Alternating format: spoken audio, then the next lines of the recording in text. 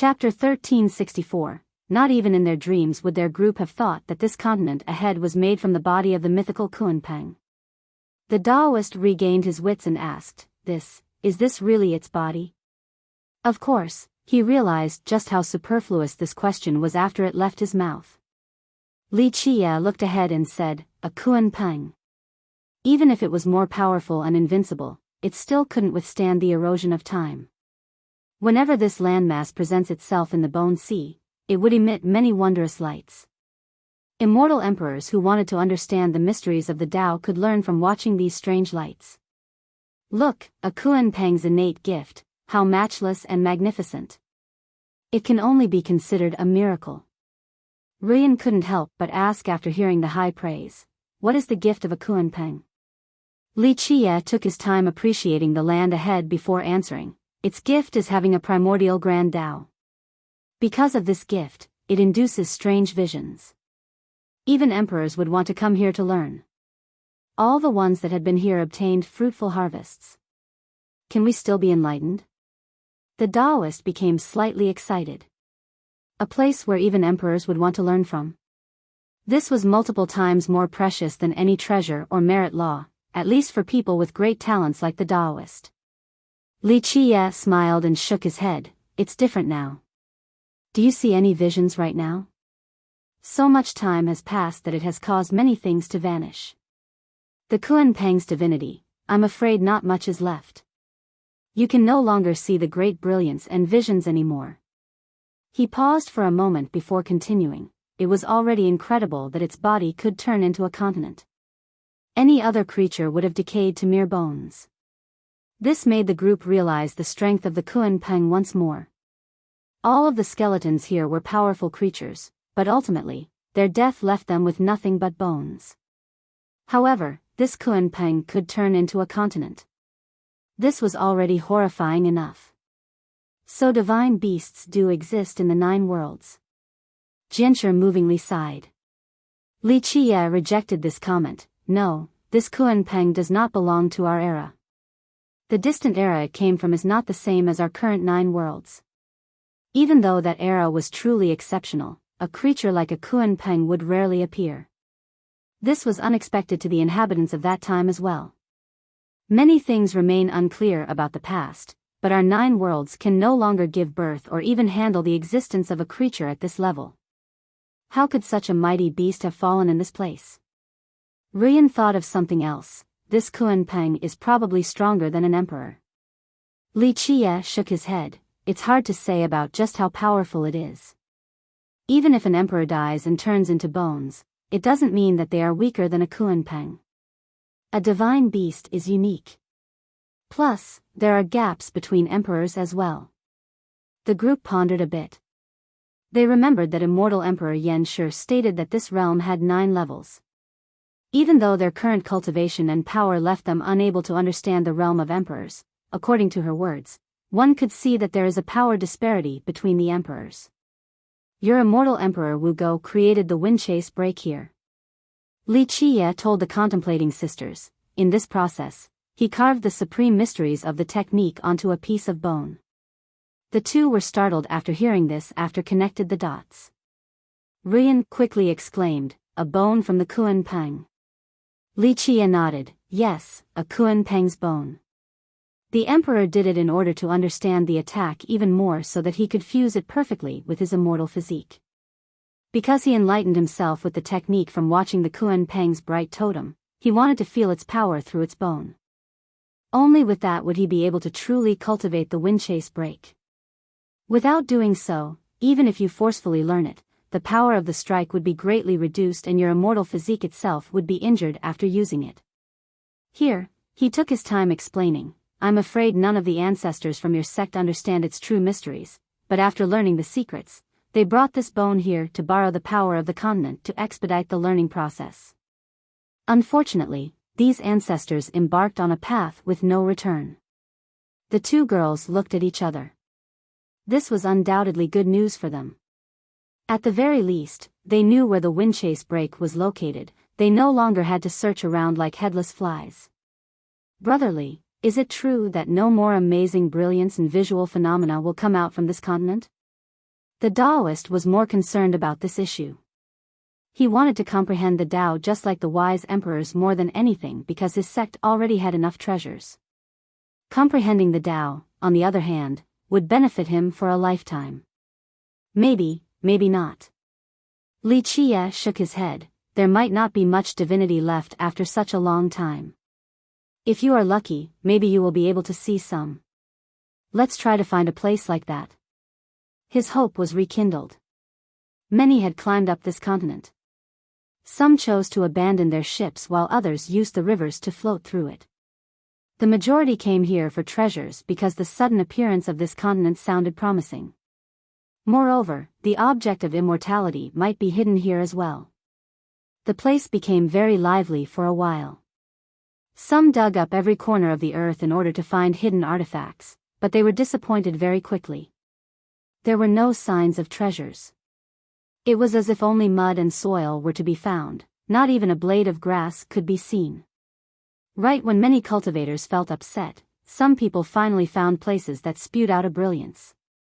In just one day, there were 2 known locations that people started running over to.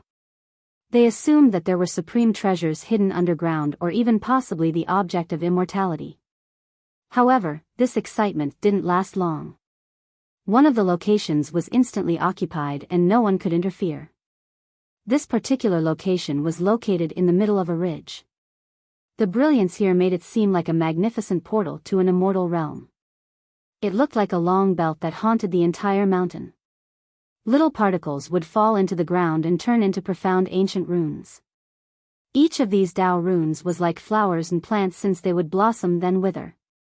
This whole process was very short as if they were deriving a supreme grand Tao.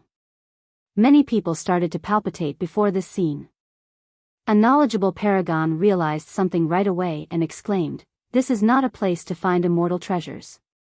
It is meant for Tao enlightenment." By the time people realized, it was already too late. The area was occupied immediately, and those who occupied it had no intention of sharing. The person who took over was Meng Zhentian. His carriage slowly climbed to the top of this mountain. His generals and soldiers immediately drove all the cultivators away. This land initially didn't belong to anyone. A Tao land like this should be shared with everyone, but Meng Zhentian took it for himself. This made many people unhappy, but their discontent remained unvoiced. No one dared to oppose Meng Zhentian, so they quietly left after being chased away. His regiment surrounded the whole mountain, not allowing anyone to get close. A cultivator couldn't help but mutter against this overbearing action. Why so arrogant? This isn't your house. Everyone should have a share, so on what basis is he chasing us away? Before he could finish, his seniors had covered his mouth and quietly scolded, "Are you tired of living? This is the future immortal emperor, opposing him is the same as courting death. Even if you want to die, don't drag the sect down with you." Just like this senior, everyone was angry but didn't dare to speak out. They all knew that in the current generation, Meng Zhentian will be undefeated. Nothing can stop him. His momentum to reach the heavens was unstoppable already. Smart people would obediently make way for him lest a disaster strikes them in the near future. Chapter 1365. The other area with the great brilliance was at a lake inside the continent. When it emerged from the Bone Sea, the seawater flowed back which made up many rivers and lakes in the area. This lake with the brilliance was one of them. It was quite large. Standing on one side and looking forward made it seem like an ocean. Of course, because the water was the same as the currents in the Bone Sea, one required a bone ship in order to enter the lake. Because of this, the cultivators who chose to remain on their ships were much luckier than the ones who abandoned them. At this time, the center of the lake was already full of people with many anchored ships. There were some large ones present as well. The huge wooden vessels were made out of crocodile bone. This type of wood was very strange, contained a great amount of energy, and could only be found at the Bone Sea in very little amounts. Rumor has it that only the Roaring Conch had this type of wood, so they were the only sect who could create the wooden vessels to enter this place. Its progenitor was lucky enough to find some of this wood and began the construction of these vessels. Of course, this sect wasn't the only one who had them right now. For example, Meng Zhentian was sitting on a vessel gifted to him by the Roaring Conch. At this time, a huge building appeared on the lake. It looked like a huge altar made from some unknown rocks. On the altar was an octagonal tower also built from unknown materials. It carried an ancient and simplistic style. The entire tower wasn't decorated with sculptures or complicated lines. It seemed to be built directly from a huge boulder and looked quite rough, as if it was built by an uncivilized prehistoric group. They made it to be simple and practical. This type of tower was actually emitting strands of incredible lights, as if there was a supreme treasure within. These rays would also turn into archaic runes. After a while, these runes would transform into weapons that had ancient writings carved on them. These words seemed to be granting them incomparable strength. After the appearance of these weapons, the tower became heavily guarded like an uncrossable pond of lightning. Many cultivators were excited and wanted to enter the tower on top of this altar to see if there was an amazing fortune inside. However, whoever took a step forward would be attacked by the weapons present. They were mighty, like ancient divine weapons. It didn't matter how strong the intruder was, the weapons spared no lives. At first, there was immense excitement among the crowd as they scrambled to board the altar. However, screams came soon after due to the weapons floating above the altar. Even paragons were no exceptions. Activate. A god monarch didn't give up. He cried out and wielded a supreme weapon to rush towards the altar. He was quite mighty and rushed forward with great momentum. Rumble. He used his weapon to stop the offense and made it to the front of the tower. He was only inches away. At the time of success, a loud bang suddenly could be heard. A little tower descended from the sky, also with an octagonal style. However, it was much smaller than the real tower, a miniature version. Under the suppression of this little tower, everyone could hear a shrill scream. This god monarch was crushed to a bloody pulp. The spectators were creeped out with fear after seeing a god monarch die to a little tower. Shortly after, no one dared to venture near the altar again. They must think twice about their own strength compared to that god monarch just now. Eventually, one person stood before the altar with one sword. He attracted everyone's attention due to his dazzling style. Swift Dao, Celestial God. Many shouted out his name after seeing his arrival. This name was no stranger to the crowd. As a celestial god on the path of the heavens, he was qualified to compete for the throne. However, his spotlight was stolen after Meng Zhentian came into being. Nevertheless, in the minds of many, he was still a powerful youth and a wondrous savant. They held their breaths and had their eyes fixated on his back as he entered the stage. Buzz! His blood energy erupted, transforming him from a handsome young man into a celestial god. Bang! This energy condensed into a tall figure that emitted a heavenly aura. It looked as if he came from above with the will of the heavens. At this moment, the entire universe was within the youth's grasp. Suddenly, the crowd felt as if their lives were in his hands, as if he could kill them with a single thought. Even paragons were trembling in fear in the face of this grand figure. They felt insignificant before the swift Tao god. Clank.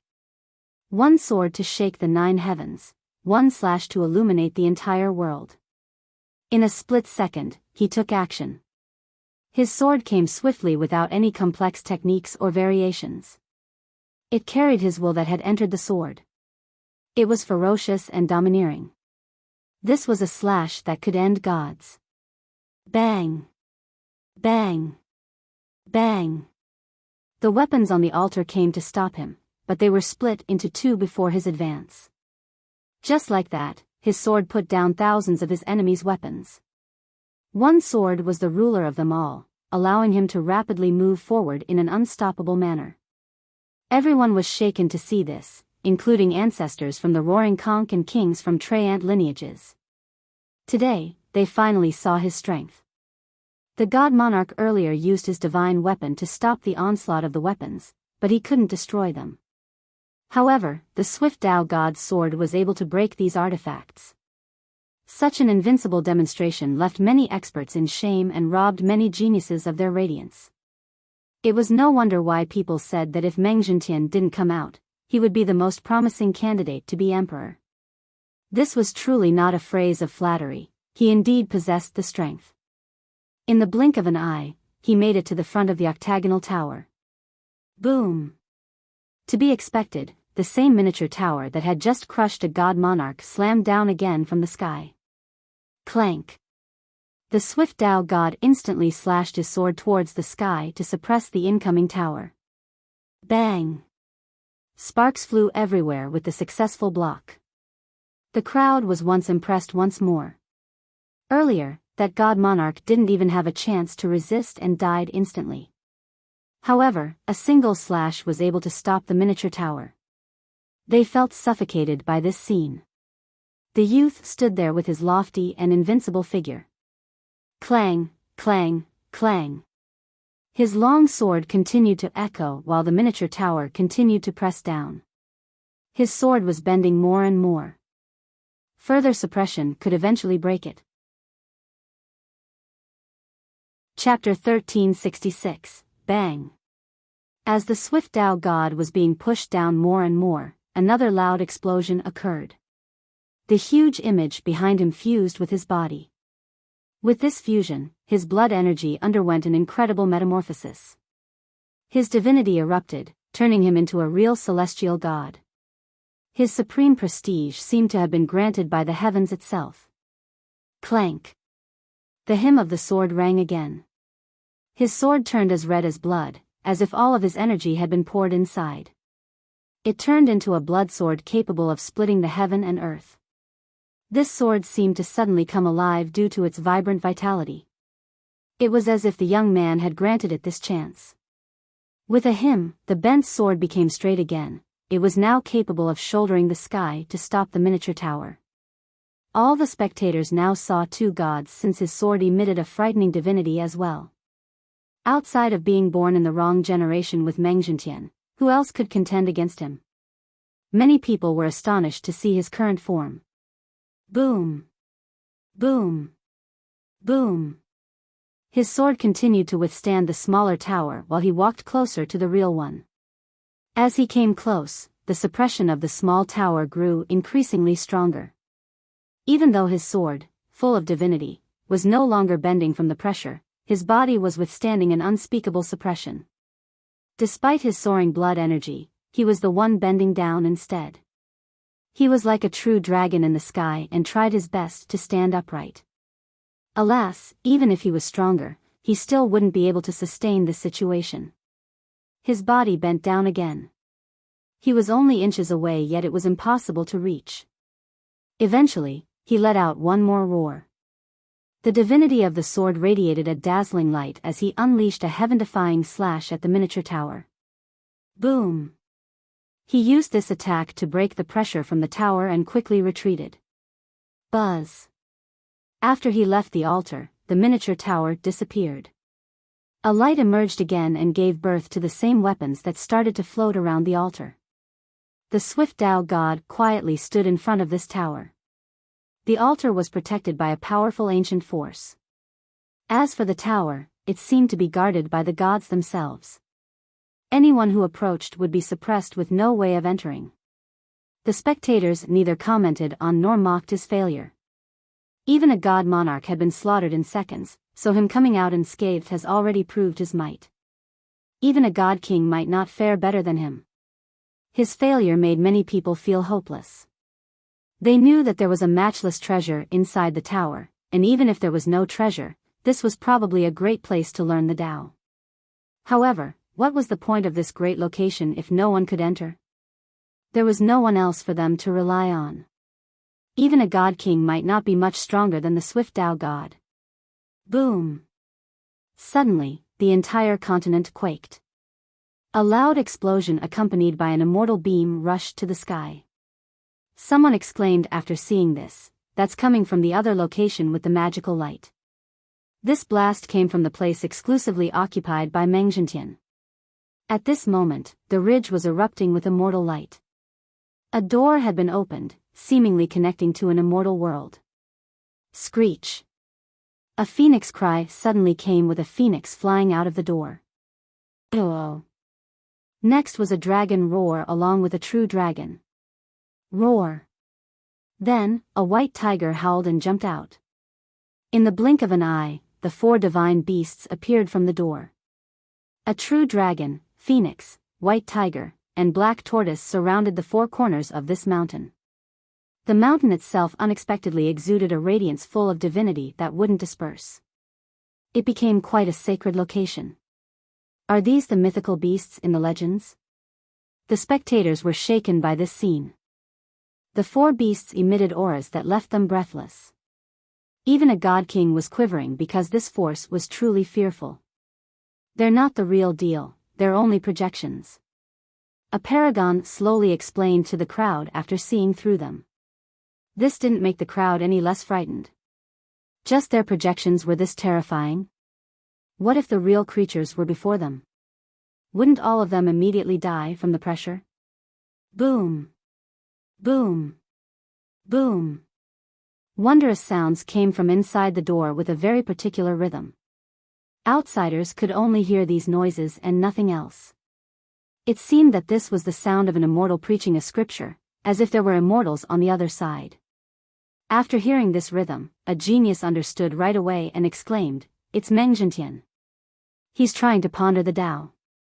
A scared commenter murmured, "Will it be the Tao of an immortal emperor?" Someone from the older generation shook his head and clarified, "No, Meng Jintian's self-created Tao could have accepted the heavens well long ago since it accepted him in the last generation. He is perfecting his own grand Tao before taking the last step to becoming a real emperor." Rumble. The moment these words fell, another burst of explosions came about. Violent lightning appeared in the clear sky. Each ray was as thick as a great serpent. They tore the sky vault apart and danced like wild snakes. The entire region was suppressed by the heavens. Heaven's spirit as a whole was affected. Bang! Suddenly, a blaring blast resounded. A huge palm shattered the sky along with all the massive lightning rays. This palm seemed to be engulfing the entire world. Billions and billions of existences were left to its whim. All were nothing before its grandeur. Even ordinary god kings felt as if they were ants that could be crushed at any moment. The sky lit up. The power of the 9 heavens and 10 earths seemed to be converging at this mountain. It gave the feeling that the master of the universe and myriad realms was presiding over this place. The inhabitants of heaven's spirit were aghast. The masses felt the impulse to prostrate and worship this power. It seemed to be representing the supreme will of the high heavens, as if a new emperor was being born. This force awakened everyone, including the unparalleled existences that had been slumbering. Many ancient monsters opened their eyes. One of the old monsters slowly commented, "It looks like Meng Jintian is getting closer and closer to the throne. Who will be able to stop him from becoming emperor after the heavens will is finished condensing?" The cultivators on this continent and the Bone Sea felt this domineering power. They fell to the ground, unable to withstand its pressure. Is someone about to become an immortal emperor? Even the powerful ones turned pale from fear as they watched the power gathering at the mountain. It might be very soon. Jintian will become emperor the moment the heavens will appears again.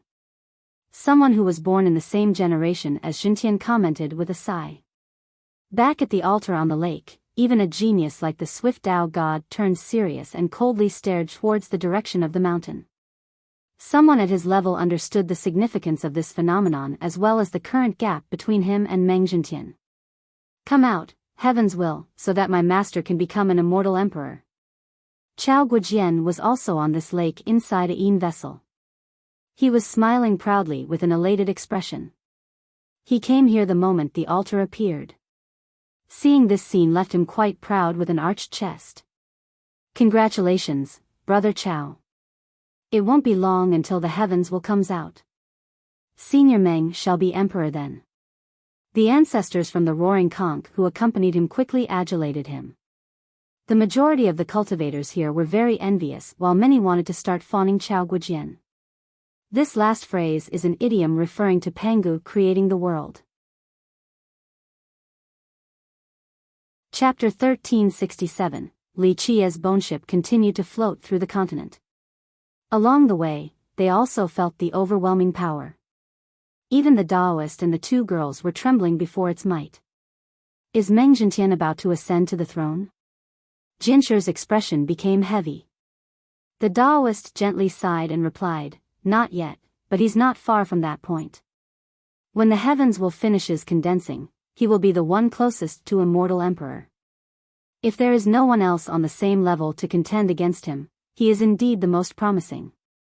Don't worry, he can want to become an immortal emperor all he wants, but who else can take the throne but our young noble? Ruyan looked at Li Qia and smiled.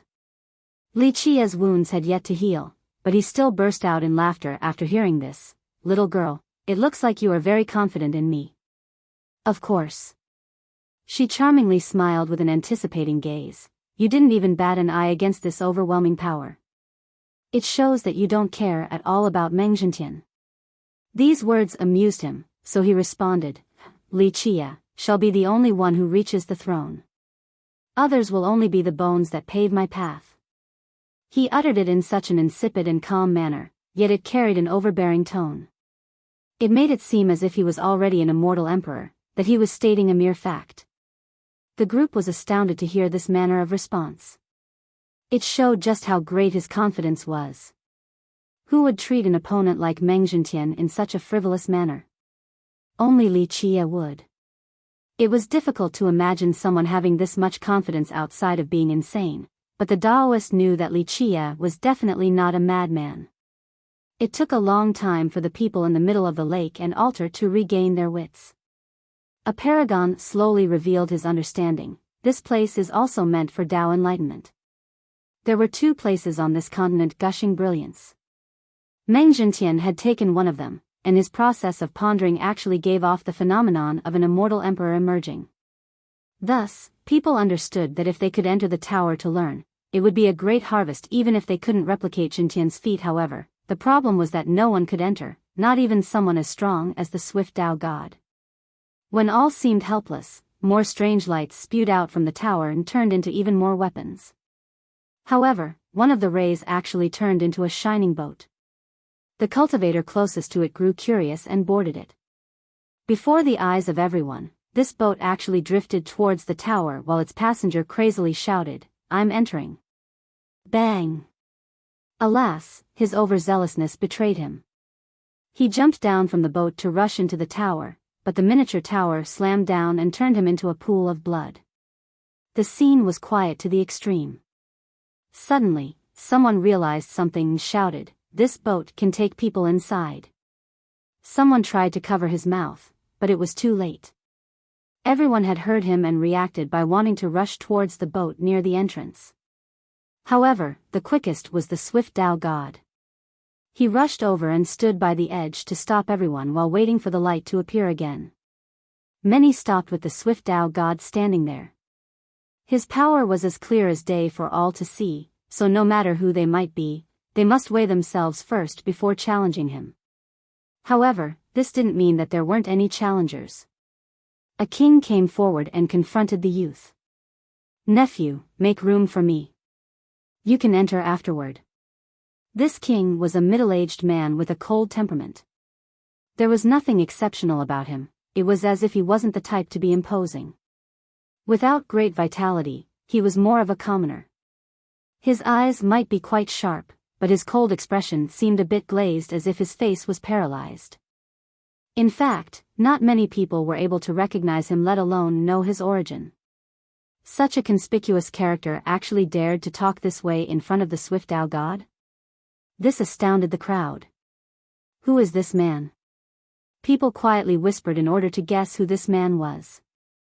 The swift Tao god was unperturbed and flatly responded, Terra King, you are not qualified to act imperiously before me. The Terra King coldly said, Nephew, I am not putting on airs. Out of my love for talents, I am giving you a chance to make way. Such arrogance, wow. A cultivator found this astonishing. Even a grand god king wouldn't talk this rudely to the swift Tao god. The youth refused to show any consideration towards this king and refused with haste, thank you for your consideration, but if you want to enter, line up behind me." This middle-aged man was aggressive, but the young genius didn't show the slightest hint of weakness. He arrogantly retorted without giving an inch. The spectators were pleased to hear this. An invincible genius should have this kind of attitude. Otherwise, the younger generation would be too repressed if any random could come up and push their geniuses back. "Junior, this lack of sensibility won't do. You would rather choose the hard way instead of the easy way."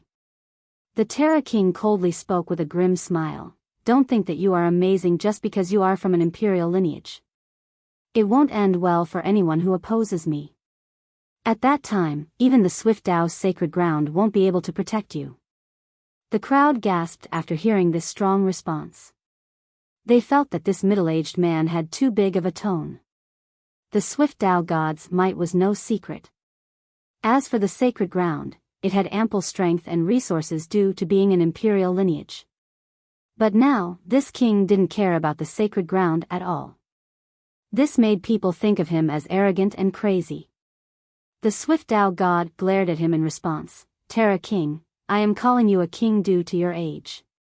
Don't think that just because you are from the ancestral Terra, I will show respect. Don't act all haughty before me, I know exactly who you are.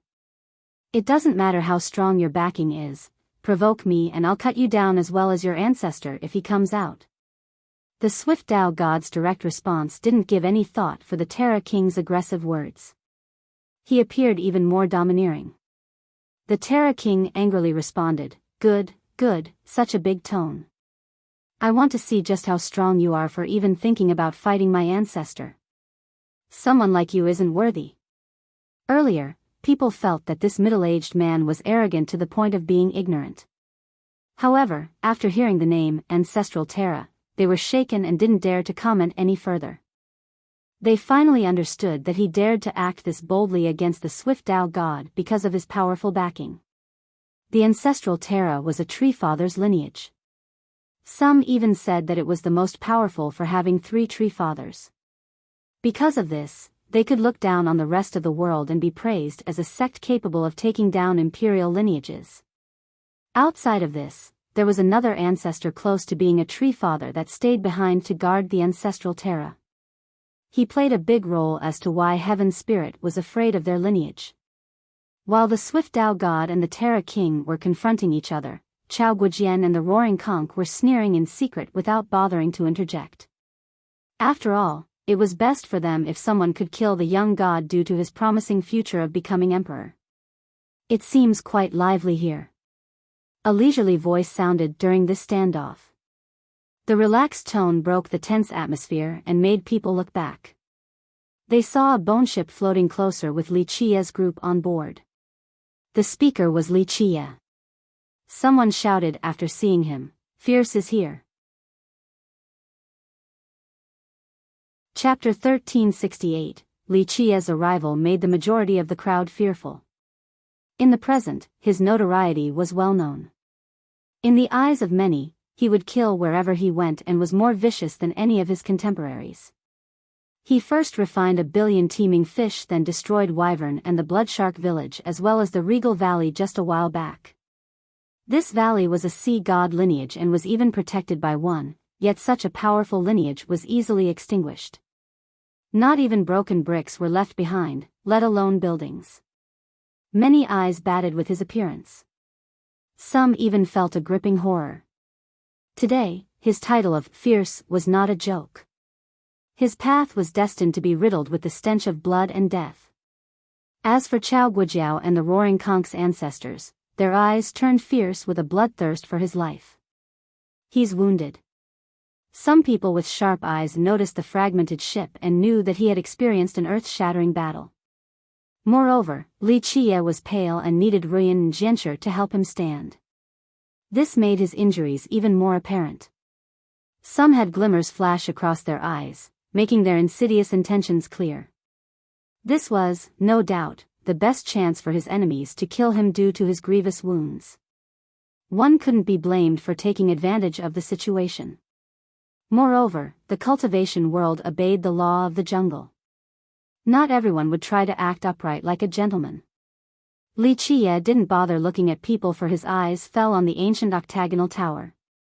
He sighed and commented, "The wisdom of the forefathers is great beyond imagination." After a bit, Li Qiye told the two girls, "What you want is in there." They were startled after hearing this due to both excitement and anxiety. Their schools had finally found the whereabouts of the Windchase break. If they could reclaim it, then this would be a great contribution to be recorded in their historical records. At the same time, they glanced at each other.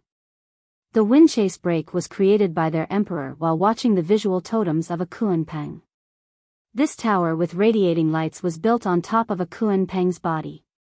Perhaps their emperor had been here before and even studied the Tao in there. Maybe one could learn the technique in this place, or else their ancestor wouldn't have brought along the beast's bone that eventually led to its disappearance.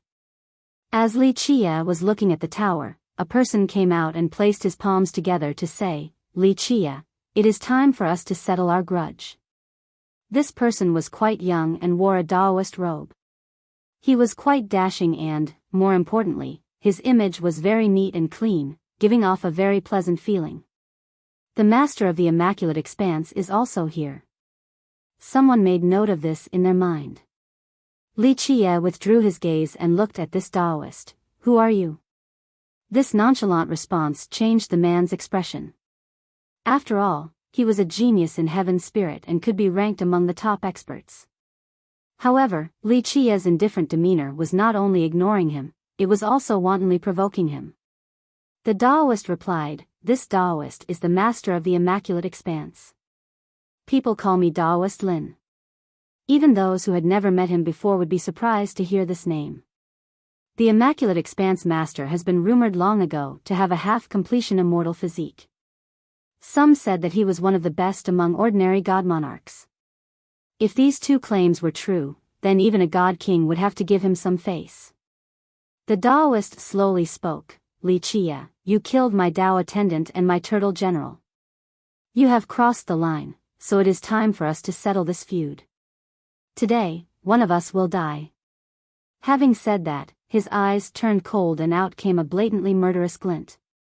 He had declared his intention to avenge his lost followers. Of course, as the master of his sect, he should indeed seek justice, but many people took it differently. Even a fool could see that because Li Qiye was wounded, this was the best time for the Taoist to challenge Li Qiye. Taking his life while Li Qiye was wounded was a must-seize advantage if revenge was on his mind. Normally, people wouldn't be optimistic about his chance. Even though he was a talented prodigy and could be considered quite famous for his cultivation and immortal physique, Li Qiye's notoriety was at an all-time high. His momentum was so fierce that he was without rivals among the younger generation. No one would think that Taoist Lin had the slightest chance of success in this duel. Alas, Li Qiye was currently injured. People mused the circumstances and found that this was a great opportunity. Even if the Taoist had to lose his reputation, he couldn't give up on this chance. Li Qiye casually smiled, not really caring about this challenge. The Taoist grimaced after noticing his lack of interest and coldly uttered, "Li Qiye, as one walks through life, one must also pay their debts. Do you wish to be a cowardly turtle for the rest of your life? Since you have always boasted about being unbeatable and qualified to reach the heavens' will, come out and fight me. A coward will never become an immortal emperor." His goading made Li Qiye laugh loudly, but Taoist Pure Sun stepped in before Li Qiye could answer, "Taoist Lin, if you wish to fight, I'll have a spar with you. If you can beat me by half a move, then you can find brotherly for revenge afterward." Pure Sun stood out to back Li Qiye up. The group knew that Li Qiye was tired from appeasing Fairy, so he wasn't suitable to fight. The spectators didn't recognize the Taoist. After all, he rarely showed himself, so he wasn't famous in heaven's spirit. Only those who interacted with the four branches might recognize him. Taoist Lin raised his eyes after seeing Pure Sun. "Taoist Pure Sun. Taoist Pure Sun? Is that the sect master of the Pure Sun River?" People were strangers to this name. Some even mistook his origin. Such a name was often confused with the Pure Sun River's sect master, another branch of Gu Chun. Of course, they were essentially the same sect. No, he's the lord of the ancient spirit island. Someone corrected the erroneous statement. Pure Sun calmly smiled and said, I would like to show my slight skills. Even at his level, he was still indifferent without great desires. There was no supreme aura or pressure coming from him. It was no wonder people didn't think he was that frightening. Daoist Lin was slightly alarmed. He wasn't a fool without eyes. Even though he had never seen Pure Sun in action before, he had heard of this person's tales and rumors about his diamond physique. He raised his voice, Pure Sun Island Lord, this is a personal feud between me and Li Qie. This has nothing to do with Gu Chun's 4 branches, so I hope you will reconsider. Pure Sun didn't mind at all as he replied, no matter. Let this be considered my challenge to you. Do you dare to accept or not? The crowd carefully considered his words. As a sect master of one of the 4 branches, he was actually going out of his way to interfere in order to help Li Qie. Many found this astonishing. While Daoist Lin was already too far in to back off, someone else came and stated, Pure Sun Island Lord, if you want to fight, I'll gladly entertain you. I'm sure you aren't afraid of accepting challenges. This was another youth with a crown on his head and a body that spewed out sunfire. An imperial aura engulfed the sky. The moment he stood out, the sun brightened. It was as if he was a god presiding over the palace of the sun. He was the one controlling the ups and downs of this celestial. Quite a few recognized his identity and exclaimed, Extreme Young Monarch. This youth was the Extreme Young Schoolmaster, a renowned and promising prodigy that exceeded even Daoist Lin. His extreme young physique was quite domineering. Daoist Pure Sun was not angry to see the challenge and smiled, oh, so it's you. Do you want to interfere on Daoist Lin's behalf? It's fine if you think of it like that. The extreme young monarch indifferently replied, you should have thought of this outcome after stepping out for Li Qie. The 4 branches might be the leaders of the charming spirits, but it doesn't mean that you can do whatever you want. Chapter 1369. Pure Sun didn't become angry at the extreme young monarch. He simply smiled and said, Brother Li and I have a personal friendship, so this has nothing to do with my 4 branches. Is that so? The monarch sneered in response, this Li has no qualms in killing charming spirits at Heaven's Spirit. You, as the ancient spirit island lord, as well as the 4 branches being the leaders of our race, don't want to eradicate the wicked and instead are actually helping him harm your own. The monarch took his time trying to persuade Pure Sun while pushing the 4 branches into a position antagonistic towards the charming spirits. This was his way of challenging the sect's status within the charming spirits. Even if him fanning the flames couldn't touch the 4 branches, it was fine to smear its reputation. After all, he didn't lose anything from doing this. He was much bolder compared to Daoist Lin because his sect was far more powerful than the Immaculate Expanse. The Extreme Young School didn't only have a grand completion immortal physique, its progenitor was immortal Emperor Tai Yang. You are nothing. It isn't your turn to gossip about my 4 branches. A tyrannical voice came about as a person descended from the sky. Someone shouted upon his appearance, the profound monarch. At this moment, the profound monarch's majestic aura loomed over the entire area. It was difficult for someone else to replicate this grand style. The extreme young monarch's expression changed with this newcomer because the profound monarch's reputation far exceeded that of Daoist Pure Sun's. When it came to the younger generation in Heaven's Spirit, the profound monarch, Swift Tao God, Sea Shield Prince, and 7 Martial Goddess were the strongest. There was a big gap between them and the extreme young monarch and Daoist Lin. Of course, he had heard of a few rumors about Daoist Pure Sun. Nevertheless, he didn't buy into them since no one had seen the Daoist in action before. His strength was debatable, and some even claimed that he didn't live up to his name. The extreme young monarch coldly uttered, "Oh? Monarch, you want to play too?"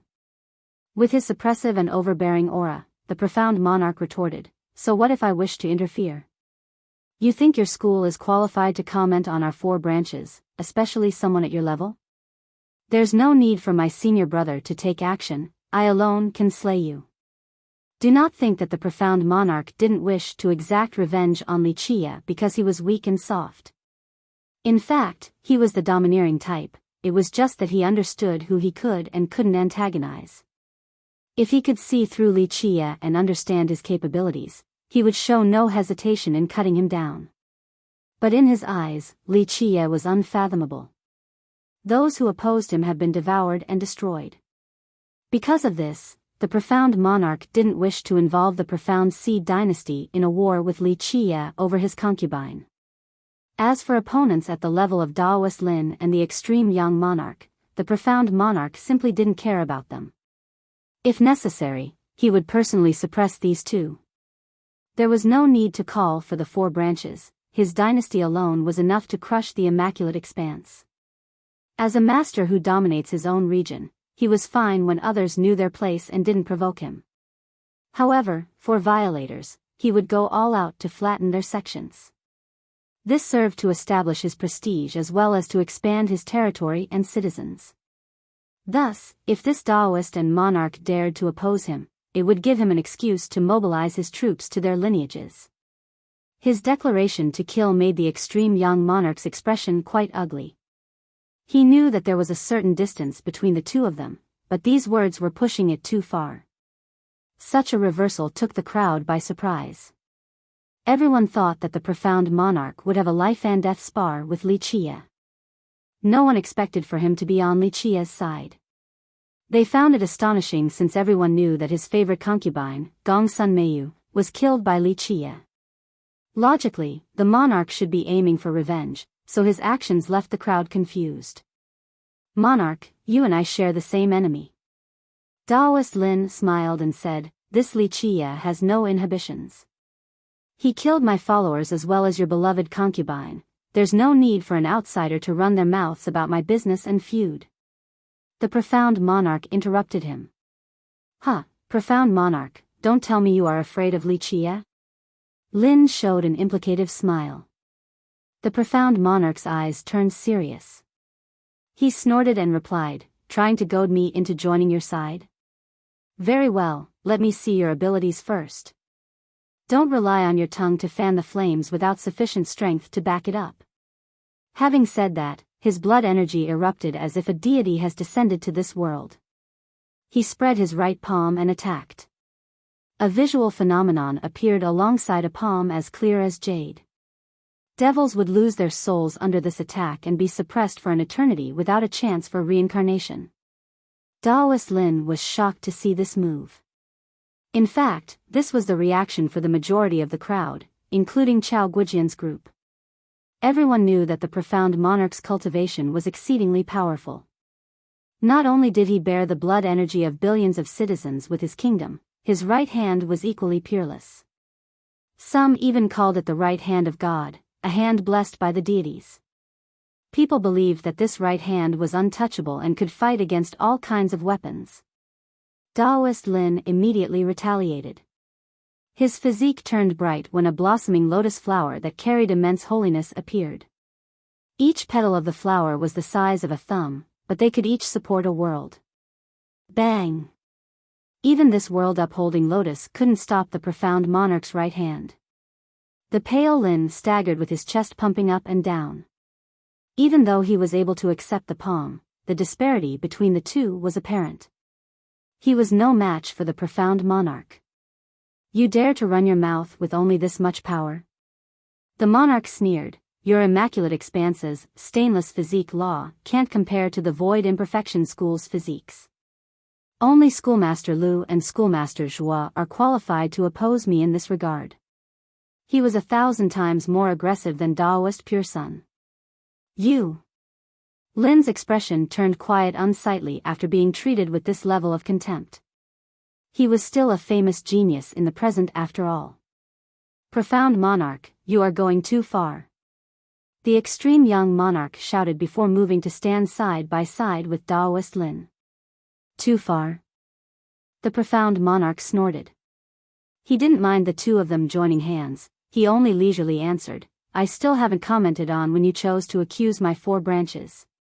Teaching the two of you a lesson right now is not going too far at all. Daoist Lin shouted back, "Your arrogance is madness." There was nowhere to put his face after being treated with such disdain.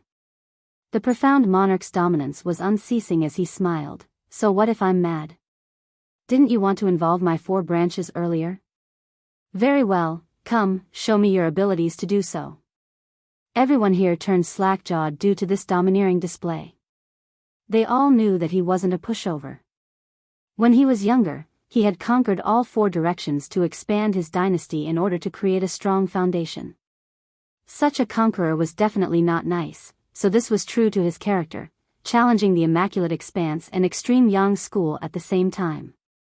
In fact, many people knew that he was strong enough to do so.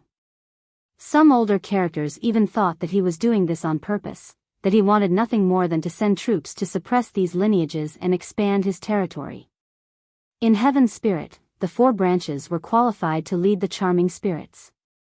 If the Void Imperfection 3 schools didn't wish to interfere, no other charming spirit clan would dare to challenge their position.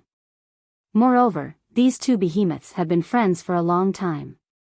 Some even thought that they had formed an unbreakable alliance since the Olden Age. Who would dare to challenge this kind of alliance in Heaven's Spirit? The monarch haughtily said, "Come, I'll take the 2 of you on since you 2 aren't qualified to challenge my brother." Daoist Pure Sun wryly smiled and reached out to stop the profound monarch. "Junior brother, leave it to me. I started this, so let me end it." Chapter 1370, Pure Sun and the monarch grew up together. Although they walked different paths, their brotherhood remained strong. No one in this world understood the monarch more than Pure Sun.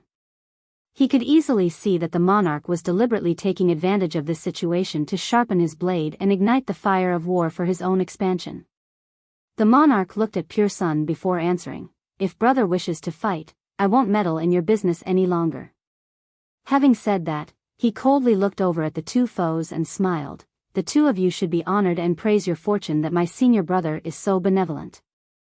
With that, he stood to the side without wasting more words.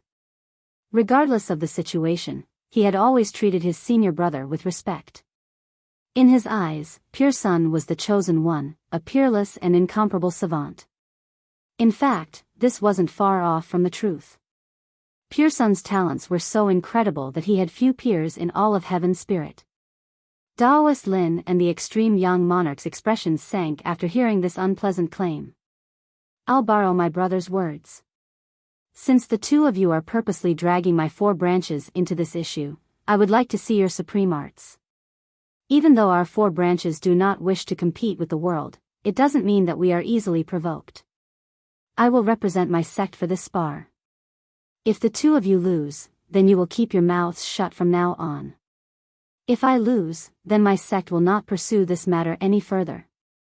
His words were plain yet powerful. There was a touch of overbearingness within the calm delivery.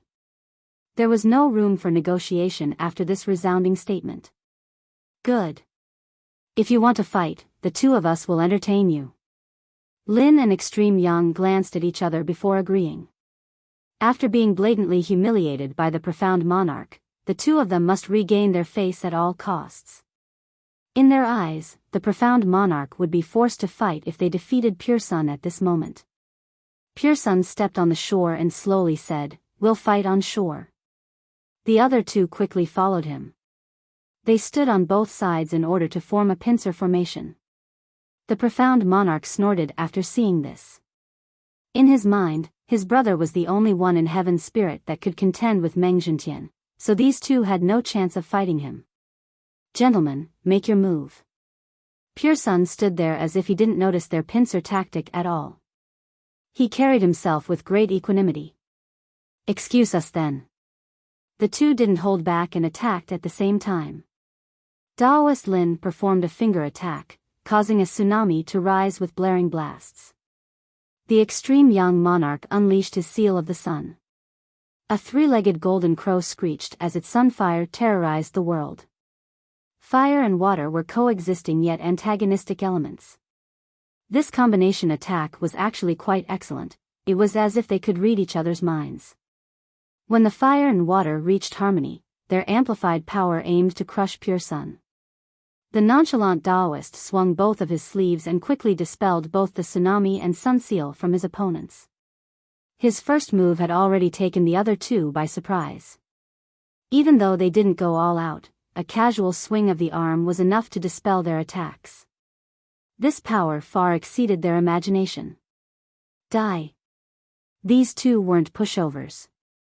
After noticing the Daoist's extraordinary power, they cried out and used their weapons at the same time in their attack like eagles swooping down from above. Their weapons were impeccable since they were immortal Emperor true treasures. Loud explosions came about with monstrous, raging divine flames. Many marveled these weapons. To have such tyrannical weapons in their arsenal, their two sects were indeed resourceful. Pure Sun showed a carefree smile in the face of this attack. He was smooth like flowing water and floating clouds. With both hands working together, the Grand Tao easily appeared. He used the simplest and most direct method to rout the attacks. Rumble. The battle waged on. Lin and Extreme Yang showed no mercy as they continued their fatal techniques while the Daoist remained carefree from start to finish. His sword never left its sheath as he resorted to dispelling the other two's attacks with simple techniques. His wondrous skills shocked the entire scene since people had never seen him in action before. No one expected for him to be this mighty. Chao Guojian and the Roaring Conch's ancestors were startled as well. Due to his quiet way of life, few people knew his true strength, so this battle exceeded their expectations. Mere fireflies challenging the moon's brightness. The profound monarch sneered while watching the fight. He saw that his brother was on an entirely different level. Li Qie smiled while shaking his head as well. Pure Sun simply didn't feel like killing. The moment his ancient purity blade leaves its sheath, killing these two would be far too easy. Li Qie stopped caring and looked over at where the swift Tao god was standing. You sure found the right place, but blocking the entrance like this is useless. You can't enter. The youth didn't answer while the Terra King continued to stare him down. It was obvious he wanted to take action. Li Qie chuckled and continued, scatter. I am the only one qualified to enter, do not block my path. This domineering statement offended everyone present. Many people changed their expressions, some even glared at Li Qie. What took people by surprise was that the youth pondered for a moment before answering, I owe you a favor, so I shall repay it today. The spot is yours. Having said that, he conceded the spot. The favor he was referring to was when Li Qie spared his senior sister, Sima Yujin. Of course, this was his one-sided thinking. Li Qie only smiled and didn't respond to this remark. Once the swift Tao god gave up the position, Lu Rian's figure flashed in order to occupy the entrance for Li Qie. She was fast, but the Terra King, who had been eyeing the position, was even faster. He swept by and blocked Rian from the entrance. Rian's eyes turned cold as she threatened, Terra King, be smart and stand to the side, do not block my way. The king struck back with a chilling demeanor, Schoolmaster Lu, don't bother being aggressive. I was here first so I will enter first. This is how it should be. Rian retorted, is that so? I don't mind stepping on your body to get past. There was no need to explain the importance of the wind chase break for the Void Imperfection schools. They must enter the octagonal tower in order to prevent this technique from falling into the hands of others. For the girls, it didn't matter who tried to stop them. They would meet God, slay God, meet devil, slay devil in order to reclaim their technique. Li Qie couldn't help but laugh after seeing Rian's bloodthirsty aura. He told her, Rian, you don't have to be so tense. He isn't qualified to enter, but of course, daring to take my position is deserving of death. Rian felt at ease after hearing this, but she maintained her aggression. Scram now or do I have to step over your body? The Terra King was very tyrannical as well. He must enter the tower as well, so he sneered and spoke, Schoolmaster Lu, others might be afraid of your Void Imperfection schools, but my ancestral Terra doesn't care for it. Today, if there is only one person who can enter the tower, it will be me. I'll kill everyone who gets in my way. The crowd glanced at each other again. Everyone was acting very strange today. They were all hot-headed with overbearing tones. Few knew about Pure Sun, and the same goes for this Terra King. They were aware of just how strong the ancestral Terra was, but this person's tone was too much. A mere puppet dares to bluster before me? Li Chia shook his head. Tell your old man to crawl out. He might be worth my time, but as for a puppet without a soul like you, get the hell away from here. The Terra King's expression greatly shifted. He was very annoyed since Li Chia had revealed his shortcoming. This was the one thing he didn't want to hear others talk about. He certainly didn't want to be low-key in life, but he had no say in the matter. If this problem didn't exist, he would have soared to the 9 heavens and even embarked on the road towards becoming a tree father. Li, you only have a few days left to act all smug. There's no need to wave your dog tail around. There are many experts in heaven spirit and your existence doesn't matter in the grand scheme of things. Before being qualified to compete for the heavens will, tuck your tail between your legs and start acting smart lest you die a sudden death. The Terra King yelled back without any reservation. It looked like he wasn't afraid of anything. In fact, he was indeed untethered from having any apprehension. Even the Roaring Conch and Chao Guojian had to give him some respect, so who should he be afraid of? An old paragon startlingly exclaimed, according to the rumors, the resplendent God King is a descendant of a true god. This ancestor was a famous God King from the Roaring Conch who had been famous since his youth. He was Shangguan Fian's master and commanded a pivotal position in his sect. Despite being a sea demon, he also had the blood of a true god. Rumor has it that his ancestor was an invincible true god. He himself was a heavenly God King. This, in combination with his divine bloodline, allowed for him to look down on the majority of the other God Kings. Ah, I remember now, Shangguan Fian, right? Yes, I killed her. Li Chia laughed as if he had just remembered who it was. Resplendent was annoyed by Li Chia's pompous attitude that ignited a flame in his heart. He lost his patience and stepped out to declare, Junior, come out here and accept your death.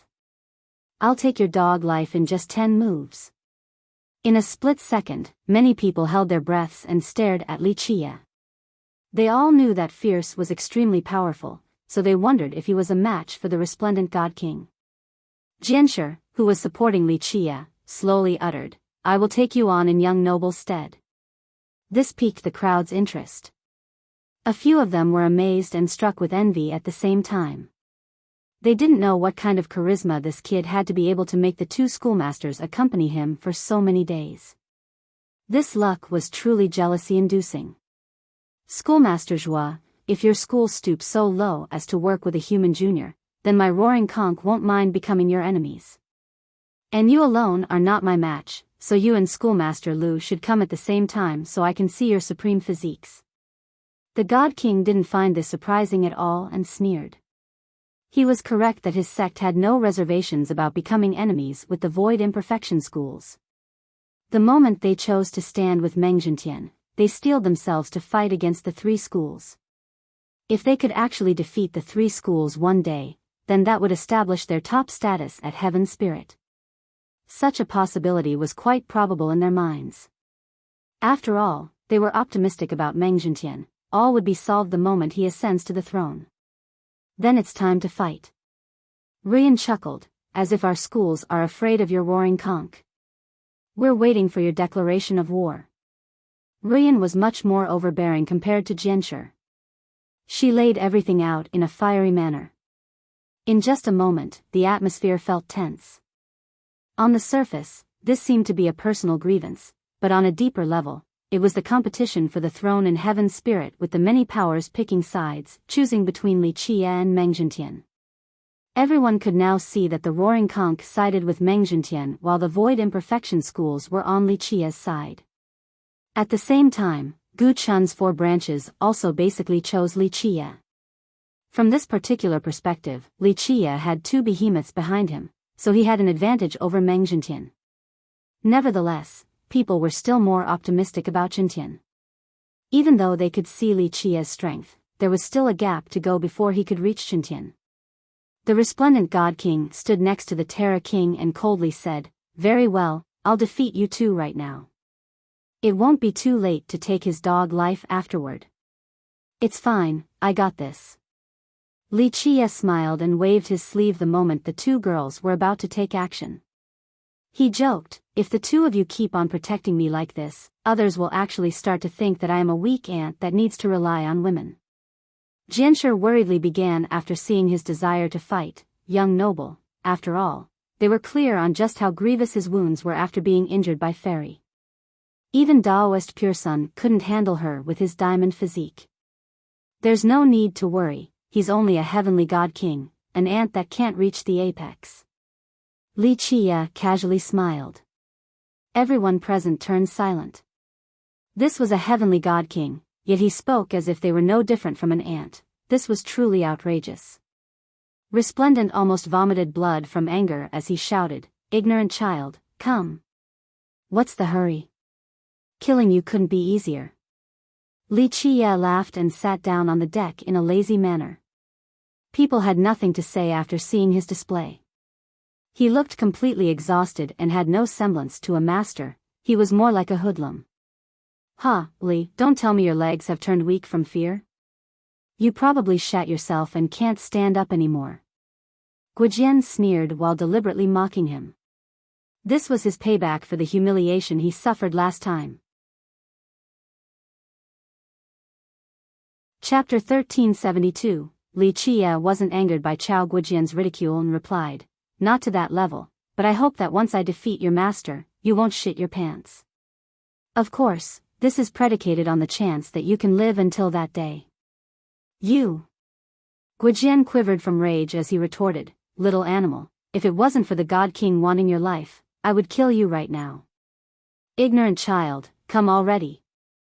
Resplendent, standing by the shore, was losing his patience. Coming. Since you are this anxious to go reincarnate, I'll help you out."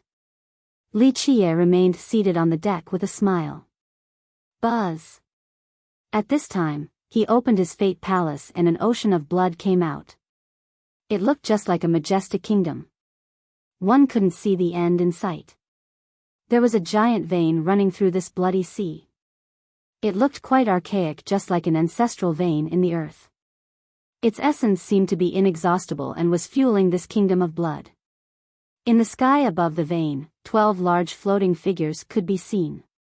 They were being gestated by the entire sea's blood energy and the monstrous vein's essence. This kingdom had an amazing origin. Its blood energy was wondrous and vast like a true ocean. Moreover, it had an ancient air like that of a god or an immortal emperor. In fact, his kingdom of blood had a purity that exceeded even the existences listed above. It had swallowed all of the ancient blood inside the blood pond as well as the blood devil's kingdom of blood. After doing so, he had been refining it inside his palace to make it his own. He referenced the blood devil's kingdom in this particular task.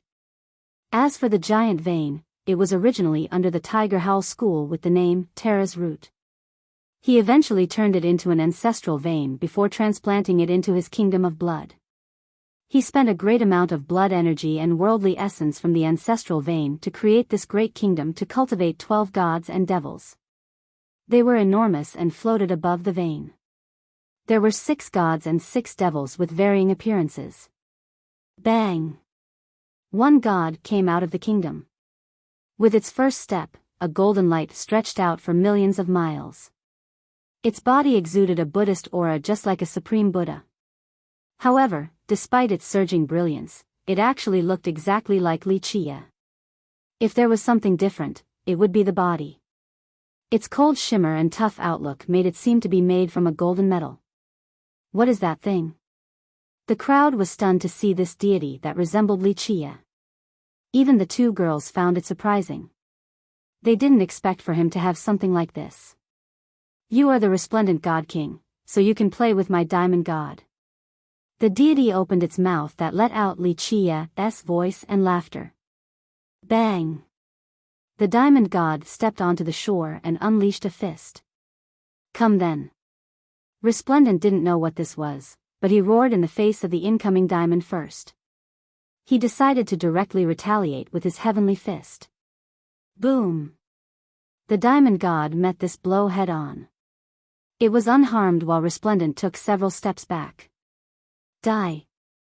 Resplendent roared after seeing this and took out a spear.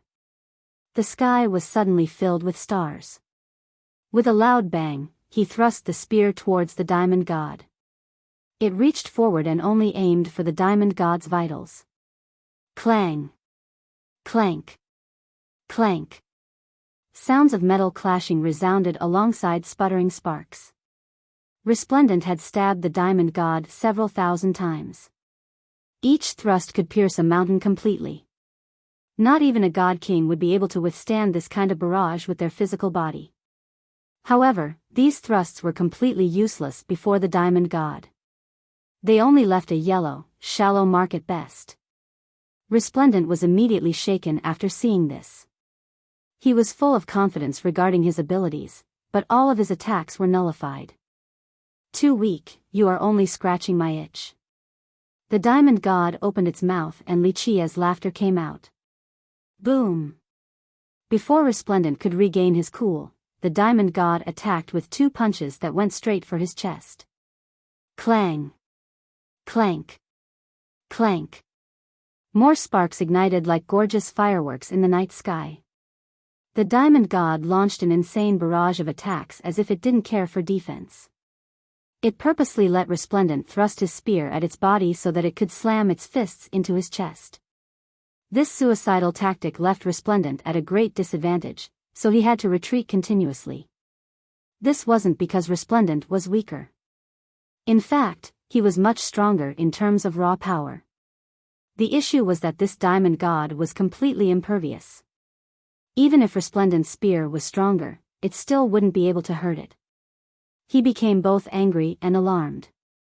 This spear was his true fate weapon. As a god king's spear, its power was unimaginable. Another heavenly god king wouldn't dare to block it with their body. Alas, this diamond ignored his devastating attacks that could only leave little marks on its body. What the hell is this thing? Many people were astounded to see this creation. An old paragon speculated, could it be a double? After cultivators reach a certain level, they would be able to cultivate an avatar. However, the power of this body double could only reach around 20% of the real body. Moreover, its creation required a great amount of energy and effort. At the same time, this avatar required the blood energy of the original cultivator in order to function. Thus, the battle efficiency of these avatars was not worth the loss in blood energy, so no one truly wanted to cultivate them. Don't tell me this particular avatar has cultivated the indestructible diamond physique. Plus, it only has 20% of the strength of its master. Doesn't that mean Li Qia's power is on the same level as Meng Zhentian? Someone murmured with uncertainty after seeing this. Everyone felt that this explanation wasn't very reliable because if this avatar cultivated the diamond physique, it must mean that Li Qia cultivated it as well. This looks to be the limit of your cultivations. Let's end this here then. At this time, Pure Sun, who was fighting against both the extreme young monarch and Daoist Lin, grew distracted and smiled. Although both of them had been fighting against Pure Sun fought barehanded from start to finish. All of their attacks were easily repelled. The disparity in strength between the two sides was too great. Their combined effort was far from being Pure Sun's match. Clank! Pure Sun's ancient purity blade issued to him. Pure Sun held it in his hand without removing the sheath and casually swept it horizontally like a dragon crossing the sky. Bang! Bang! The scabbard swept through both the monarch and Daoist Lin. The two were blown away and fell to the ground while spraying out a mouthful of blood. The Daoist politely smiled and said, "Good duel, thanks for going easy on me." The extreme young monarch and Daoist Lin stood up, pale and distraught. Their combined effort failed to withstand a single move from the Daoist. At this moment, they finally understood that the Daoist was already a god king. The difference in power was too large. They no longer had the face to continue to stay here, so they turned and quickly disappeared into the horizon. Everyone was shocked to see this, even Chao Guijian, who was a character of the God King level. No one thought that the Taoist was powerful to this level. Two geniuses were nothing before him. This revealed that he was already a God King. A God King this young was a frightening matter. Everyone would feel a bit scared after thinking about it. Two ants actually dared to contend against my brother. Profound murmured with disdain after seeing the two run away. He had expected this outcome, but his brother was too benevolent. If it was him, he would have made mincemeat out of those two already. People finally took a deep breath to calm down. They understood why the arrogant and powerful profound monarch acted so respectfully towards this unknown Taoist. It wasn't only because of seniority, it was because Pure Sun's strength was deserving of respect. Chapter 1373. Taoist Pure Sun showed no signs of gloating after casually defeating both the extreme young monarch and Taoist Lin. He stood to the side and watched the fight between the Diamond God and Resplendent with relish. His eyes brightened when he saw the Diamond God's golden body with its Buddhist aura completely unscathed in the face of Resplendent's barrage. It really is the indestructible diamond physique. He nodded his head after noticing some clues. Bang! Bang! Bang! Sparks went flying. Resplendent's spear looked like a flood dragon leaving the water. It struck the Diamond God continuously to no avail while this avatar continued to zealously attack Resplendent in a suicidal fashion. This was driving Resplendent crazy. He was obviously stronger than this Diamond God, but he was the one retreating before this crazed onslaught. Anyone else would have died countless times already. The problem was that this Diamond God was unkillable. Even Resplendent's most destructive attack could only leave a tiny mark on its body. A full penetration was impossible. Eventually, the furious God King shouted, "Get the hell out of my face!" He finally resorted to his ace and slammed down with a huge hammer. This blow could shatter the celestials in the sky. It carried the might of a true god, making it seem as if one was here in person. Bang! The Diamond God was mercilessly blown away by this hammer and made a huge pit in the muddy ground. Its chest was caved in quite a bit. It looked like the hammer had successfully shattered his torso. Resplendent held the hammer as it emitted a flashing multicolored brilliance. It seemed to be coming back to life with the power of a true god, turning its master into a deity. This weapon was called the Hammer of the True God, an artifact left behind by Resplendent's ancestor. Since he had the same divine bloodline running through his body, he was able to exert its power in full. That hammer is quite powerful. At the same level and without an imperial weapon, another heavenly god king would be killed in a single blow. Many people were in awe before this scene. A god king was scary enough, so one with a divine weapon was even more fearful. Buzz! The Diamond God stood up. Its shattered chest unexpectedly healed without leaving behind a single trace of damage. Boom! It sent out two punches towards the divine hammer without apprehension. Bang! Bang! Bang! Each strike of the hammer sent out explosions. Without a doubt, Resplendent had the upper hand with his divine hammer as he unleashed his onslaught on the Diamond God. Under this crazy onslaught, the Diamond God's chest, shoulders, and even its head slowly deforming. However, with a buzz, the parts that were smashed quickly healed, then it continued to fight again. The spectators were dumbfounded by this scene while feeling creeped out. Even Resplendent and his divine hammer couldn't kill this avatar. This was too terrifying. That's definitely the indestructible diamond physique. Someone declared the verdict. However, fortunately for him, despite being unable to kill his foe, he was still able to suppress the Diamond God and found some breathing room. Li Chia laughed after noticing Resplendent heaving a sigh of relief. So one isn't enough, I see. Very well, here's one more then. Since you have been fighting a god, try fighting a devil this time. With that, another bang resounded. One more figure emerged from the Kingdom of Blood. The crowd was astonished once more since it was another identical Li Chia. The distinguishing factor was the dark, evil flame surging from this figure, making it seem just like a devil king. However, when it hit its aura, it suddenly disappeared and was nowhere to be found. Void Devil, one of the 12 avatars from the Kingdom of Blood. Bang! The crowd was astounded. While Resplendent was keeping the Diamond God at bay, his back was suddenly struck, causing him to tumble in the air while spitting out a mouthful of blood. The Void Devil appeared behind him out of nowhere and gave him a ferocious blow. Even the powerful Resplendent couldn't detect Void moving behind him for a sneak attack. Die! He immediately stomped on the air to garner enough momentum for another smash. However, Void disappeared. Even after opening his heavenly gaze, Resplendent couldn't find it. Bang! Bang! Bang! Diamond came knocking once more. Its entire body was a weapon as it lunged forward with a fierce momentum. Resplendent had no choice but to give up on Void and slammed his hammer onto Diamond. Boom! Boom! Boom!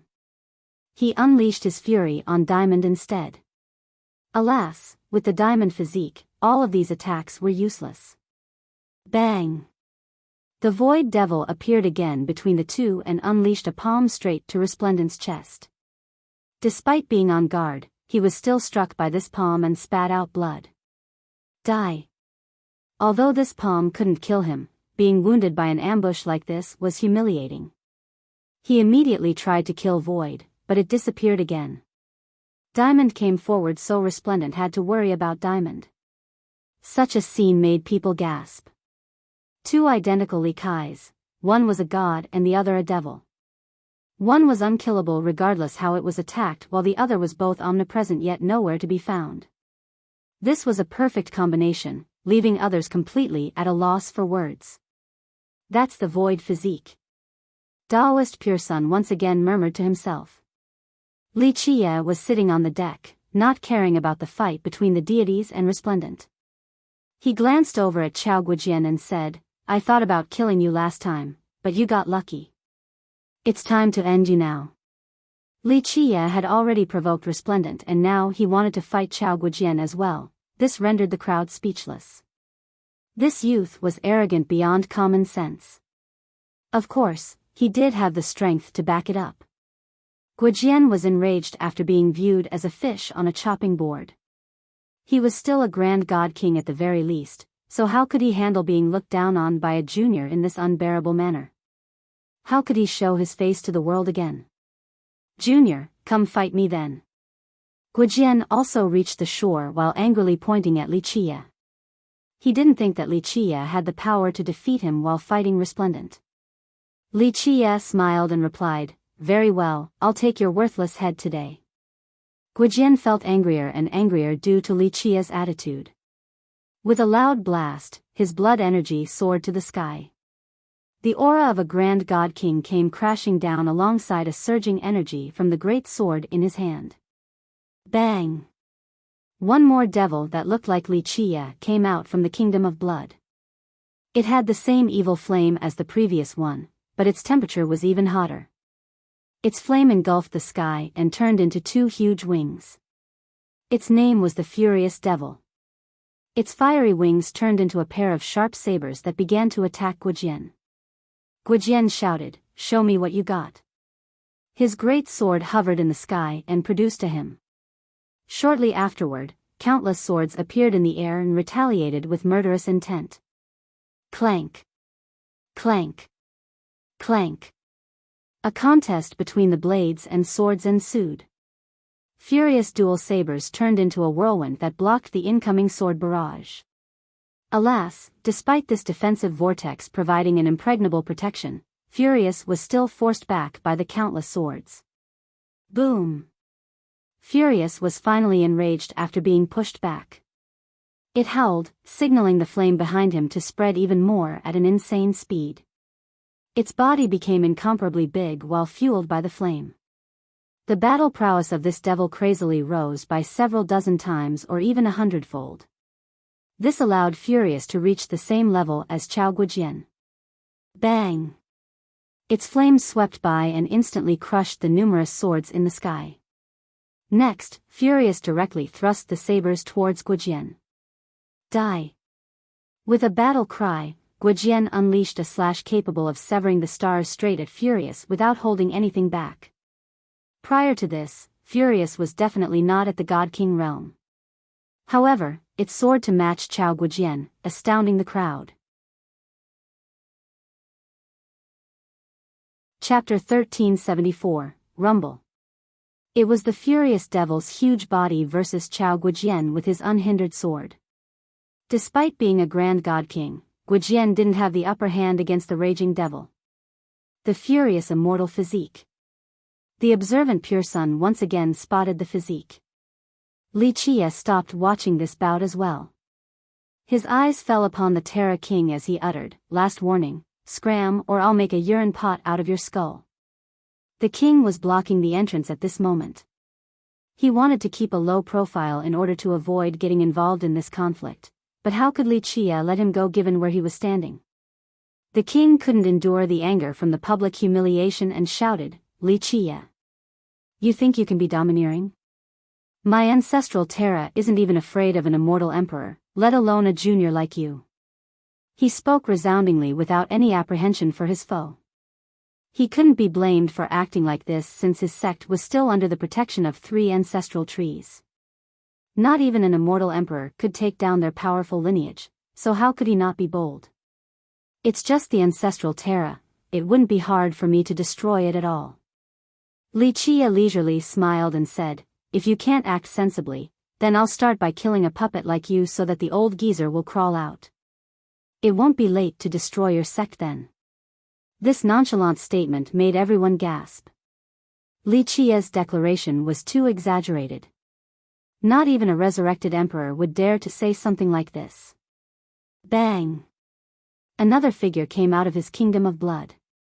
The entire world felt a heat wave that slammed into their faces. Of course, it was identical to Li Chia and spewed out a terrifying refined sunfire. This terrifying flame from the sun could incinerate all things. The high temperature made many people retreat in fear, they no longer dared to stay near it. Li Chia smilingly said, "Let the young god annihilate you and turn you into ashes so that I can see if the geezer will crawl out from its remains." This was the extreme young god, another of the 12 deities. Ruyan smiled and leaped back to the bone ship to stand by Li Chia after seeing the appearance of this god. This young god with a floating sun stood at the edge of the altar and instantly took action. It loomed over the Terra King and poured down its sunfire. Go! The king's expression shifted after seeing the endless fire coming down. He summoned a yellow shield that wasn't made from gold or wood to stop this incoming attack.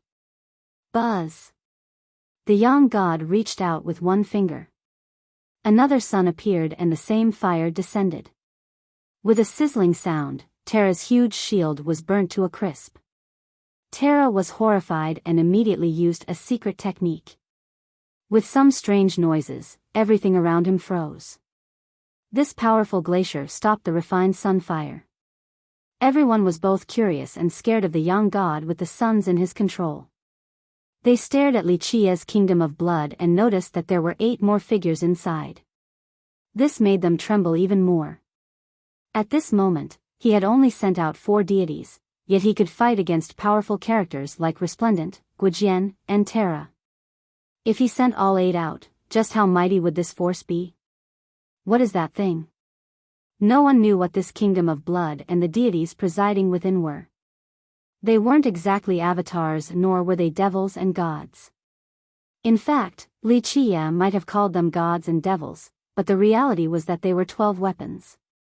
Back at the Buddhist funeral plateau, Li Chia made a deal. He would stop using its power while they would have to give him materials that they had been storing for a long time. These materials consisted of broken metals that were floating in the void space.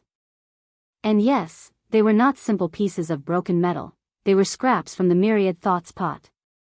Back in a distant era when the world was still in its early stages, the pot took form and became one of the 9 heavenly treasures. Of course, there were pieces left behind from this transformation that were taken by the plateau. After the transaction, he used the flame from the green lantern to refine this scrap iron into 12 metallic men. Afterward, he placed them into the kingdom of blood and cultivated them using the blood energy and worldly essence within. At the same time, he added the 12 immortal physiques to them. Each figure corresponded to one of the 12 physiques. During the sacrificial ceremony, he used his own vitality to empower the Iron Men. From a certain perspective, they were his weapons based on his physiques. Thus, whatever level his physique was at, the 12 Iron Men would be at the same level, so they were also at half completion like him.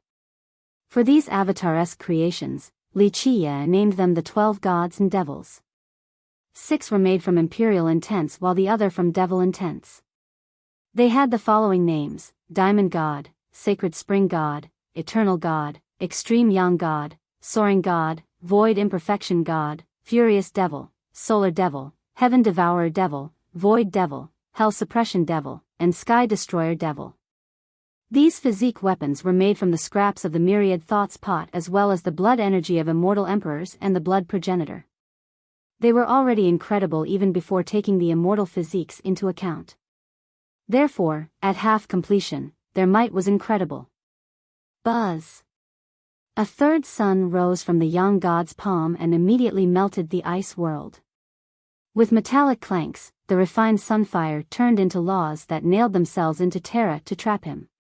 Terra was much weaker compared to the young god, so he had no way of resisting this imprisonment. This made the crowd think hard. Terra was a paragon at best, so they found it strange that he would act so arrogant with so little power. He even dared to challenge Ruyan and the others. Where was his courage coming from? Whoosh! The sunfire had engulfed Terra's entire body. He was screaming and burning as he was unable to withstand this pain. Suddenly, a miracle happened. His body turned to wood after a green brilliance engulfed him.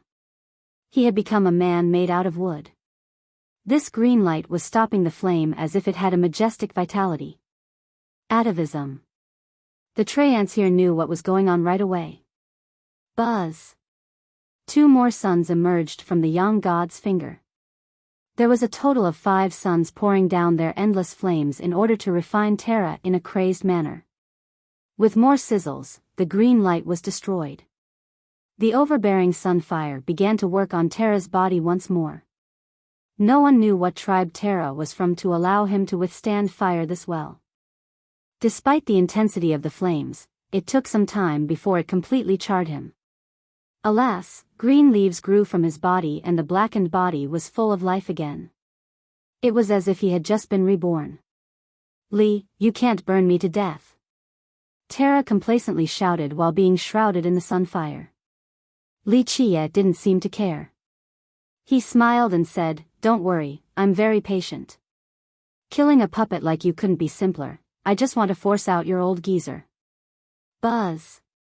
5 more suns emerged from the young god's other hand. At this moment, a total of 10 suns were assaulting Terra. Ah! His pitiful cries echoed across the region, making others shudder in fear. In a short period of time, he was burned to charcoal while writhing in agony. He struggled but couldn't escape due to being trapped by the laws made out of fire. Alas, the endless life force came again alongside the green brilliance. His body was revived by the great vitality. This time, he could withstand the burning flames and became even more proud. He blurted with a hysterical laughter, "Haha! Li, you can't burn me to death even with 10,000 suns. You better start praying. When I escape, I will crush you like an ant with a single finger." Everyone was creeped out while watching this bizarre spectacle. Some even felt that Terra was being killed and resurrected multiple times. No one understood where this boundless vitality was coming from to bring him back to life whenever he was on the verge of death. Chapter 1375, Bang! Bang! As Terra was being burned by the sunfire, the battles nearby became quite exciting as well. Heavy blows were traded resoundingly. Resplendent had been struck more than 10 times by the ambushing Void Devil, causing him to vomit blood. He was furious under the constant sneak attacks, yet he couldn't retaliate due to the stealthy nature of this avatar. Resplendent crazily roared, "You court death." His blood energy turned bright red as if it was burning. In a split second, his power rose greatly. Boom! He was burning his blood energy, so a visual phenomenon emerged behind him in the form of a blue sky. There was a stalwart figure standing below this sky. His divine hammer audibly resonated with this great figure as a terrifying aura surged to the sky. It seemed to be coming back to life. Long and narrow laws of 5 different colors emerged. A divine aura pervaded the world. The great figure's eyes suddenly lit up and seemed to be illuminating the world. Nothing could evade its gaze. What is this? Many people were shocked to see the divine weapon coming back to life. A paragon understood what was going on and explained, "He's burning his bloodline to reach an atavistic state, allowing him to summon his ancestor's totem. This ancestor was a true god, so this is the totem of his bloodline." This was the last resort for Resplendent. Burning his bloodline required him to pay a great price, but there was nothing else he could do. Being beaten by the avatar of a junior made him lose all face. If he didn't beat Li Chia today, he would lose all of his reputation as a god king. Boom! In a split second, the diamond god attacked without dodging. The Grand Tao exploded with its punches. Scram! Resplendent was much stronger this time as he roared and slammed down his divine hammer with a force capable of shattering the universe and its myriad laws. A grand god king would be annihilated instantly. Bang! The attack didn't just contain the power of a heavenly god king from Resplendent, it also had the might of a true god. The diamond god simply couldn't stop this destructive blow. Its body was flattened and hit the ground, causing cracks to appear. Such a scene shocked the crowd. The spectators felt pain from their bodies. If they were struck by the same blow, their bodies would go up in smoke. Boom! The Void Devil joined the fray and delivered a palm attack to Resplendent's chest. However, Resplendent simply shook his shoulders, suffering 0 injuries. Buzz! The figure shot out a visual attack right away and sealed the Void Devil. Of course, Void had melted into space, so this particular seal couldn't stop it.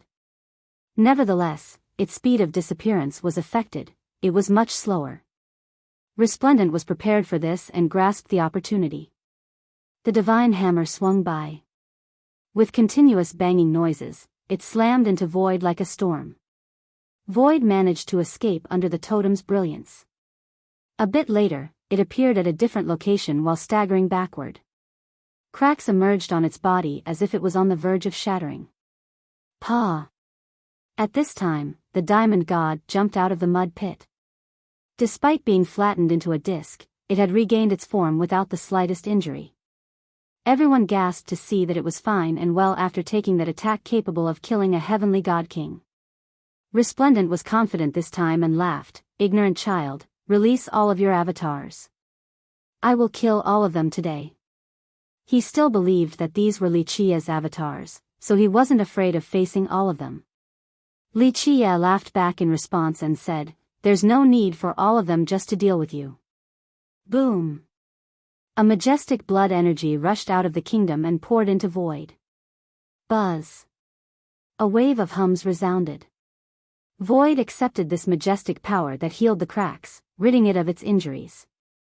The scraps of the myriad thoughts pot that Li Chia obtained from the Buddhist funeral plateau were too little and couldn't possibly be turned into 12 Iron Men. Therefore, he refined the scraps into a single Iron Man before cultivating it with the blood energy inside his kingdom.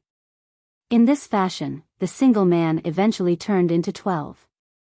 It wasn't so easy to destroy something that came from this pot.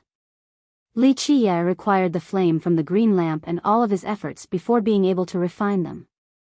Thus, for the 12 deities, they would only be forced back to their original forms at best. It was simply impossible to destroy them. These blows from the divine hammer were able to crack them without causing any real damage. Even if they were struck by a true ultimate blow, they would only turn back to their little Iron Man form. It was a bit different for the Diamond God. Due to its physique, it could withstand unbelievable attacks. Breaking through this particular defense was exceedingly difficult. Unlike Void, it didn't need the blood energy from the kingdom to treat its wounds. Bang! Bang! Two more avatars came out of the kingdom of blood. One had fairy-like wings and exuded a wondrous light. These radiating wings seemed to be able to prop up an immortal world. This was the soaring immortal god. The other was a devil. It stood there in an immovable fashion. Regardless of its location, no one could get past it. This was something capable of suppressing the heavens and all gods and devils. Its name was the hell-suppressing devil. Taoist Pure Sun murmured to himself, "It's the soaring immortal and hell-suppressing physiques this time."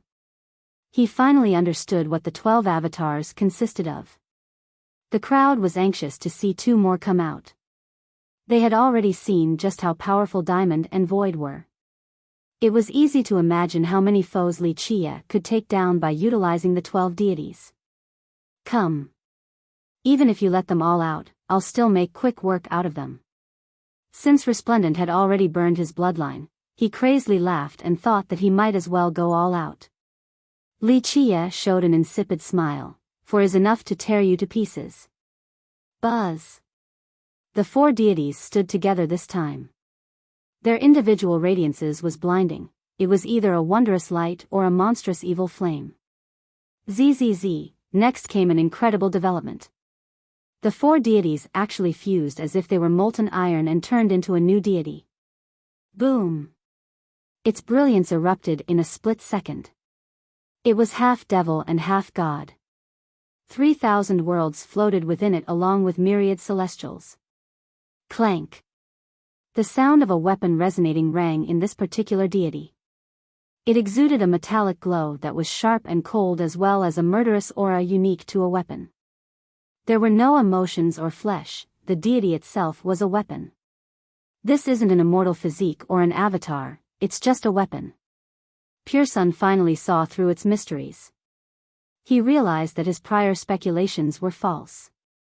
A ruthless murderous intent was the nature of a weapon. Pure Sun felt a cold chill while looking at this metallic luster from the deity. He was more knowledgeable and insightful compared to everyone else present. He realized many things after seeing this weapon, that Li Chia didn't only have all 12 immortal physiques, he also possessed their true mysticisms. This was someone who could collect all of them at grand completion. Across the eras, how many people had perfect mastery over all 12 physiques at the same time? The answer was 0. Buzz. This deity headed straight for Resplendent. Die. The totem behind Resplendent lit up as he crazily burned his own blood. Another hammer to decapitate the heavens went straight for the incoming deity. The deity didn't try to dodge at all and continued its offense. Bang! The hammer slammed on its body, but it was completely untouched. On the contrary, this divine hammer was sent flying to the horizon from the impact. Bang! The deity reached out its right hand and immediately pierced Resplendent's chest to rip out his heart. Thump! Thump! Thump! Resplendent retreated several steps back with his eyes wide open to look at his still beating heart that had been pulled out. No! As Resplendent was screaming, the deity tore his body in half. Blood spurted and his innards fell to the ground. Such overbearing ferocity. A heavenly god king had just been torn apart in one move while screaming for his life. This scene left the crowd dumbfounded. Too weak. Li Chia emotionlessly commented while his deity threw Resplendent's corpse to the ground. Even Pure Sun felt a chill after watching this. A weapon fused with 4 immortal physiques was truly frightening. What if all 12 fused? The result would be simply unimaginable. Chapter 1376, Fear became the one thing everyone had in common. The rending of this heavenly god king was visually shocking. One could hear the wind blow as a coldness came from their hearts. Li Chia turned towards Terra, who was being burned by the sunfire, and flatly said, "My patience is limited." Despite being scorched by this fire, Terra still emitted a majestic life force from his body as he retorted, "Do your worst. You can't burn me to death." The torturous pain didn't stop him from running his mouth. Everyone could see that Terra was only an ordinary paragon. In the present, such a character was nothing. The strange part was his ability to withstand this blazing sun fire. Logically, he should have been turned to ashes by now, yet he was still fine despite the burning this whole time. Thus, people became curious. What item did he have, or rather, what was in his body? Relying on an external power was the only way he could have survived for this long. Li Qie revealed a faint smile. "It looks like I have no choice but to force you." Buzz. At this time, all 10 suns on the young god's palms disappeared as it pushed down on Terra instead. Whoosh! An incredible thing happened. Flames began to channel into Terra's body. A sun suddenly drilled into the Terra King. In the blink of an eye, the young god disappeared since it entered Terra. No! Terra screamed miserably. His body shattered with lava rushing out from the cracks. One could see the sunfire manifesting into physical form in a blinding manner. Even though it didn't look as fierce as the 10 burning suns, it was even scarier. This was absolutely burning Terra's core itself. Everyone trembled while watching this scene. A sun god entering one's body and incinerating them from the inside. Just how terrifying and painful was this? Zzz, at this time, the majestic life force inside Terra withered like a seed being moved to a desert. Terra's body dried up and broke apart. Even though it didn't look as horrifying as being burnt to ashes, this kind of destruction from the inside was countless times worse. Ah! Terra gave a shrill scream while suffering this unbearable pain. He actually wanted to tear his body to pieces due to the terrorizing temperature of the sunfire. His eyes opened wide, giving everyone a glimpse of his life passing away. He wouldn't last for much longer. People felt sweat dripping from their skin while watching his agony. For some people, death was not the scariest thing, a fate worse than death was. Right when Terra couldn't hold on any longer, a small vortex appeared on his forehead. With its emergence, a boundless vitality appeared. It formed a portal that seemed to be connected to another powerful existence. Buzz. His dried body began to gain vitality again as long and narrow branches appeared. A majestic vigor rose, granting him rebirth. What kind of creature is that? Everyone was astounded. Many could see that this power didn't belong to him. However, this power that came out of nowhere, once again, saved him from the clutches of death. Only those who knew his identity turned quiet, for they were aware of where this power was coming from and why they should fear it. "This is what I was waiting for." Li Qie smiled and immediately opened his fate palace after seeing the vortex. Boom! A thunderous explosion resounded. Li Qie released an old vine that looked to be made from gold. It had a gourd on it with thunder coming from inside. Anyone would know that this was a great artifact since it was full of immortal energy. It gave the illusion of being an immortal vine lost in the mortal world. This was the prime yang vine, an immortal treasure that he obtained from the Heaven Hoof ravine. It drilled into the vortex by Terra's forehead and exuded an incomparably bright crimson light. The gourd on the branch continued to grow as it devoured virtually all the life force from the vortex. After doing so, the oldest leaf on the vine suddenly spread with a return to youth. The gourd became as red as a heart. There seemed to be a lightning pond gestating within as more thunder echoed from it. Boom! During this absorption process, the vortex suddenly shattered. This was not because the vine had sucked up all of its life force. The vortex detonated itself as a form of self-defense.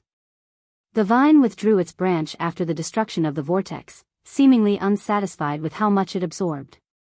"A pity, this old geezer is too careful," Li Qie lamented after seeing the vortex crumble.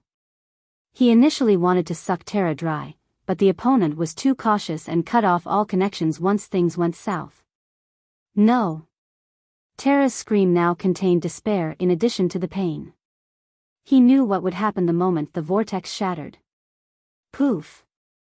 His body was burned to ashes in an instant. As his remains fluttered in the sky, the young god appeared before everyone. People were completely silent with nothing to say. They felt that Li Qie was quite frightening, but at the same time, they were curious about Terra's circumstances. At this very second, in a distant location by the ancestral Terra back in the Jade Sea, a divine tree blotting out the sky suddenly shook with rustling noises. An ancestor guarding the tree asked with astonishment, "Forefather, what happened?" An old voice answered, "Someone schemed against me and stole a portion of my life force." The ancestor was shocked upon hearing this. Such a thing had never happened before, since no one dared to scheme against their sect. Of course, no one knew of this back in the Bone Sea. Die. The fight by the shore was reaching its climax as well. Guijian roared and used his longevity blood as an offering for his sword. His sword then soared to the 9 heavens and knocked Furious flying. This had been an even bout, but Guijian grew nervous after seeing the deaths of Resplendent and Terra. He wanted to end this battle as fast as possible and immediately flee from here. Rumble. Furious was angered by the last exchange. Its evil flame engulfed the world as it grew larger. It was now the size of a mountain. Boom. Finally, the wrathful flames became several times more powerful and empowered Furious to be nearly 1,000 times stronger. At this moment, the crowd finally felt Furious madness. This was the most insane devil with a might that could destroy the world. Furious naturally was created from the Furious immortal physique. Once it entered this wild state, its power would soar without end. Clank. Its winged sabers slashed down, plunging the world into darkness. Guijian retaliated by empowering his sword with longevity blood. His slash was powerful enough to uphold myriad realms as it tried to take down these evil sabers. Pluff. His sword failed to stop the evil sabers and was chopped in half while he himself was blown away. If it wasn't for his divine armor, he would have suffered the same fate as his weapons. Bang! Alas, the armor was smashed to pieces from the impact, covering him in blood. Ugh, his eyes turned white. Resistance was futile, for Furious had him gripped by the neck and suspended in the air. This scene engraved itself into everyone's pupils. A grand god king was completely helpless. The spectators marveled Furious' horrifying madness. Its destructive violence made their minds tremble. Chapter 1377, Guijian's complexion reddened while Furious had him by the neck. He tried to struggle to no avail and had difficulty breathing. In the end, he had to yell, "Master, save me!" The majority quickly looked towards the distant mountain after hearing the cry for help. Everyone knew that his master, Meng Zhentian, was over yonder. "Fellow Daoist, my disciple was ignorant, please forgive his offense." A voice echoed from the mountain. It wasn't decrepit in the slightest but rather full of vitality and vigor. Meng Zhentian. Anyone would feel deterred by this voice. Those who were more cowardly would find their legs give way. No one would dare to look down on Zhentian, the most promising candidate to be emperor. Moreover, his strength was at its peak. In all of Heaven's spirit, there were only a few from the older generation who could match him. Guijian felt relieved after hearing his master's voice. As long as his master took action, his life would be saved regardless of the opponent. In a split moment, many glances were sent to Li Qie. Everyone wanted to know what he would do when facing Meng Zhentian. No. He didn't think at all and refused Zhentian's plea immediately. The spectators gasped in unison. In the entire world, how many would dare to refuse Zhentian? Li Qie certainly did, and in a public manner at that. How outrageously domineering. People could only use these words to evaluate Li Qie. He was the only one who could oppose Meng Zhentian for the heaven's will. "In that case, you must excuse me." Zhentian was also very direct. A palm stretched out from the mountain to grab Chao Guijian. He chose not to come here in person and maneuvered through space instead. Without a doubt, he was completely confident in his power. There were no dazzling lights or bright colors or even universal laws. His hand alone made others feel that the sky was collapsing. The grand Tao was being crushed and gods and devil were being repressed. Everyone started to suffocate. Those with shallow cultivations directly dropped butt first onto the ground. The stronger ones were astonished after feeling the pressure. Even god kings had trouble breathing. Jintian's strength was beyond doubt. His palms seemed to be that of the heavens, grasping the universe as the ruler of all. It seemed that all existences in the 9 worlds belonged in his hand. This single hand could crush all lives. No matter what kind of existence they might be, everyone and everything was only an insect before him. Even Pure Sun turned serious while looking at this hand that approached. Everyone had heard of Jintian's fame, but they had never seen him in action before in this generation, especially the youths. In fact, no one among the younger generation was worthy for Jintian to personally make a move. However, he was about to shock the world this instant. The myriad realms of the 9 worlds trembled in fear. The clouds and winds changed their direction in the face of this existence infinitely close to immortal emperor. Boom! Li Qiye retaliated a split second after by summoning the powerful heaven-sealing pentagate and using its ultimate attack. Boom! This explosion shook the entire bone sea. All living beings prostrated on the ground before this ultimate blow. They all felt insignificant and helpless as this was a blow even emperor assailants would be wary of. At this time, the entire area was sealed by the Pentadeo timeless seal. Nothing could break through this eternal seal. Bang! Jintian's giant hand was stopped by this defensive technique. His casual attack simply couldn't break this ultimate attack. The shockwave from the impact created a tidal wave across the bone sea, making it seem as if the end of days was approaching. People's souls flew away and scattered from fear. Li Qiye smiled and said, "Meng Jintian, right? Let's see just how strong you are." Having said that, he spread his palm and space suddenly melted. A huge portal opened on the mountain where Meng Jintian was. The moment it opened, a loud blast resounded like a heavenly thunder. Boundless lightning with dark shimmers rushed out of the portal as if it was the judgment of an eternal overlord of darkness. These rays of black lightning poured down like a flood. This was more than enough to destroy everything in this world. This was a dark judgment ready to harvest all creatures in the nearby vicinity. Just one ray alone could easily kill an ordinary grand god king. Even deities and heretics would meet their end on this judgment day.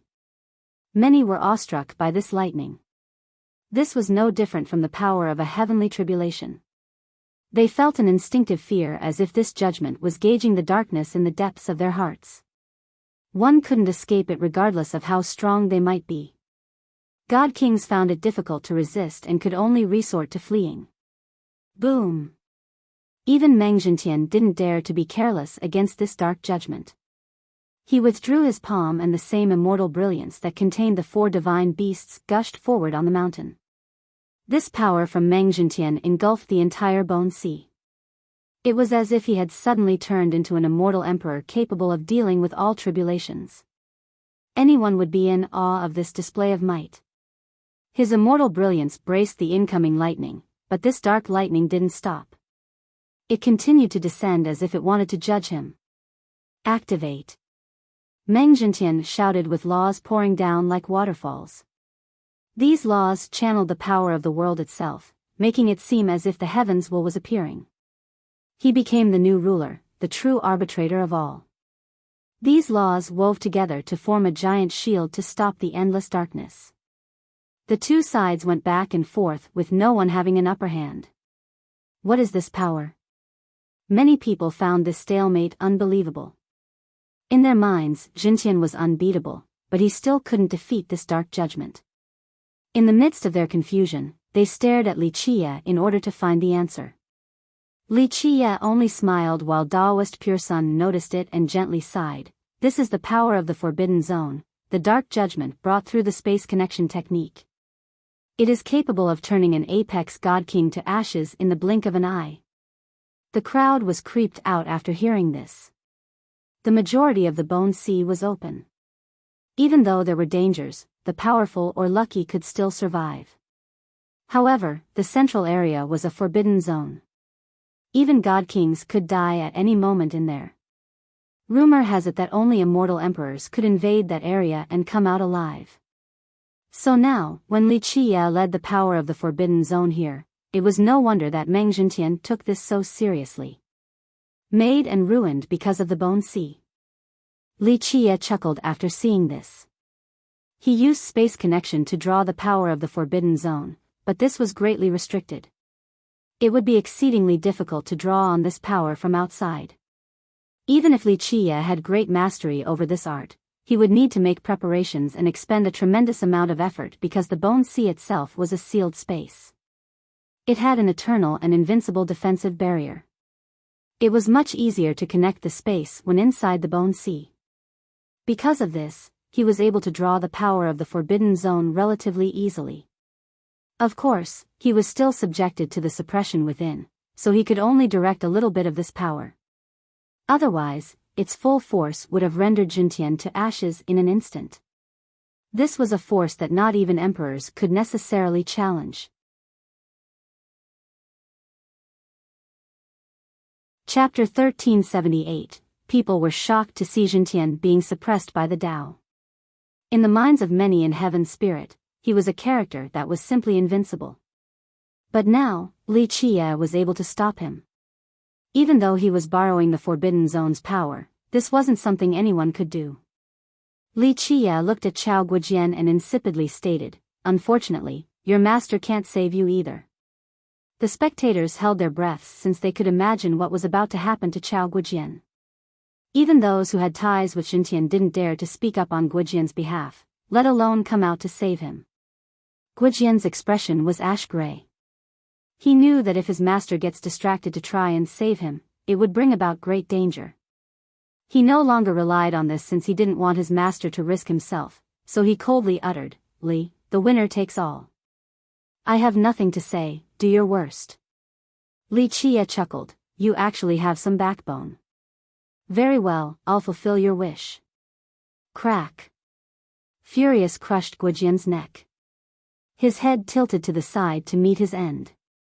People felt a cold chill after witnessing this death. Meng Zhintian was present on this continent, yet he was unable to save his own disciple. This scene was so shocking that people inadvertently touched their own necks after sensing the chill. Regardless of how strong one might be or what their backing is, they must think carefully before opposing Li Qiye. To take it a step further, they must be prepared for death because their backing wouldn't be able to save them. Chao Guojian was the perfect example. Some people felt their hearts tighten. They believed that coming from an imperial or sea god lineage, their ancestors would be invincible in this world. Outsiders would have to give them face, they wouldn't dare to cross the line. But now, Li Qiye didn't give a damn about anyone's background and identity. He would decisively kill both the Roaring Conch and Meng Zhintian. No one could stop his murderous path. The gazes here told the tale, and this was true for the profound monarch as well. His deep and fierce eyes changed quite a bit. Despite his enmity with Li Qiye, he chose against seeking revenge for his concubine. Prior to this, he couldn't see through Li Qiye's strength but still knew that he wasn't a match. At this moment, he learned that it was quite a far-sighted choice. Li Qiye's power far exceeded his imagination. Perhaps in the current generation, only Meng Zhintian could match him. The swift Tao god was moved as well. He had to admit that only Meng Zhintian was qualified to fight against Li Qiye in the present. As a proud man, he thought that he could catch up to Zhintian in just a few years. But now, it looked like it wasn't just Meng Zhintian, Li Qiye was also a powerful rival. "Okay, anyone else have something to say?" Li Qiye smiled and stood up. Everyone was silent. No one dared to state their opinion about him. No one? That's good. Li Qiye looked around the crowd before entering the altar with a faint smile on his face. While watching the light turn into weapons on the altar, he absent-mindedly mused, how much longer can a place like this exist? He was standing on the spot Terra occupied earlier.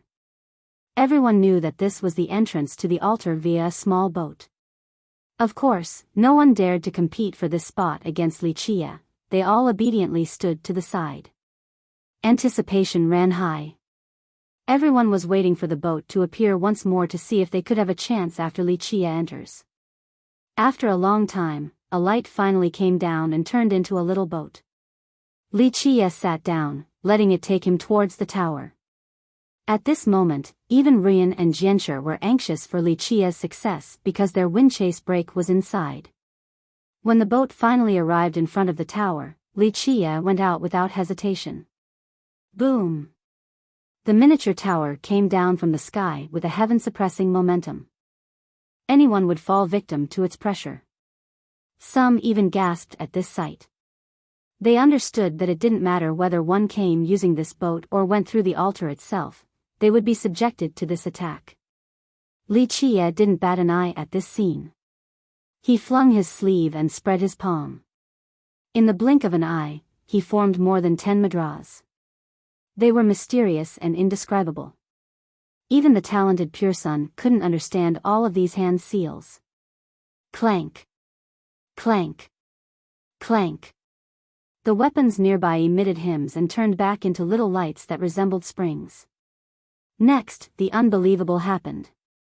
These gushing lights actually came together to stop the suppression of the miniature tower. The tower was floating in this endless light and looked just like a fountain, quite beautiful. Jaws dropped to the ground. No one knew that these weapons could be used like this. Anyone would have been attacked by them after climbing the altar. Who would have thought that these weapons could be used to repel the suppression of the tower?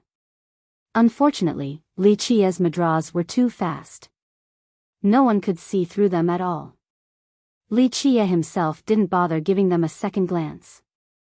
It wasn't strange for him to know this particular method since this was not his first time here. He had brought immortal emperors to this place to comprehend the Tao. He placed his palm on the tower's door. Many strands of Tao laws began to swim in his palm. They floated to the tower like water. A long while later, ancient profound runes emerged on the door itself. They would sometimes look like a Kuan Peng diving into the sea or leaping towards the sky. They were quite agile and lifelike. As he continued to move his palm, these convoluted runes came together to form a disk. It looked like an astronomical disk with stars scattered across it. Perhaps every star was its own world gestating millions of existences. Creak! Wuxia turned the celestial disk and the door slowly opened, allowing him to step inside. It squeaked again and closed after his entrance. Everyone watched him disappear into the tower and finally understood what his words before meant. He said that he was the only one qualified to enter the tower. At that time, many thought that he was arrogant and wanted to monopolize the tower for himself. But now, they realized that this wasn't the meaning behind his words. Even if one could safely reach the tower, they wouldn't be able to enter without knowing how to open the door. Profound quietly asked Pure Sun, "Brother, does our sect have any records about this?" Pure Sun pondered for a moment before gently shaking his head, "I'm not sure. In our vast records, our immortal Emperor Yen Shi has left behind a scroll regarding the Bone Sea, but it has disappeared along with a certain ancestor. Who knows what exactly is written on it?" For a sect like Gu Chun's 4 branches, they had a voluminous library. Outside of all types of merit laws, there were also obscured scrolls or tales of personal adventures from their ancestors. In order to find specific information inside the Great Library was akin to trying to find a needle in a haystack. Nevertheless, Pure Sun was quite talented and could be praised as the one who has read the most within his sect. Not only was he the most powerful among the younger generation, he was the most knowledgeable as well. This was precisely why the proud Profound would often ask Pure Sun for help whenever he encountered some matters that puzzled him. Chapter 1379. After stepping into the tower, one could feel just how vast the inside was. From the outside, it looked like an ordinary building, but it was completely different once inside. People would find that they have entered a new world. Looking up would result in a vast sky full of stars. It seemed like it was night time for Wuxia. He found himself to be in the middle of a large square instead of the spatial confinement of a tower. Just how large was this square? If the 9 worlds had an old city that spanned millions of miles, then this square would be just as large. Standing beneath this starry sky would make one feel quite insignificant, lower than even an insect. They would also be astonished not because of the vastness of this place, but due to the 2 rows of giants standing to the left and right. They towered to the sky with both hands placed on hilts of giant swords in front of their chests. They wore ancient armor that had lost their divinity long ago, but the metallic luster remained. If Rian's group was here, they would be quite shaken to see the 2 giants because they looked just like the corpse from the colossal immortal race. If the corpse out in the bone sea belonged to a middle-aged man, then this row of giants consisted of youths. They weren't as large as the one outside, but one would still feel like an ant while standing next to their feet. The rows only amplified this illusion. Those from other races wouldn't even be considered an ant, they could only be categorized as specks of dust. The colossal immortal race. Li Qie sighed while looking at these giants ahead, not plentiful in numbers, but they were indeed a glorious legendary race. Alas, their destruction was inevitable. This was an extremely ancient race that belonged to an old era. They once reigned over the world, but death was their fate. The bodies of those from this race were directly proportional to their cultivation. This was the reason why the corpse back in the Legacy Treasure region was so much bigger compared to the giants here. Li Qie slowly strolled through this area. There were too many things worth observing and studying in this place. This square also had many stone monoliths of monstrous sizes next to these giants. Each of them was carved with different images. Some included ancient writings of hidden secrets while others had ancient runes that contained the truth of the Grand Tao. A few more contained images that belonged to this ancient race, telling tales of old legends. Li Qie carefully looked and felt each of the monoliths. He had been here more than just once in the past. However, each visit gave him a different harvest. There was no moon, sun, or time in here. It looked as if one could stay here for as long as they wanted without being affected. These monoliths weren't alone either. There were skeletons lying in front of them. Some were more popular than others. Judging from their appearances, these skeletons used to be cultivators. They naturally weren't from the colossal race. There were characteristics of humans, demons, treants, and sea demons. It was apparent that they were fortunate enough to enter this place. They sat before the monoliths in order to study the occults. Unfortunately, they all died in this place long ago. Nevertheless, a few skeletons still had a great divinity. This was indicative of their immense strength when they were alive. A few corpses still had medals hanging by their waists. From these particular medals, one would come to learn of their great identities. Some came from Gu Chun's 4 branches, the 7 Martial Pavilion, and the Void Imperfection schools. Without a doubt, they weren't only strong but also had incredible backgrounds, but they all met their demise in this place. Sons of sea gods, descendants of immortal emperors, natural-born immortal bone possessors, Li Qie smiled and shook his head as he looked at each skeleton that grew more familiar each time he came. He lamented, the mysteries in this place require more than just great wisdom. One needs an unshakable Tao heart, otherwise there is no coming back after being lost in here. Immortal emperors have been here throughout history, and some were personally brought here by Li Qie. For example, Immortal Emperor Wu Go and Immortal Emperor Min Ren came here to ponder the Tao. Under normal circumstances, these emperors wouldn't record what they saw here nor would they leave any traces about this place behind. The reason for this was quite simple. Entering this tower was not necessarily a good thing. On the contrary, it was often a source of disaster because these monoliths were extremely tempting. Once the viewers lose themselves within, there was no way back. In order to regain one's wits from these monoliths, great perseverance and a firm Tao heart were crucial factors outside of boundless wisdom. Otherwise, only death awaits regardless of how mighty or smart one might be. The emperors who chose to write about this place would do so with great secrecy. Only those who could pass their tests would be able to eventually make it here. Of course, some of their descendants also wrote about this world after hearing the stories directly from their great ancestors. With great risk comes great rewards. If one could understand the mysteries from even a single monolith and leave here alive, they could benefit from it for a lifetime. Even if they couldn't become an immortal emperor, they would still become unparalleled for that generation. Li Qie took his time observing the mysticisms of each tablet. Time did not exist in this space, so he could stay as long as he wanted. This became his hobby whenever he visited the tower. It could be said that since the ages, no one has understood or performed more research on these monoliths than him. Eventually, he found himself standing before a particular monolith. There was a skeleton in front of it with bones as pure as jade. They still emitted a dazzling and holy shimmer. His eyes fell on a white bone held in the skeleton's hand. A few runes were running through it. To be able to cultivate the void imperfection to this level, no wonder you were in such a hurry to come here. So it was to learn the wind chase break. Li Qie put away this bone and quietly sighed. This skeleton was an amazing ancestor from the void imperfection schools. Rumor has it that he was only one step away from grand completion on top of being a mighty god king. Later on, for some unknown reason, he suddenly disappeared. His sect didn't know where he went and why he went there. So it turned out that this ancestor found an extremely secret scroll left behind by a descendant of immortal Emperor Wugo. It contained the origin of the wind chase break. Because of this, he traced it all the way back here and finally found this place. He tried to use it in order to learn the wind chase break again. Alas, he didn't expect to lose his place while pondering the bone. He couldn't leave to see daylight again. After recovering the bone with the wind chase break, Li Qie looked at the monolith ahead. It had a carving of a giant peng.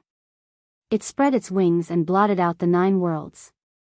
Of course, this was the flying form of the Kuan Peng. In the beginning, it was just a simple depiction of this beast. However, upon closer examination, one would find that its wings were actually flapping through the wind and waves in order to soar to the 9 heavens. The diagram recorded a matchless profundity. If one could ponder the mysteries within and leave this place alive, they would definitely be able to create a supreme merit law. This was how immortal Emperor Wugo learned the wind chase break back then, and why this ancestor chose to come back here in order to perfect his wind chase break. Li Qie stared at it for a long time. He emotionally commented before leaving, "Here is more than just the legacies of the colossal race. This monolith is a record of all the things they have learned from generations of watching the Kuan Peng." Chapter 1380. In the end, he finished observing one monolith after another and came to the end of the square. There was a high platform with a mirror on top. Perhaps it was more accurate to describe this mirror as a large block of white jade. This was because the surface of the mirror was very coarse, as if the maker wasn't meticulous enough and left these imperfections behind. However, it was placed on this platform. From a distance, it looked just like a bright moon hanging in the sky. It attracted Li Qie's attention like a great beauty or a kingdom-toppling lover. After a long time, he withdrew his gaze and spoke with a tinge of emotion. "What a shame that the yellow bell from the Gu clan isn't here. This ancient treasury would be mine by now." The bell he was referring to was the one back in the store named Ancient Intent Fasting of the Gu clan. Back in the ancient Sky City, he had brought Li Shuangyan there and saw the bell. Of course, he could have used many different methods to obtain it if he truly wanted to. However, he didn't need the items inside, so he decided not to scheme for it. That particular bell might have been in the Gu's possession, but it wasn't created by their ancestor. Its origin was something much more incredible. In fact, their clan couldn't see through its true mysteries either, so the clan continued to look for the 9 languages of the early inhabitants. While standing before this ordinary mirror that resembled the moon, he chanted a mantra, "My descendants' yellow bell, one cry will shake the heavens." He performed mudras in the middle of this chant. Each seal was constantly speeding up the already rapid pace. Eventually, no one could see his actions anymore, only the shifting mudras could be seen. If Li Shuangyan's group or the members of the Gu clan were here, they would be completely astonished. These mantras were part of the early languages he gave to the Gu clan. With his continuous mudras, the initially empty mirror now showed a monstrous reflection of Li Qia as if he was a giant. Buzz! The mirror exuded a bright radiance. The coarse surface seemed to turn transparent like water. However, Li Qia's reflection disappeared. A great sky appeared instead with a vast amount of stars as well as a sun and moon. This was a full cosmos. Having a sense of awe and powerlessness was inevitable for any existence upon witnessing this scene, even the largest ones were no exceptions. This sea of stars could support countless lives. Even the 9 worlds seemed trivial in comparison. Splash! The splashing of water shook the entire sea of stars with the appearance of a huge monster. This was an immeasurable Kunpeng swimming in the stars. It dove and leaped or just floated there motionlessly. Anyone lucky enough to see this incredible scene would be shocked. It devoured and released the celestials as if it was the sole ruler of this boundless cosmos. Boom! With a loud blast, this gigantic Kunpeng turned into a huge bird that flew through the sea of stars with supreme speed. Nothing in this world was faster than it. It became faster and eventually, time seemed to have reversed. The ebb and flow of the reincarnation cycle stopped. Everything disappeared when it spread its wings and soared. In this place, time and myriad existences all returned to nothingness. Everything passed into eternity and, in the end, even the Kunpeng itself disappeared, leaving behind an emptiness in the mirror. This was a seemingly empty void. However, those who grasped the profundities of the Grand Tao would come to understand that this void was everything. It could give birth to time and space and all kinds of creatures. Everything in the world originated from the void. This void meant that everything was possible. It was the origin of all. The mysteries of the Grand Tao started here as well. Grand Primordial Tao. Li Qia sighed after seeing this nothingness. Kunpeng, a supreme existence capable of shouldering everything. Alas, it was born in the wrong era. Otherwise, it would be able to evolve across time like all other creatures. The Grand Primordial Tao was the innate gift of a Kunpeng. Alas, weaker cultivators couldn't understand its mysteries or uses. Only immortal emperors or existences like Li Qia would be able to ponder it. This was a mighty and mysterious creature. Rumor has it that since the start of time, only around 3 Kunpengs appeared every epoch. This was a species rarer than even phoenixes. There weren't that many records of them either, thus people had a very limited understanding of this beast. Some emperors didn't know the real profundities behind its innate gift either.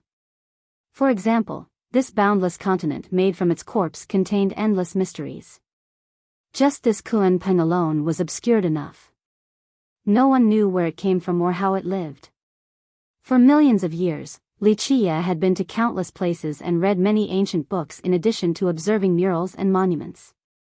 He even knew the writings of the earliest people that no one else was privy to. For example, this particular Kunpeng had great ties with the colossal race. One particular scroll stated that their race protected this Kunpeng when it was very young and tiny.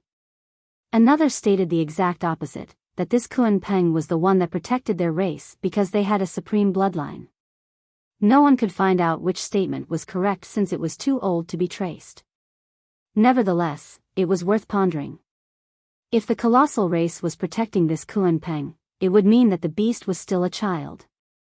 This beckons the question, just how large would an adult Kunpeng be? What was the ultimate limit of its size?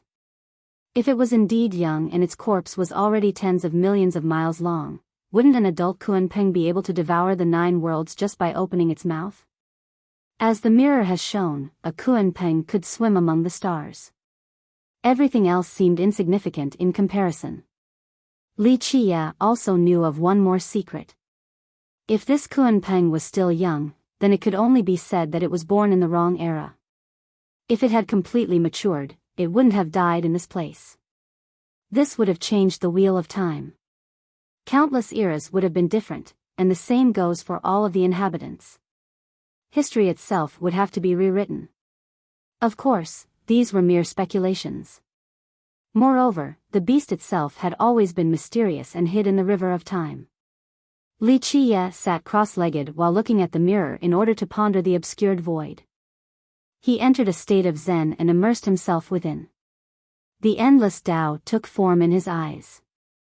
It was as if this was the start of the oldest derivation of the Tao. The most subtle transformation took place here. This void contained everything in this world. One would be able to find all merit laws, techniques, and branches of the Tao in this place. Perhaps this was the true beginning of the fundamentals of the Grand Tao. Chapter 1381. While Li Qiye was meditating inside the tower, a loud blast occurred on a mountain on the other side of the continent, alarming everyone. They looked over and saw a portal opening in the sky. This was the area Li Qiye connected the Forbidden Zone to in order to suppress Meng Jintian with the borrowed power. The dark lights were pouring down on Jintian, but everything changed after this explosion. The portal in the sky was actually refined by him. At this moment, his laws became a huge cauldron. He used an unbelievable might to refine all of these dark lights. With a continuous buzzing noise, the lights were slowly altered, changing its affinity of darkness to an immortal affinity. Many were shaken while watching this astonishing scene. The knowledgeable ones suddenly realized something.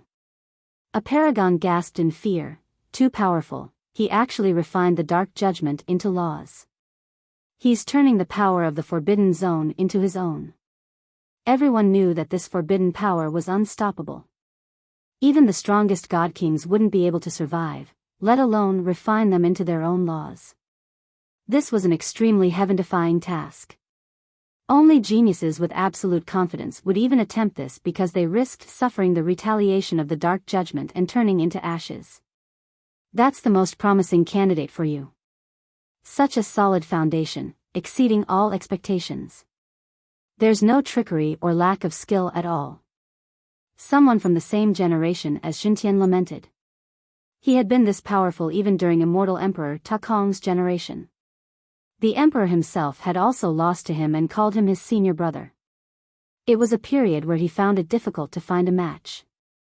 Even after ascending, immortal Emperor Ta Kong maintained these respectful honorifics. Jintian was the pride of Heaven's spirit. For some unknown reason, he left the competition for the Heaven's will and handed the position over to Ta Kong.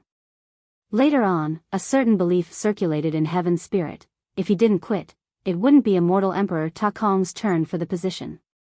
Right now, Li Qiye's fame has completely surpassed the rest of the younger generation, including the Seven Martial Goddess and the Sea Shield Prince. He even caught up to Meng Jintian. This left many charming spirits out of breath.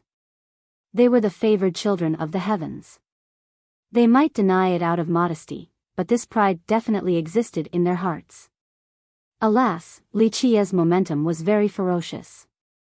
Not only did he oppress the sea demons, he also eclipsed the charming spirits. Not many humans lived in Heaven's spirit, but one of them now lorded over the other races. This situation naturally left a sour taste in the mouths of the charming spirits. They grew a bit worried when Li Qiye was on a tyrannical rise when Meng Jintian should be the next emperor for their race. It was tough for everyone to accept that Jintian's future had become quite precarious. Li Qiye's appearance would challenge Jintian's position sooner or later. He was a great rival on the imperial path. Boom! Jintian erupted with an immortal radiance. Plumes of immortal light spread out like a peacock's tail. A mystical power emanated from the mountain with continuous explosions. The entire Bone Sea began to tremble in a very light and rhythmic manner. This comfortable and pleasant feeling made others think that they weren't in a dangerous land but safely back inside their mother's womb. The frightening part was that many places had objects resonating with Jintian's light and Grand Tao. At this moment, his Grand Tao shared the same beat as the Bone Sea. It gave the illusion that he had become the master of this sea and its power.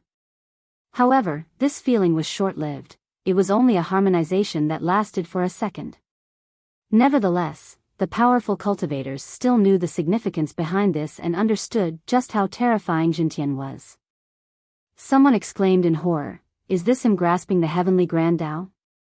While the crowd was shocked, the immortal light disappeared and tranquility returned.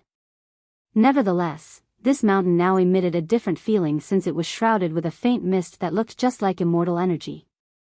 Standing in this place would give the feeling of walking on air. Unfortunately, it was surrounded by Meng Zhentian's legion. Outsiders couldn't enter, let alone experience this kind of energy. People started to see things from this aura, making it seem as if immortals were pondering the Tao up there. Because of their presence, this mountain started to have this appearance. Is his Grand Tao about to reach perfection? A paragon noticed the faint aura and said, if this is the case, he will immediately become emperor once the heavens will appear since he has been accepted already. Someone else commented with admiration, it looks like he is still meditating and won't come out right away. His Tao heart is firm, he's not someone we can compare to. Chao Guojian, someone who had also been suppressed by the forbidden power, had been killed by Li Qie. However, Zhentian didn't become crazy or angry. He maintained his calm heart in order to ponder the Tao. His Tao heart was still without the slightest signs of ripples. Perhaps it was difficult for someone to not become emperor with all of these great characteristics. While looking at the mountain, an excited expert wondered, I wonder who will win if he comes out and fights Li Qie right now. The story has changed. In the past, Zhentian was the clear favorite to win, but this was no longer the case. Just imagining two prime candidates going at each other left others eager with excitement. Reaching immortal emperor relies on one's own strength and their sturdy foundation instead of trickery. A charming spirit coldly replied with a sarcastic tone. Right now, Li Qie was very powerful and also notorious for his ruthlessness. He would destroy a sect right away, so many didn't dare to belittle or ridicule him. Nevertheless, some charming spirits were unhappy after being pressured this much by him, so they indirectly insinuated their displeasure instead.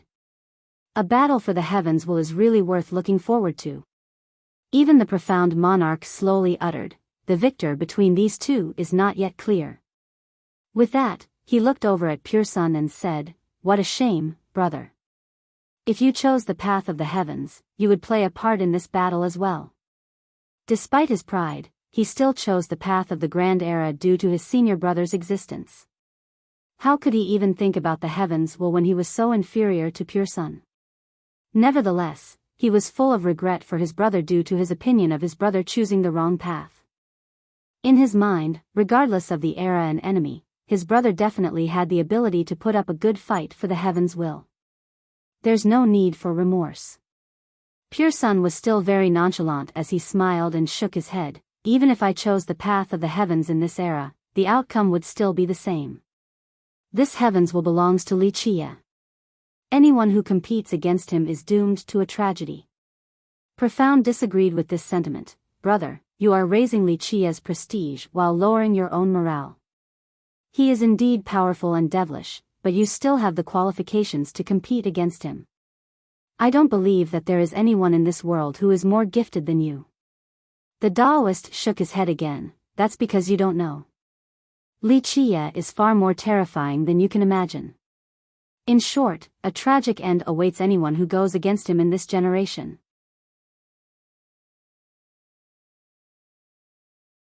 Chapter 1382, Buzz. In front of the great mirror, Li Qie had entered a state of zen as his body was immersed in the void. All things familiar to the world were missing, such as time and space and all the creatures. However, everything was also here, including the heavenly Grand Tao and its breath along with the wondrous laws. At this moment, Li Qie was emitting a bright light with his 13 palaces floating above his head in full force. They spun like 13 stars and derived a supreme grand world. Inside this world was the inhabitants of the universe, billions and billions of them basking in the brilliance of the sun and moon. After some time, the palaces disappeared along with Li Qie. The only thing left in their place was a vast emptiness with a primordial force. This energy pervaded the area without dispersing. A new life seemed to have been born in this primordial chaos in the form of a new world. An unprecedented Grand Tao was taking shape. After a long time, all of the aspects of a universe could be found. This was a place without the concept of time. Eventually, lightning appeared in this chaos, issuing thunderous blasts. Countless planes were moving with the coming of a new world. A while later, a boom resounded.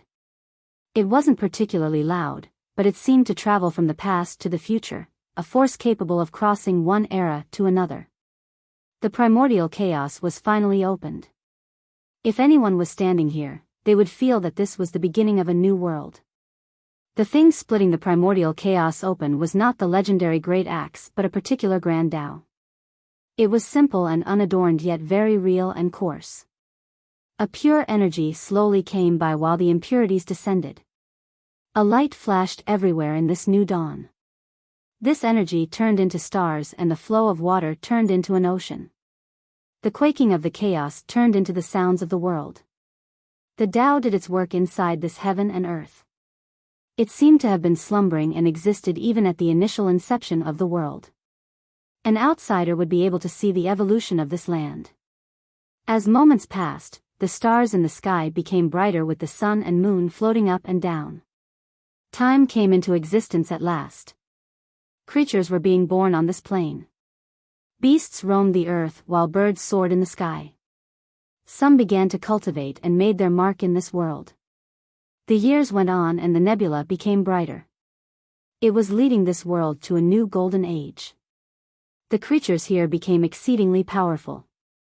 Some were able to grasp the sun and moon and pluck the stars. They traveled through the sky freely while refining all in their path. Alas, such a splendid era didn't last for long. A disaster eventually came as stars fell from the sky. The celestials lost their brilliance as the inhabitants of this world put their greed first. Under this disaster, repugnant beings came into existences. They ravaged the land and murdered the inhabitants. It became a scene of carnage very quickly. Eventually, all creatures headed for extinction. The repugnant beings ruled the world after killing everything. Kill 100 to be a marquis, 1,000 to be a monarch, 10,000 to be a king, 1,000,000 to be an emperor, and kill them all to be the greatest fiend. An ultimate fiend finally emerged in this bloody era.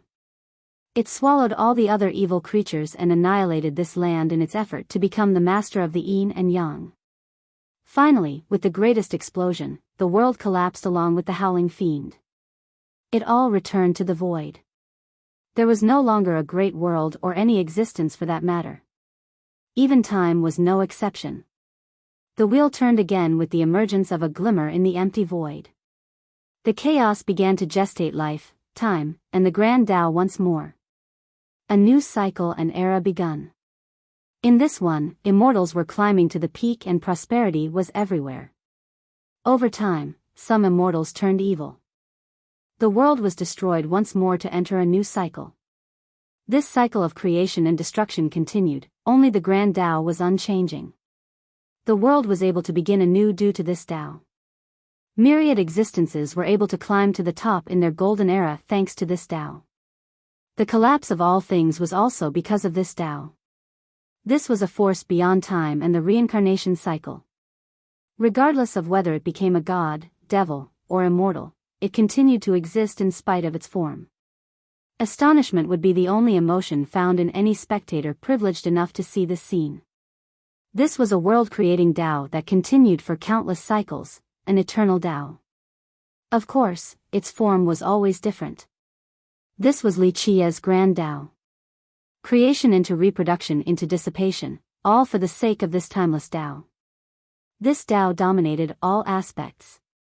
It dominated the heavens, the reincarnation cycle, creation and destruction. Any knowledgeable person would be frightened if they were here to see this. A cultivator could create a Grand Tao. However, to a large extent, it would only be grasping the heavenly Tao and using its rules to create a new Tao. Because of this, the path of the heavens became a popular belief. A Tao creator could eventually be recognized by the heavens will and compete for it to become emperor. There were also levels on this particular path. From weakest to strongest, they are Tao apprentice, Tao master, Tao sovereign, celestial mortal, celestial general, celestial god, emperor reserve, and emperor candidate. Within this realm, celestial mortal was the start of Tao creation. From that, one would gain the ability to sense the heaven's will. At the level of Emperor Reserve, their Tao would be perfected and ready to shoulder the heaven's will along with its power. If this Tao failed to be recognized by the heaven's will, the user wouldn't be able to enter the competition to be emperor. Only Grand Tao recognized by the heavens will would earn this opportunity to vie for the throne. However, Li Qia's Grand Tao wasn't created for the heavens' will. It has directly opened up its own world and started a new era. In this place, his Tao was alone, he was the lord of all. Due to its domination, even if Li Qia wanted to seize the heavens' will, his Grand Tao still wouldn't accept it. It would control the heavens' will instead, since this could only be considered a certain force within his Grand Tao, not its entirety. In this manner, this Tao continued to develop cycles of reincarnation. After countless eras, everything disappeared while Li Qia took form in front of the great mirror again. At this moment, he opened his eyes, revealing an extremely clear and simple glare.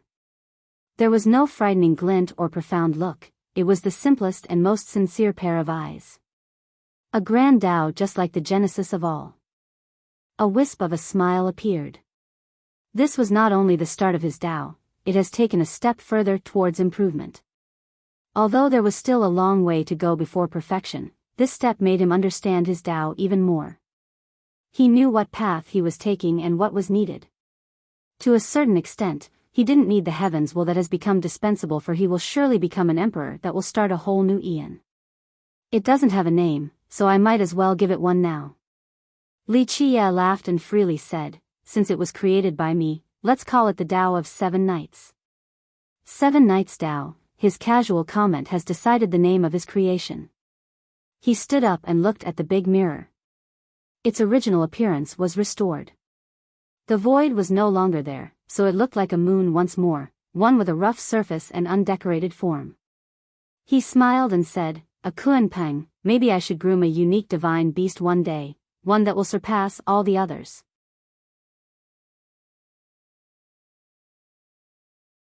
Pure Sun would use all of his strength in order to help Profound when necessary. As for Profound, he would never say no to his older brother. Good. With your help, we'll get it done for sure. Profound didn't bother putting up an act and agreed right away. He would usually never get help from someone else, but since his brother asked, there was no need for a prideful refusal. Brotherly, we shall meet again as long as time continues to flow. The Taoist cupped his fists to Li Qia. I hope that day will come. Li Qia laughed in response. The Taoist and Profound bid farewell to Ruyan and Jianshi. Profound didn't bother saying goodbye to Li Qia. Courtesy wasn't necessary for someone he didn't like. Li Qia didn't mind this prideful gesture and kept a smile on his face. Their bone ships eventually left the lake and sailed deeper into the main area in the sky. Everyone was relieved to see Li Qia leave. One spoke with a hint of regret, what a pity, we won't see a fight between him and Jintian. Someone looked over at Jintian's mountain and replied, it will happen. Once Jintian comes out of his cultivation, he will probably come and seek Li Qia for revenge. Just stay at the Bone Sea and we'll see the fight for sure. The immortal energy was still faintly showing on the mountain, so Jintian was surely still meditating. Everyone calmed down after Li Qia's departure. Their eyes turned towards the tower. Some were quite excited and even thought about trying to enter. However, they didn't dare to take action and looked over to the swift Tao god instead. He was the first to occupy the entrance.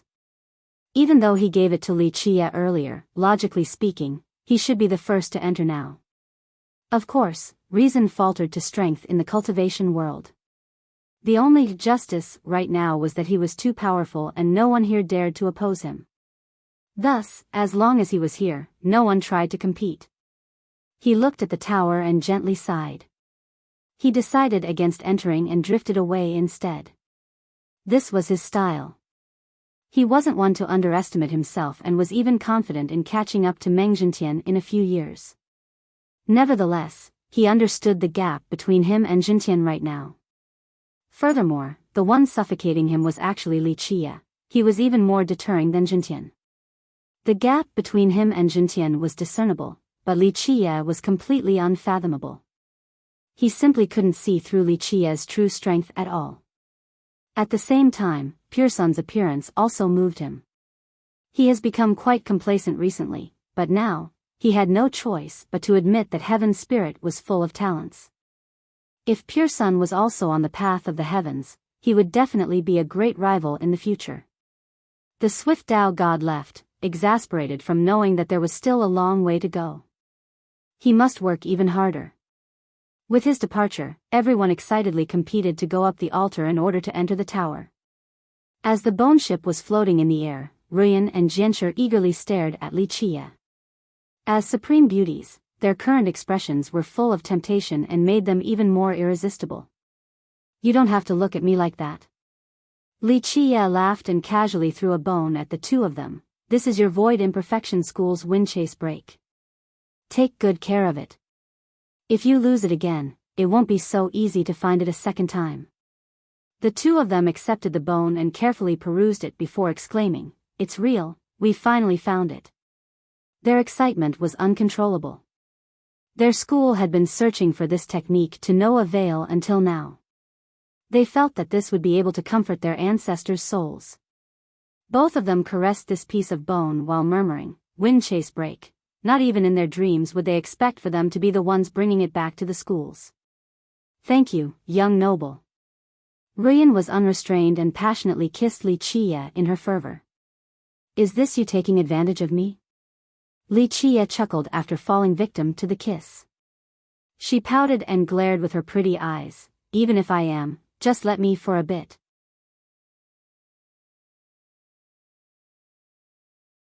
Chapter 1384. Jianshi was much more reserved compared to Ruyan's unrestrained personality.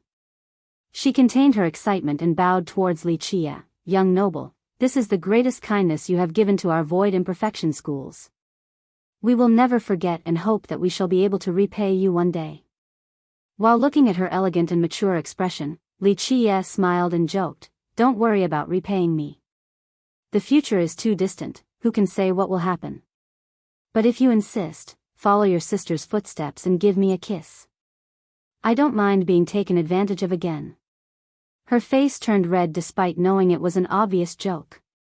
She didn't know how to properly respond. "Oh. Young noble, I didn't expect a peerless character like you to have some improper thoughts about someone else's wife." Ruyan cheerfully quipped before giving implicative glances at the two. There will always be some interesting things in life. Li Qie didn't mind the comment and laughed as well. Ruyan happily grinned. "Sister, what are you afraid of?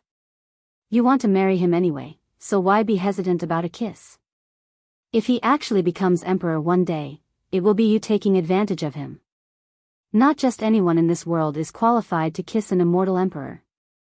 Li Qie didn't know whether to laugh or cry at this bold girl. She was a demoness who dared to speak her mind, a strong person who could love and hate and be true to her desires. Jianshi's face blushed even more after being teased like this. She looked just like the sunset on the horizon. Despite her always elegant and graceful bearing, she couldn't help but lower her head at this moment. However, she mustered courage out of nowhere and seemed to have discarded her inner inhibitions. With a rosy countenance and moist lips exuding her sweet orchid scent, she gave him a kiss on the lips. Though this kiss didn't last long, she felt a shock run through her body while her heart thumped violently. Li Qie didn't expect the dignified Jianshi to actually kiss him. He smiled and didn't think too much of it. This was just an ordinary event to him, like water flowing downstream. It wasn't enough to leave any ripples in his Tao heart. "Look, the beginning of everything is difficult, but it will be much easier later on. Perhaps this will be the start of a good marriage." Ruyan chuckled in response. "Sister, just make up your mind and seduce him to leave behind an imperial bloodline." This directness embarrassed Jianshi completely as her face became even hotter. "Stop fanning the flames." Li Qie pinched Ruyan's nose and shook his head. Jianshi was still a schoolmaster, so she quickly dispelled her bashful state to regain her graceful bearing. Li Qie smiled at the two of them and said, "Okay, the two of you can take a look around. I'll leave the bone ship to you. Jianshi found this surprising. Where will you go? His eyes turned towards the distance. I want to go check out the Forbidden Zone. There's something I want there. This was his real purpose in visiting the Bone Sea. It wasn't for any treasure, it was solely for this item. After so many years, he finally understood its mysteries and uses. The Forbidden Zone. Both the girls were shaken. This was a place no one dared to enter outside of immortal emperors. Many brilliant geniuses have tried to do so. Some god kings who considered themselves to be invincible also entered. Alas, few could come out alive. Even those who escaped successfully had indelible wounds. Do you really want to go there? I heard the injuries gained in the Forbidden Zone are impossible to cure. Jianshi became quite worried. It was too terrifying of a location. Even the mighty Jintian wouldn't easily tread into that area. He had the ambition to become emperor, so he would still be confident about coming out alive. However, an indelible wound was a real worry. This was something that could shake his Tao heart. Rian half-jokingly said, should we dig 30,000 feet down to the deepest part of the continent? Maybe we will be able to find its legacy. Not to mention 30,000 feet, even if you flip the entire continent over, it still won't do. This Kunpeng has been guarded in the past, so even if you dig everywhere, you won't be able to find anything. Without the right fortune and the corresponding key, the legacy treasures will be unobtainable. The key? Do you know what it is? How about telling me? Rian chuckled. Of course I know where it is. Li Chia smiled. However, forget about the legacy treasures because even if I told you, you still wouldn't be able to get this key. The key to obtaining the legacy treasures of the Kunpeng was the yellow bell from the Gu clan. Young noble, are you intentionally teasing my curiosity? Rian angrily stared at him and said, since this is the case, you shouldn't have told me in the first place. Now I'm itching all over with this knowledge. Li Chia smiled and shook his head. What a greedy little beauty. Finding the wind chase break is already a stroke of luck, so don't force other things. Just go play around and test your fortunes without being so insistent. I got it. Rian pouted. She was only trying to satiate her curiosity. The other treasures weren't too tempting for her because her schools already had too many. Jianshi asked, what should we tell Fairy if she wakes up? Li Chia remembered something and said, if she wakes up, tell her that if it is meant to be, we will meet again. I hope to see her if such a day does come. She wants to leave? Rian was surprised. Li Chia nodded, she will. She has her mission and burden while I have my own path.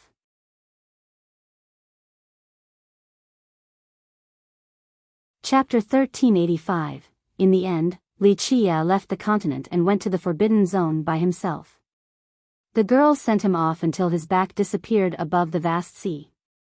They didn't go together with him since they understood that they would only be a burden. Despite being quite powerful, they weren't at the level of being able to enter the Forbidden Zone. He jumped on a smaller boat and headed for the zone. Under his control, this boat turned quite fast and dashed through the sea like an arrow. He eventually made it to the shore of this forbidden area and stopped the boat. There was no one in sight on this shore. There were many treasure seekers along the way, but this place was completely desolate. Not a single skeleton was to be found, either. It was as if any bones that drifted here would disappear without a trace. It was a dark expanse, not just the sky but also the water itself. This had to be the darkest water in all of the Bone Sea. There was no end in sight and nothing else was present, only darkness and more darkness. Anyone would be creeped out by this spectacle and feel that this was the world's darkest place. The sun would never show up here. Anyone who died in this place would never be able to enter the reincarnation cycle. In fact, many would think about retreating after seeing its appearance. Since the start of time, many confident god kings had tried to enter, but few managed to leave alive. Despite ordinary cultivators not daring to venture here, they were still very curious about this area and what lies within. This was all due to rumors about all the great beings such as emperors, tree fathers, and sea gods entering this area. The strangest part was that every sea god visited this place without exception. Why was this the case? What was inside that attracted these sea gods? Speculations regarding this matter ran rampant across heaven's spirit. Some said that the supreme artifact, the trident, came from the Forbidden Zone. Because of this, these sea gods would be on a search for its origin. Of course, no one could verify this particular claim. The sea gods themselves kept their mouths shut about this issue, even to their descendants and disciples. They had never written about it either. Their attitude only fueled the interest about the Forbidden Zone, and many of their descendants died from their curiosity as a result. Someone had calculated the number before. At least half of sea gods' descendants would die in the Forbidden Zone in search for an answer. The Bonicia's Forbidden Zone. Wuxia insipidly spoke to the darkness. It is more accurate to call it an entrance, a direct access route to that place. For millions of years, how many emperors have attacked this place? Alas, no one has really been successful. Emperors who knew about the Bonicia's mysticisms couldn't help but take a trip. This was especially true for those from the charming spirit race. They carried a responsibility to attack this place. Unfortunately, they had all failed in the end. This was not to say that they weren't powerful enough. It was because the price was unimaginable. It wasn't just on a personal level, it involved many other unfathomable things. Some things are ultimately inevitable. He emotionally continued, the great disaster will befall heaven's spirit, but I have faith in the charming spirits. The darkest of times will eventually pass. He rowed his bone ship deeper inside. The sea was as black as ink here. It could even be said that no one could be sure whether this was water or ink. When the boat entered, an even more horrifying event happened. It started to crack and fall apart. Crack. Gaps were everywhere on the boat. Keep in mind that these boats were able to traverse freely through the Bone Sea, but they couldn't do so in the Forbidden Zone. This was a location more terrifying than the other regions. There was also no way of flying in this area. One would meet a form of absolute suppression and be subjected to falling into the sea. Anyone else would be aghast at this moment, but Wuxia casually smiled. Eventually, the whole boat crumbled. Wuxia waved his hand and another boat appeared, so he jumped to the new one while watching the old ship sink into the sea. Alas, this new one couldn't withstand it for long either. With a burst of breaking noises, he had to repeat the process once more. As he went deeper inside, the speed the boats disintegrated hastened. He was still calm in the face of this. Even if he used up all of his boats, there was still another ace up his sleeve, the shuttle from the Bones Lord. The Island Lord considered his little shuttle to be a supreme treasure. It came from the Forbidden Zone and had an incredible story behind it. It could travel anywhere in the Bone Sea without restriction. Of course, it wasn't omnipotent and would suffer great damage by staying in the Forbidden Zone for a long time. It would lose its power and need a long time to recover. One boat shattered after another. In the end, he ran out and was ready to use the Lord's small shuttle. Click, clack, click. At this time, an unexpected burst of clattering came about as a horse could be seen riding the waves in this area. No one would believe their eyes if they were to see this. A horse was actually galloping on the water of the Bone Sea without being affected at all. The skeletal horse shrouded in black fog rode in a divine manner. It ran before Wuxia and stopped after issuing a loud neigh. Wuxia smiled and jumped on the horse. Nay. The skeletal horse turned and leaped deeper into the area. Wuxia patted the horse and commented, "What a good horse. No wonder that brat Busi hid you back then, everyone would want you. If he didn't win you back then, maybe I would have tried to take you." Nay. The horse hissed, clearly dissatisfied with his words. Wuxia laughed at the horse's protest, "You don't have to be unhappy. In all fairness, you don't belong to that brat alone. The Bones Lord had a share for that treasury back then too, but the brat tricked him back then, so half of you actually belongs to the Isle Lord. Everything could have been different. The horse ignored him and continued its great stride into the forbidden zone at lightning speed. Anyone would covet a mount that could run through this area. It was no wonder why the island lord had always been angry after so many years have passed. If he didn't fall into the trap back then, maybe this horse would have been his. Eventually, the horse stopped because there was nowhere else to go. Chapter 1386. The forbidden area stopped here and continued as a boundless void. Who knows where it led to? Nay. The skeletal horse raised its hooves and seemed to be impatient. Li Qie patted it and smiled. Don't worry, the brat has been dead for a very long time, so he surely won't mind waiting a little more. The horse was still stomping the ground restlessly as if it wanted nothing more than to cross this void. Too much time has passed and not just one emperor has fought here before. It makes sense that you couldn't find the way.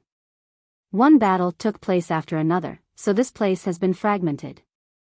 Li Qie flatly spoke, knowing why the horse was so anxious. Nay. The horse seemed to be agreeing with him.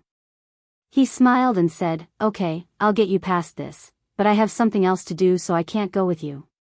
At that point, whether you can find the old road or not will be up to you. The horse unexpectedly didn't neigh this time. It looked at the void as if trying to recall the old path in its memories. Li Qie took out the small shuttle from the island lord and jumped inside. The horse followed him without any hesitation. Let's go. He laughed as the shuttle lit up. Its crystal hull became dazzlingly bright. Buzz. It jumped into the void like a flood dragon playing in water. It made this void look like a deep trench in an ocean. In fact, this expanse ahead wasn't really a void. An immortal emperor had used heaven-defying means to cut off this area. Many had failed to conquer it completely despite the damage caused here. Ultimately, they chose to seal this area by creating this void. It wasn't so easy to cross this severed location. Unless one knew the way or was strong enough to directly go through it, there was no chance of entering.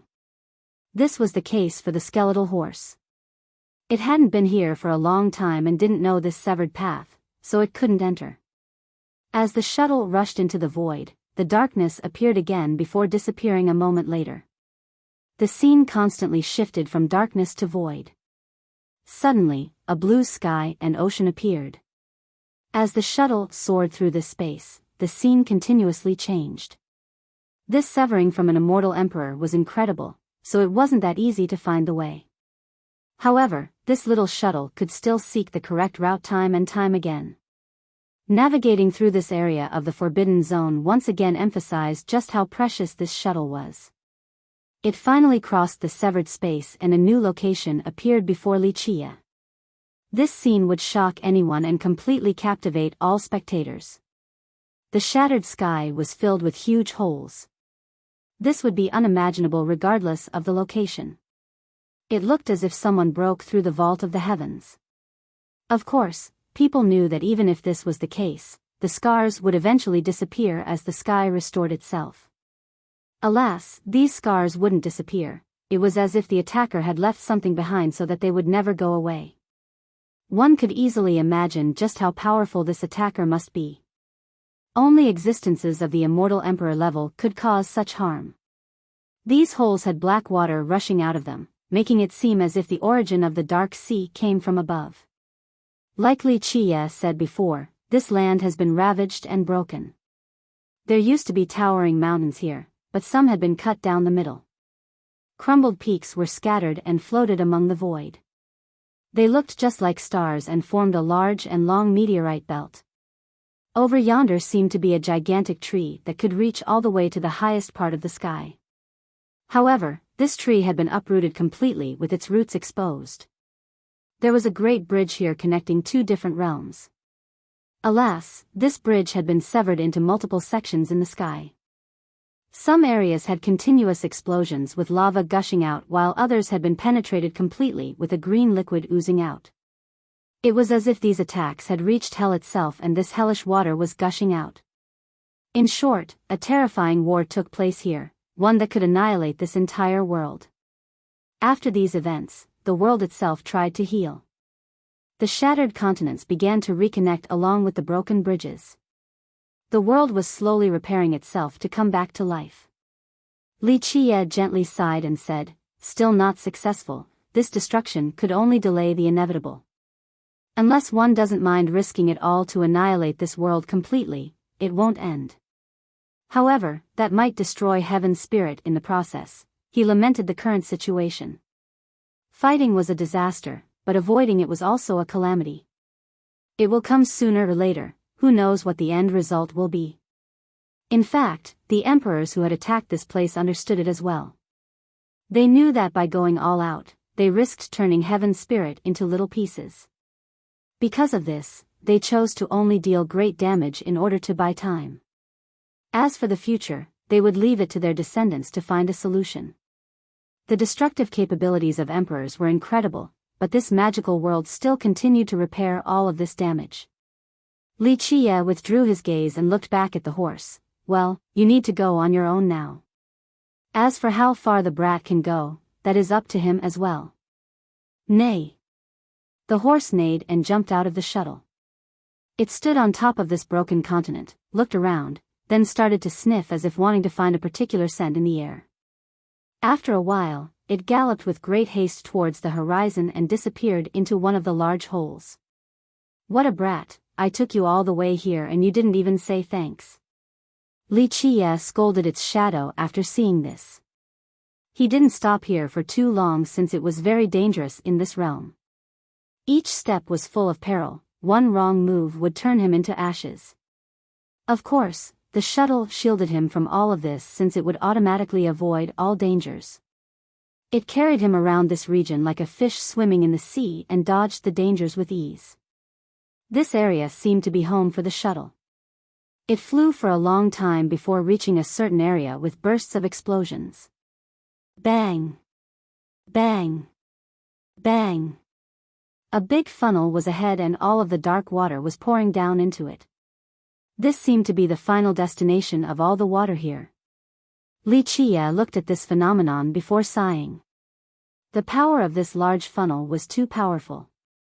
Even though it was inferior to the maelstrom back in the Abyss Sea, it was still quite terrifying and dangerous. Even a god king would be torn to pieces if they fell inside. "It's time to go in." He prepared by activating the crystal physique. In just a second, his body exuded a great brilliance, becoming sparkly and translucent just like a crystal. With the physique and its light protecting him, no dangers or murderous intents could hurt him.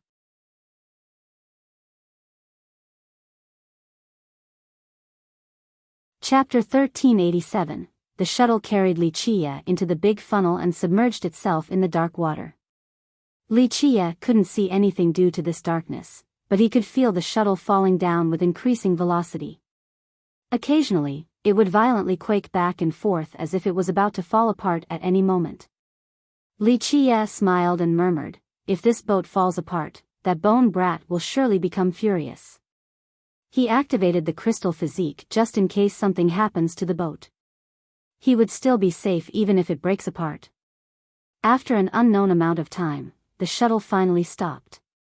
The explosions from the water were gone and the area turned silent again.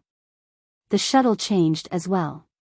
It was crystal clear a moment ago but has now turned gray like a bleak piece of jade covered in dust. Without a doubt, the shuttle has lost the majority of its divinity after falling into the funnel and needed a long recovery period. Li Qiye said with a smile, "The bone brat will be bleeding with pain." In fact, the island lord had already felt the pain after giving the shuttle to Li Qiye. How could he not see through it? An existence like the Dark Crow wouldn't need to borrow his shuttle if he was only going to play around.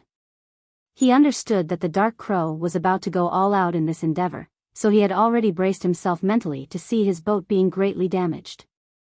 Despite knowing all of this, he still lent it to Li Qiye in the end. Li Qiye jumped out of the shuttle and looked at the void in front of him. The main difference was that there was a large Taiji diagram that looked like its own world. Even though it was rotating slowly, it was the core that dragged everything else along. Upon careful inspection, one would notice that the Yin affinity was very familiar. It was extremely dark and capable of devouring all passing light. The old geezer was too heaven-defying and fierce back then. In his rage, he destroyed the Yin affinity.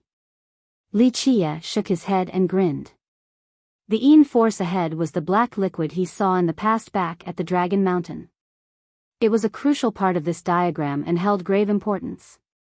In the distant years, the old geezer had been here before, even earlier than the other immortal emperors. He was different back then since he used to be a ferocious demon dragon. He launched an assault on this place and, under his relentless fury, he destroyed a part of the Yin force and brought it back home to be sealed.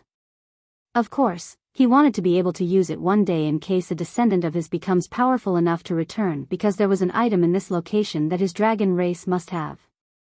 Another reason was that he didn't want others to obtain this particular item, so he destroyed half of this diagram. In the present, his willingness to release it was a great favor to Li Chia. No one else would be able to enjoy this grand gesture. In fact, someone had asked him before Li Chia, Immortal Emperor Buxi. Alas, the old man refused. Li Chia took a deep breath.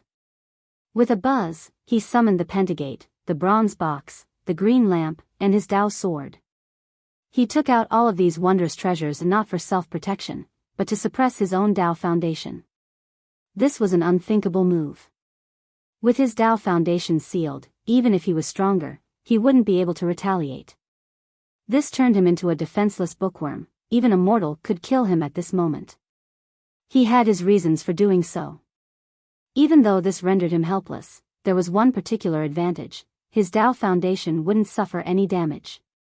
This left him completely vulnerable, but his core would be able to withstand a world-destroying attack and remain intact. Even if he died and his body turns into smoke, his Dao foundation would still be there with his palaces, inner physiques, and grand Dao. These things would all be preserved. Anyone would think that this line of thought was absurd. Everyone knew that once death approached, there would be nothing left. The death of the true fate was an eternal rest, so keeping the Dao foundation intact would be useless. For a cultivator, a destroyed Dao foundation could be rebuilt and a body reshaped. However, if the true fate were to be destroyed, the souls and spirits would dissipate completely. This was a true death without a chance to start again. Therefore, in the face of inescapable danger, cultivators would give up their body and everything else besides the true fate. As long as they could survive, there would be another opportunity. The fate palaces, physique, and even Dao foundation paled in comparison to the true fate. However, Li Chia was doing the complete opposite. He was prioritizing his Dao foundation over his true fate. Anyone witnessing this scene would think that only a madman or an idiot would do this. He took a deep breath and stood in the middle of the Taiji diagram, the point that connected the Yin and Yang. He closed his eyes and waited for the right moment. As time passed, a loud blast eventually resounded. The Taiji emitted a brilliant signaling the harmony of the Yin and Yang. A new world was opened before him, prompting him to jump inside. In the blink of an eye, the Taiji disappeared along with the Yin and Yang light. He opened his eyes with a faint smile on his face. This new world with rosy clouds in the sky was magnificent. It seemed that this location was spewing out divine mists and clouds. Everything seemed incredibly soft. Walking in this land gave a strange comforting feel, as if there was a pretty flower field beneath their feet. In this vast world, there were things that resembled mountains and bridges leading from one realm to another. Walking on these bridges gave the feeling of walking up into the heavens. What was even more satisfying was the general aura of this place. It was full of vitality, as if this was an ancient era. A majestic life force pervaded this realm.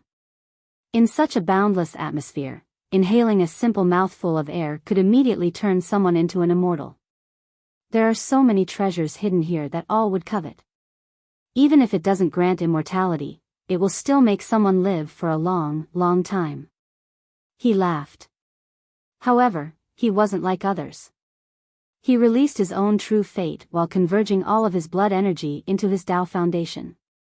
Like this, his true fate was left defenseless. This was no different from committing suicide. Of course, he was trying to suicide. An immense sound suddenly blasted this location not long after. It sounded just like the heartbeat of this world that could render powerful cultivators to ashes instantly. It was needless to mention Li Qiye's current state. Due to his defenseless true fate, he fell flat on the ground and died. This wasn't a state of suspended animation, this was real death. However, just a moment later, 18 petals emerged above him and the fourth one lit up. This is true death. He suddenly got up from the ground and laughed.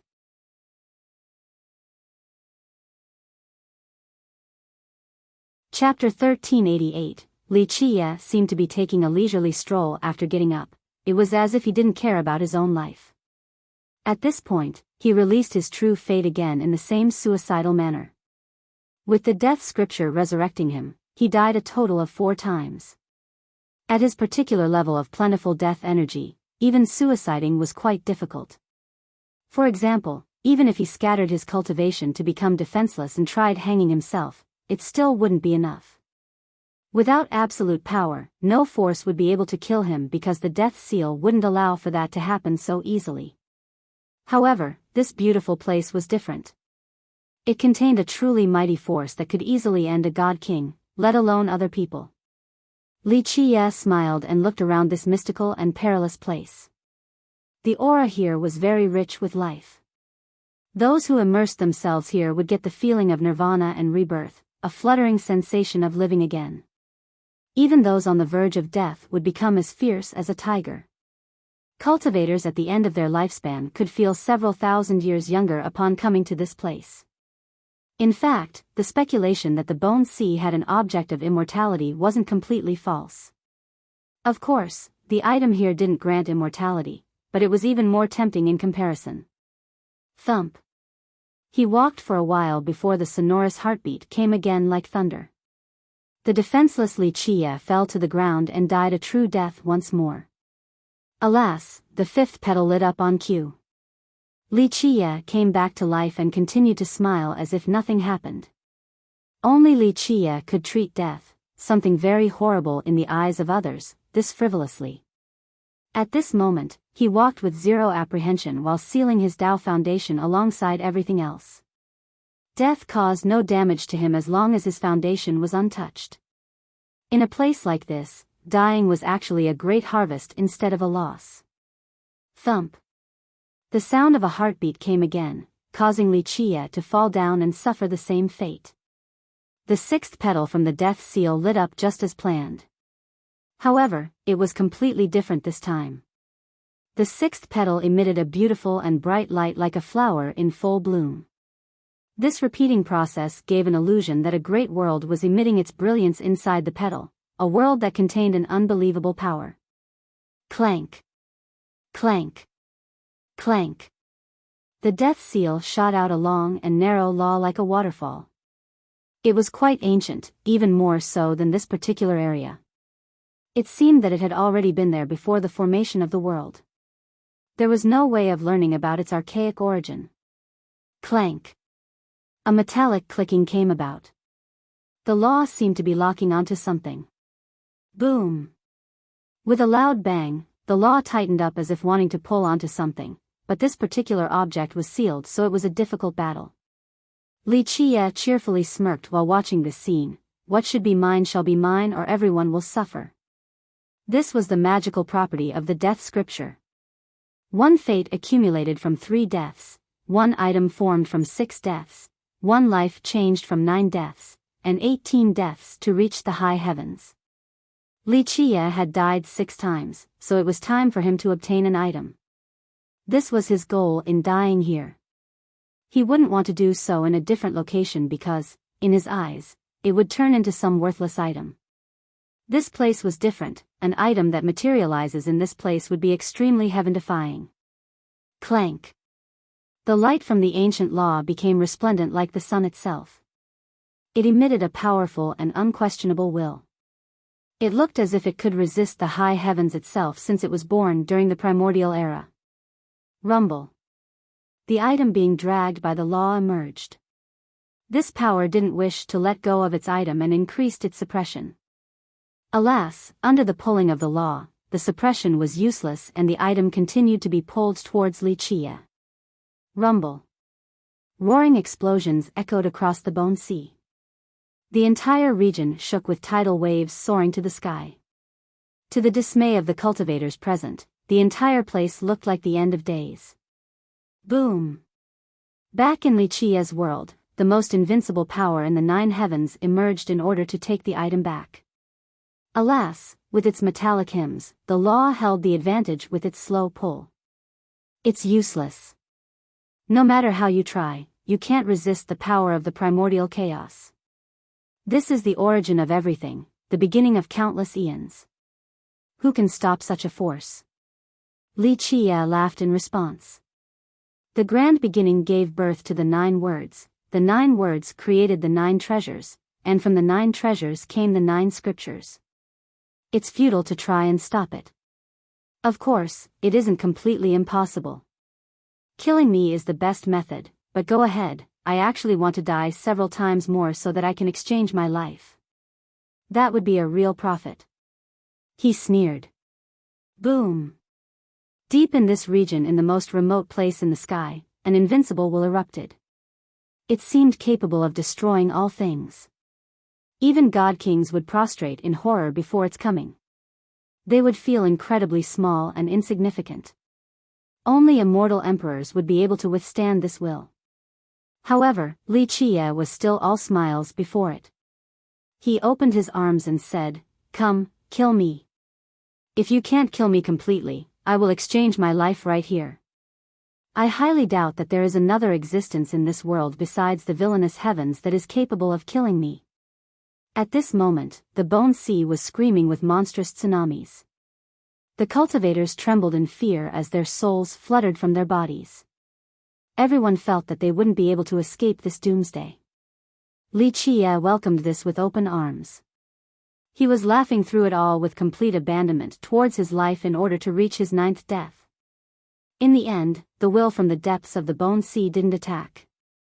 This power that could only be withstood by immortal emperors slowly dissipated. Click. The item finally appeared after being dragged out by the law. Its aura engulfed the sky. The world turned pale and all things lost their brilliance.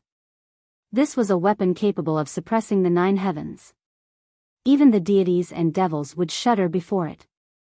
It fell into Wuxia's hand. He gripped it tightly and an explosion ensued. The weapon spewed out an endless light as an ancient rune soared to the sky. This rune had a supreme will capable of crushing everything in its path. With such a weapon in one's possession, they would become unbeatable regardless of the location. In the 9 heavens and 10 earths, this weapon alone was untouchable. Trident. Wuxia smiled while wielding this weapon and sensing its familiar aura. In his mind, this was something worth celebrating.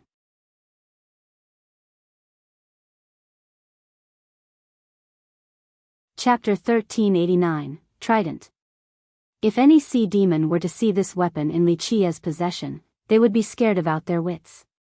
Yes, the weapon in his hand was the trident, the supreme divine artifact of the sea demons, the spiritual totem of their race. In their eyes, it was the pillar of hope, the key to their survival. They entrusted everything to this weapon, so the consequences of its absence would be unimaginable. This weapon was ancient and unadorned with many runes floating around it. This was indeed the weapon held by the generations of sea gods. The imitation from the Dongting Lake seemed to be lacking a little something compared to this one. An imitation was just an imitation, it was no match for the real thing.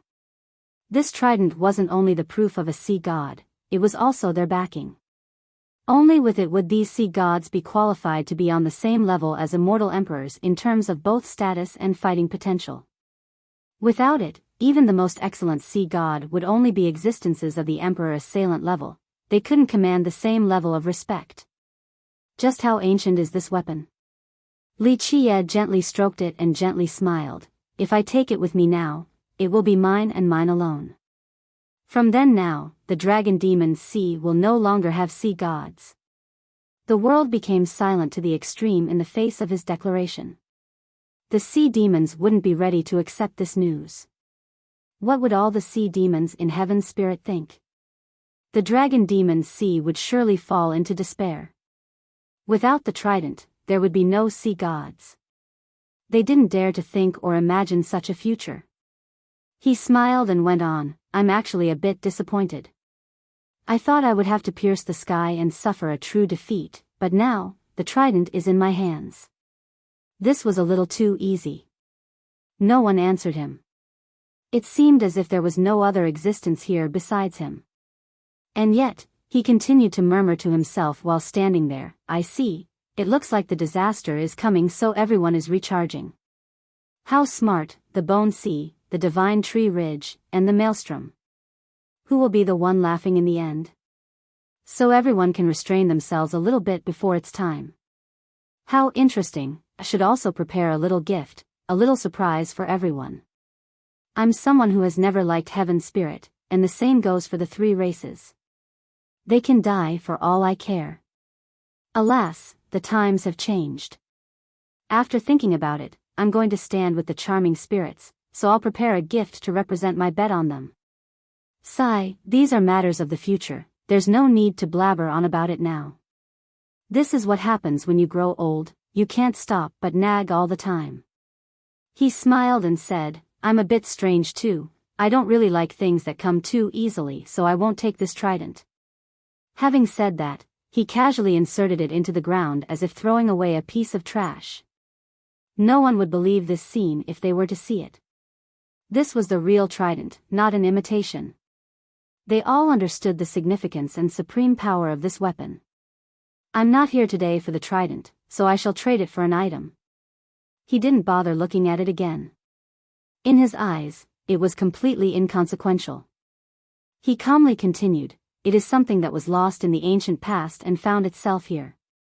Leaving it here will be completely meaningless, so I wish to trade this weapon for something else.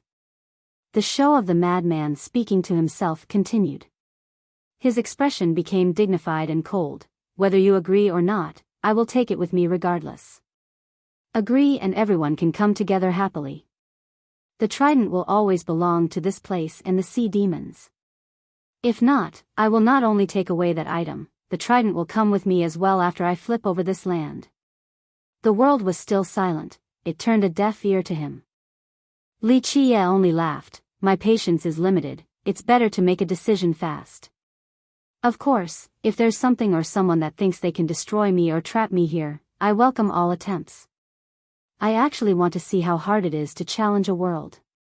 Back then, I suffered long enough at the old villainous Heaven's place, but the taste of defeat has escaped me. Will you allow me to feel this sensation again? To see if this place can handle me? He paused for a bit before smirking, there is another thing I almost forgot. I have taken the little girl outside. The truth is that I actually hope to cause some trouble today so that the Bone Sea will be livelier and that she can regain her clarity soon. This is who I am. I will never let those who trouble me off so easily. The Maelstrom, the Divine Ridge, and me as well, will the Bone Sea be able to wait till that day? Silence was still the tune of this world. Li Qie didn't care whether he would get an answer or not. He continued to talk to himself with a grin, time is up. Either I leave the trident here or it is time to play. In that case, let the disaster come a bit earlier to Heaven's spirit. An early arrival means an early end. Regardless of the outcome, I will take what belongs to me. After the disaster, the creatures of this world can be even more prosperous. Clank. The trident that was inserted into the ground suddenly flew up and floated in the air. Li Qie happily smiled and said, very well, the transaction is done. Clank. The trident immediately flew to the horizon and disappeared from sight. Li Qie would be lambasted to death if anyone were to see this. A supreme divine artifact that would allow one to become unbeatable has been thrown away so casually. Buzz. A portal opened and a place that resembled a lake appeared before him. He stepped inside without thinking and immediately sank to the bottom of a lake. The bottom was very wide and had a large iron disc. It actually occupied more than half of this lake and didn't look special at all. Who knows how many years it has been here for? There was no metallic luster to it, as if it was just a piece of scrap metal that had been thrown out. He faintly smiled after seeing it. The majority of people would see it as rubbish. Even immortal emperors that could tell just how precious it was wouldn't be able to understand its magical uses. In fact, he only finally understood its mysteries in this generation. He reached out to touch it and his forehead exuded a brilliance that consisted of two bright rays, one golden and one silver. The two of them entangled each other like two little flood dragons and floated around. Under his command, the rays lit up brighter and brighter. Their lights shone through his body completely. There was a great story behind these rays.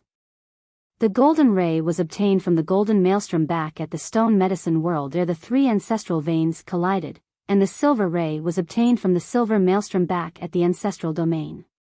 After the acquisition of the silver ray, he finally connected all the dots and understood everything. With the shining of this brilliance, his body became half gold and half silver as if he was made from these two metals. It was quite a strange appearance.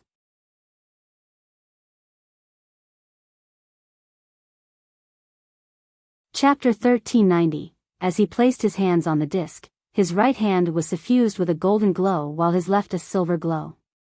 Strangely enough, the moment he made contact, the disc looked like snow and ice meeting the sun since it slowly melted just like the change from winter to spring. Finally, the whole disc turned into molten iron. This liquid slowly swirled faster and stronger before emitting an extraordinary light of an iron-gray hue. Boom! This molten iron instantly turned into a maelstrom. It was as if something had just awakened or come back to life. This maelstrom turned huge and developed an eye of the storm. Its mighty power could tear through everything and destroy the world. After waking up, it turned violent, wishing to annihilate everything in its sight. Buzz! Li Chia, once again, activated his crystal physique and entered this iron-colored maelstrom. Rumble! The moment he set his foot inside, the entire vortex quaked as if refusing him entry. Boom! The rapid rotation became even more fanatic. A terrifying force in the form of a gigantic hand wished to twist him into powder. However, this force couldn't hurt him in the slightest due to the crystal physique. Meanwhile, he was refining and carving runic words with his hands in order to leave behind an indelible mark on the iron maelstrom. Rumble! The maelstrom naturally resisted this action and caused the world to shake. It utilized its ultimate defensive formation that could tear everything to pieces. Nothing can stop my desire. Li Chia didn't care at all and simply smiled after seeing the maelstrom struggle. Whoosh! The golden and silver rays from his forehead became even more dazzling. They shot out again and instantly pinned themselves into the deepest part of the iron maelstrom. Little strands of silk-like laws nearly invisible to the naked eye slowly drilled into the iron maelstrom. Its violence actually subsided like the calming of a furious dragon. Li Chia continued to refine the laws and carved more runes into the maelstrom in order to accomplish his goal of permanently marking this entity. In the present, he was the only one who truly understood the mysteries of these maelstrom along with their true uses. Eventually, the deed was done. He looked over his work with a smile. I'll make my return to the 9 heavens soon enough. At that time, even gods and emperors will be killed if they try to block my path. He lifted his gaze while making this statement. Clank! The sounds of metal banging resounded. The golden and silver rays that were at the depths of the iron maelstrom returned to his forehead. However, they had another companion this time, a ray with an iron hue. The 3 rays intertwined and moved together as if they were triplets. Rumble! After the iron ray left, the entire maelstrom rotated even faster. He smiled and said, "Time to depart. We shall meet again and I shall become the ruler of all on that day." With that, he left the iron maelstrom. Bang! Right after he left, the world trembled violently.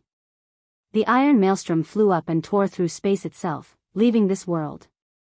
No force could suppress it since even this spatial zone was left with a hole as it made its departure. Li Chia was happy with this development and left as well.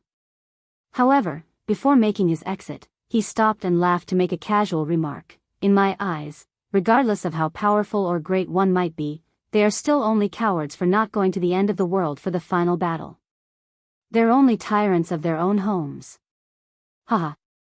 He coolly left after jeering. From start to finish, this realm was silent. No existence answered him, making it seem as if he was a madman murmuring to himself. In the Bone Sea, the frantic quaking left many people horrified. They were still afraid after it calmed down due to not knowing what happened. Did a great change just occur in the Bone Sea? A great character speculated in the midst of all the commotion. In fact, the sea indeed changed quite a bit, but outsiders couldn't point out what exactly was different. Someone had already been to a particular location in this area before anyone else. It was a little skeleton, Lord Bones. He was both happy and shaken by the quaking of the Bone Sea. This is insane. He practically obtained the trident, something no one has done before. That's the dark hand behind the curtains controlling the 9 worlds for you, the Devil King that can slaughter immortal emperors. He shuddered while thinking about the Dark Crow's legends. In the 9 heavens and 10 earths, this was probably the only entity that could forcefully seize the trident. What seemed impossible would always be proven otherwise by him. Alas, Bones didn't have much time to think right now since he had been waiting for this moment. He knew better than everyone else. The moment Wuxia obtained the trident was the safest moment in this location due to the earth-shattering changes. I'm going to be rich. His eyes lit up as he immediately rushed in while shouting, with all of this fortune, I won't need to rely on the Bone Sea to live anymore. Hee, boo, see you brat, just you wait, I will flay your skin and break your bones. Then we'll see if you dare to trick me again. He came well prepared so the trip didn't take long. He left in a hurry right afterward. This is really big money this time. He looked quite smug and satisfied like a hungry ghost that just ate a full meal. One could faintly tell that he was smiling from his shaking cheekbones. The Bone Sea became calm again soon after, so Bones noticed another change. He was shaken and exclaimed in horror, "Oh mother, this can't be right." He actually gave the trident back. What is he doing? He was lost in contemplation and murmured, why did he return the trident? What is his wish? Bones didn't think that Wuxia had been killed because he heard that no one could kill the Dark Crow. This was someone who dared to kill immortal emperors, so he surely had plans for a safe escape after coming to the Bone Sea. Just what kind of item made him discard the trident? He stood in a daze and recalled that Wuxia came for something else, not the trident. He became very curious about this particular subject. Though Wuxia had stated his goal, he should still have kept the trident. More than anyone else, he understood the significance of someone like Wuxia wielding the trident. Not only would it make him exceedingly powerful, it would also give him free reign over the Dragon Demon Sea. Both Supremes and Sea Gods could only wait for him to massacre them without a chance to resist. As for the Sea Demons, the consequences of losing the trident were unimaginable. They would no longer be able to produce more Sea Gods in the future. This meant that their spiritual totem would be lost from then on. They would no longer be qualified to stand tall in Heaven's spirit and no longer be able to contend against the charming spirits and Treants. Oh God, Heaven's spirit was almost done for just now. After a long time, he regained his wits and uttered, the Bone Sea is yielding right now. He became aware of the internal intricacies. Wuxia gave back the trident as part of a deal. This is too damn devilish. Just what scheme did he resort to in order to force the Bone Sea to submit? Did he involve the Maelstrom and the Divine Ridge too? He absent-mindedly murmured some more. Due to his amazing background, he was privy to certain secrets unbeknown to outsiders. He knew that the only way to make the Bone Sea yield was for Wuxia to have outside help. The Maelstrom and the Divine Ridge might also be behind this, which would break the balance. The Bone Sea would have no choice but to submit in this scenario. Of course, his speculation was only partially correct. The deal indeed had something to do with this matter, but it wasn't all there was to it. The Dark Hand is incredible. Even emperors can't force the Bone Sea to yield, but he has done it. No wonder even emperors would think twice before opposing him. He finished his thoughts.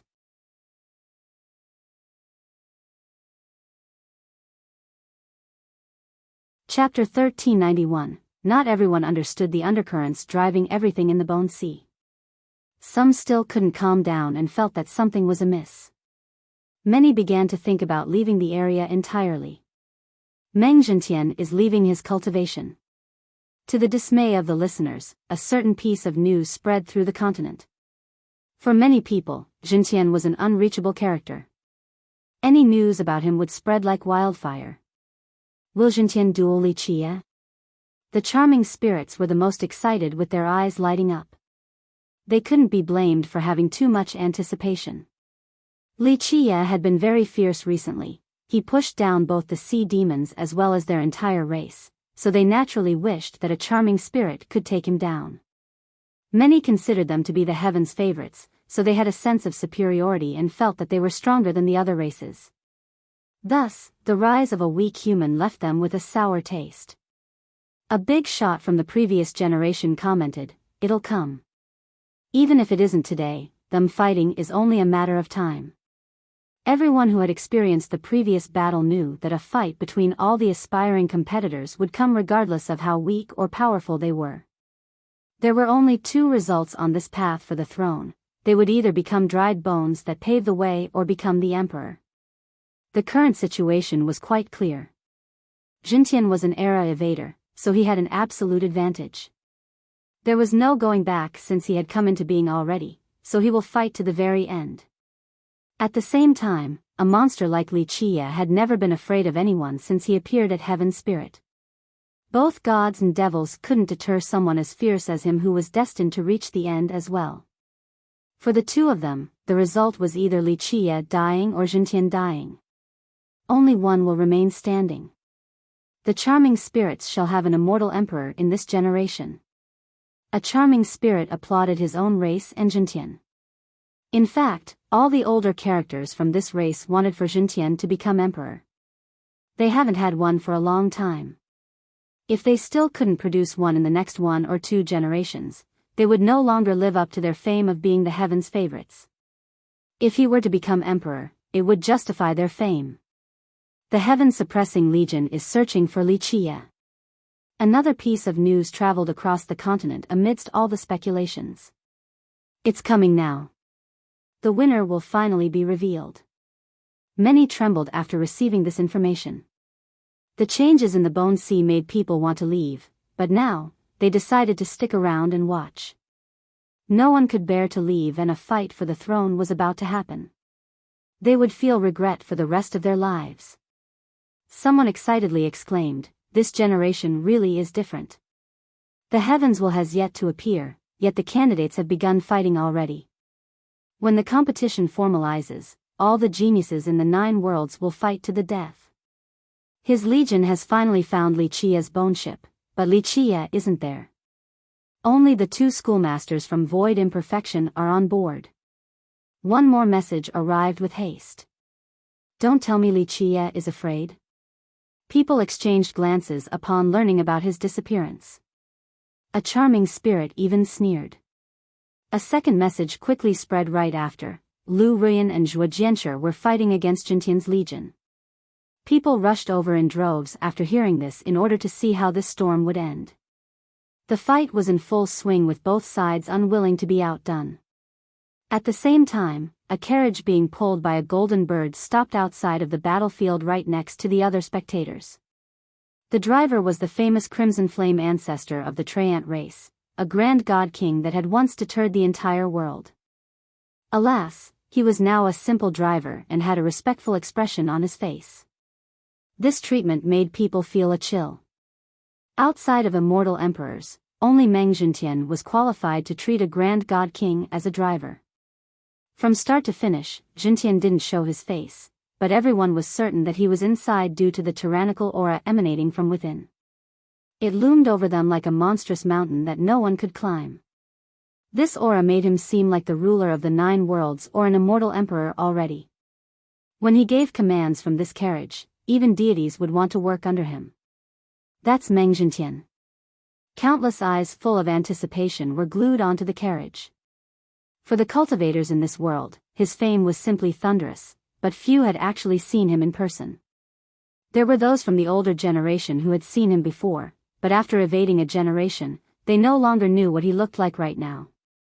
As for the youths, they wanted to see the number one genius of the charming spirits even more. However, the carriage stopped and remained motionless in the air. Jintian didn't show himself. Boom! The fight between the Legion and the two girls reached the climax. The world exploded with great blasts as corpses flew right out. Ruyan and Jianshi were like dragons that entered their sea. They ripped a huge gap through the Legion and killed their way out. Their auras were majestic while using their cauldron and imperial sword. Both were currently showing their strength and ample blood energy. They swept through the bone ships in a domineering and fearless fashion, showing no hesitation even if Jintian was here. Heaven-suppressing Legion, you better send out your elite squads because this group alone won't be able to stop us. Ruyan was still smiling while standing on her bone ship. Many were surprised to see the two still acting this arrogant. Mrs., I'm afraid you have a misunderstanding. Jintian's voice echoed from the carriage. It wasn't particularly loud, but everyone could hear it clearly. Moreover, each of his words was very rhythmic and came out in a magical manner. I'm not here to cause trouble for you two, I only want to see Daoist Li. He stated this with a rhythm very pleasant to the ears of the listeners. People were impressed and filled with admiration after hearing him talk. One murmured, the future emperor is extraordinary indeed, even his speech is charismatic. Everyone knew that he was the strongest, yet he acted in a friendly manner. This only improved people's impression of him. I am sorry, but our young noble is not seeing guests, please return. The smiling Ruyan still responded in a natural manner when speaking to Meng Jintian. After seeing the two girls protecting the ship, a charming spirit uttered under his breath, he's only a human, why is he so well liked? Both of them were masters of void imperfection, a behemoth among the charming spirits. Many thought that this lineage should be supporting Meng Jintian. After all, they came from the same race. But now, these two were actually supporting a human instead. They simply didn't understand why void imperfection would choose a human over Meng Jintian. I can wait if he isn't here. If you don't mind, may I board your ship? Meng Jintian spoke very politely. No. Jianshi answered instead of Ruyan this time. Senior Meng is matchless in the current generation and the two of us are only juniors. Today, we have our own tasks, so we can't entertain you. Please excuse us. They naturally wouldn't let him board since Fairy was still on the ship. Of course, they weren't worried about her safety since she wasn't someone that Meng Jintian could handle. What they were afraid of was him provoking her. If she became furious, it would be big trouble.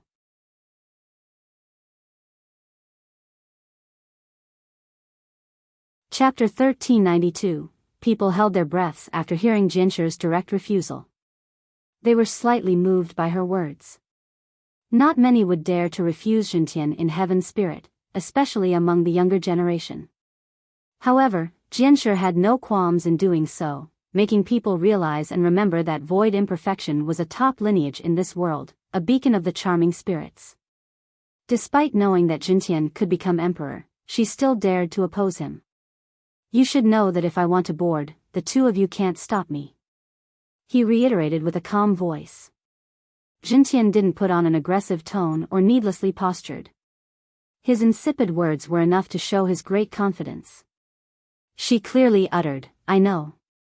We can't stop Senior if you wish to do so, but we will still try. Her attitude didn't change from its initial firmness. She didn't give the slightest leeway. They weren't afraid of Jintian, only the slumbering fairy. There was still room for redemption if Jintian were to take action, but if fairy were to do something, everyone would die.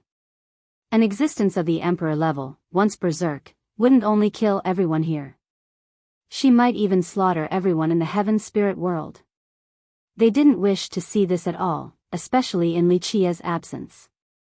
After a while, Jintian movingly spoke. Void imperfection is indeed a leading lineage of the charming spirits. Schoolmasters, there's no need to be so hostile towards me.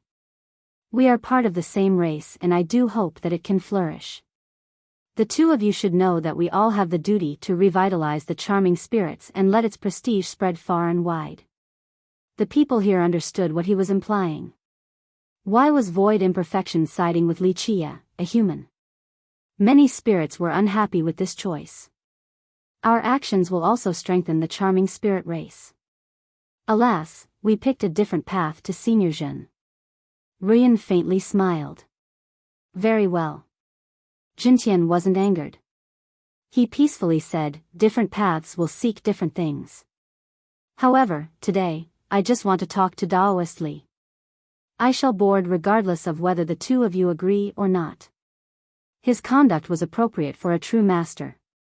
Jintian's rhetoric was winning people over. A supreme individual was indeed different. He spoke with admirable elegance without aggressiveness or an imperious attitude.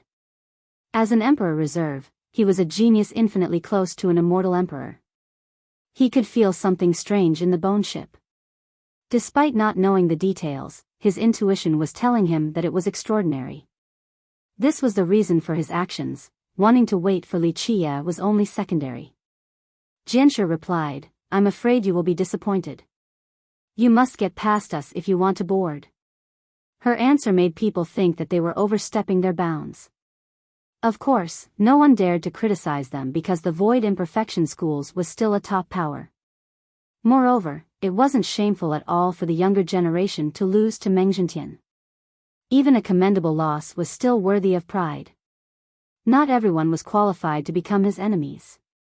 Schoolmaster Zhua, there's no need to be so aggressive. At this time, someone else interjected, if you two wish to spar, the extreme young monarch and I can entertain you. The speaker was Daoist Lin from the Immaculate Expanse. The monarch smiled and added, Brother Lin is right, we'll take you two on for a bit. Without a doubt, these top young experts from the charming spirit race were on Jintian's side. Their sects were in full support of him as well and felt that he was the most promising candidate. If you two want to play, I'll play along. A steady voice answered the two of them instead. Two people drifted through the sky. One of the youths had a regal aura while the other looked ordinary. When they walked together, all attention would be on the regal youth. They were Daoist Pure Sun and the Profound Monarch. It was easy to tell which was which just by their conflicting auras. The extreme young monarch and Daoist Lin were alarmed to see Pure Sun. They considered themselves to be very strong among the younger generation, but after the previous exchange with Pure Sun, they realized the great gap between them. Gu Chun's 4 branches. People began to murmur to themselves, especially the charming spirits. They simply didn't understand why their lineages would choose to go with Wuxia instead of Jintian. The extreme young monarch and Daoist Lin couldn't respond right away. Eventually, Lin spoke with a hint of anger, Pure Sun Island Lord, we are not afraid of you since we aren't afraid of anyone. It is just that we don't wish to go all out against you just yet. Otherwise, we still have the means, just be frank about being inferior to someone else, there's nothing to be ashamed of. Profound sneered after seeing Lin trying to gain some face, losing to my senior brother is an honor, so why bother prop yourselves up? Pure Sun was too honest and nice, but Profound wasn't like that at all. He was an aggressive bully that would never miss the chance to mercilessly suppress his enemies. You. The expressions of the other two turned ugly after hearing this, but they didn't know what to do. The 4 branches have many outstanding geniuses. Finally, Jintian replied from his carriage, fellow Taoists, I have already heard of your thunderous fame long ago. People glanced at Pure Sun and Profound. It was absolutely a great honor to be praised this highly by Jintian. Their worth would rise by quite a bit after this. Some would feel as if they were walking on air if Jintian were to praise them like this. The brothers had different reactions.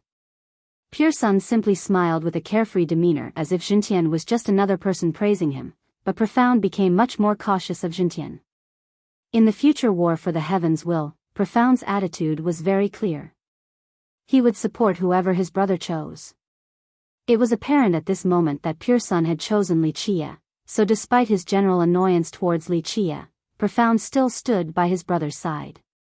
In that case, it meant that Meng Jintian would become their enemy in the future. Pure Sun gave a leisurely smile and said, Daoist Meng, you are matchless, so is there a need to make it difficult for juniors like us? How about letting this go? When brotherly returns, I will let him know so that the two of you can talk. He knew what was in the bone ship right now, so he felt the same way as Ruyan and Jianshi. If he had to pick between Jintian and Fairy as an opponent, he would definitely pick Jintian. If Fairy were to take action, the outcome would be unpredictable. It could even bring about destruction to Heaven's spirit. His reply and address towards Meng Jintian made many people gasp. Daoist Meng, who would dare to address Jintian in this manner? Not to mention the younger generation, even the previous wouldn't dare to speak to Jintian like this.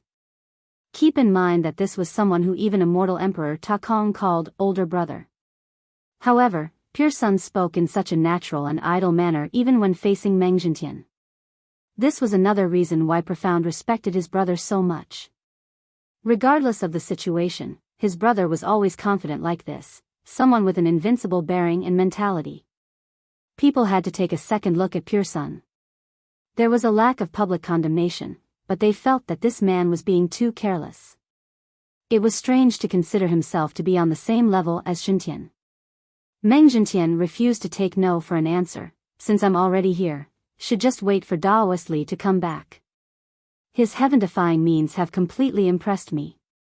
I shall wait on the ship. He was all too curious about what was on the boat. Even a powerful existence like him felt that whatever was on it, it was absolutely unfathomable and without equal in this world.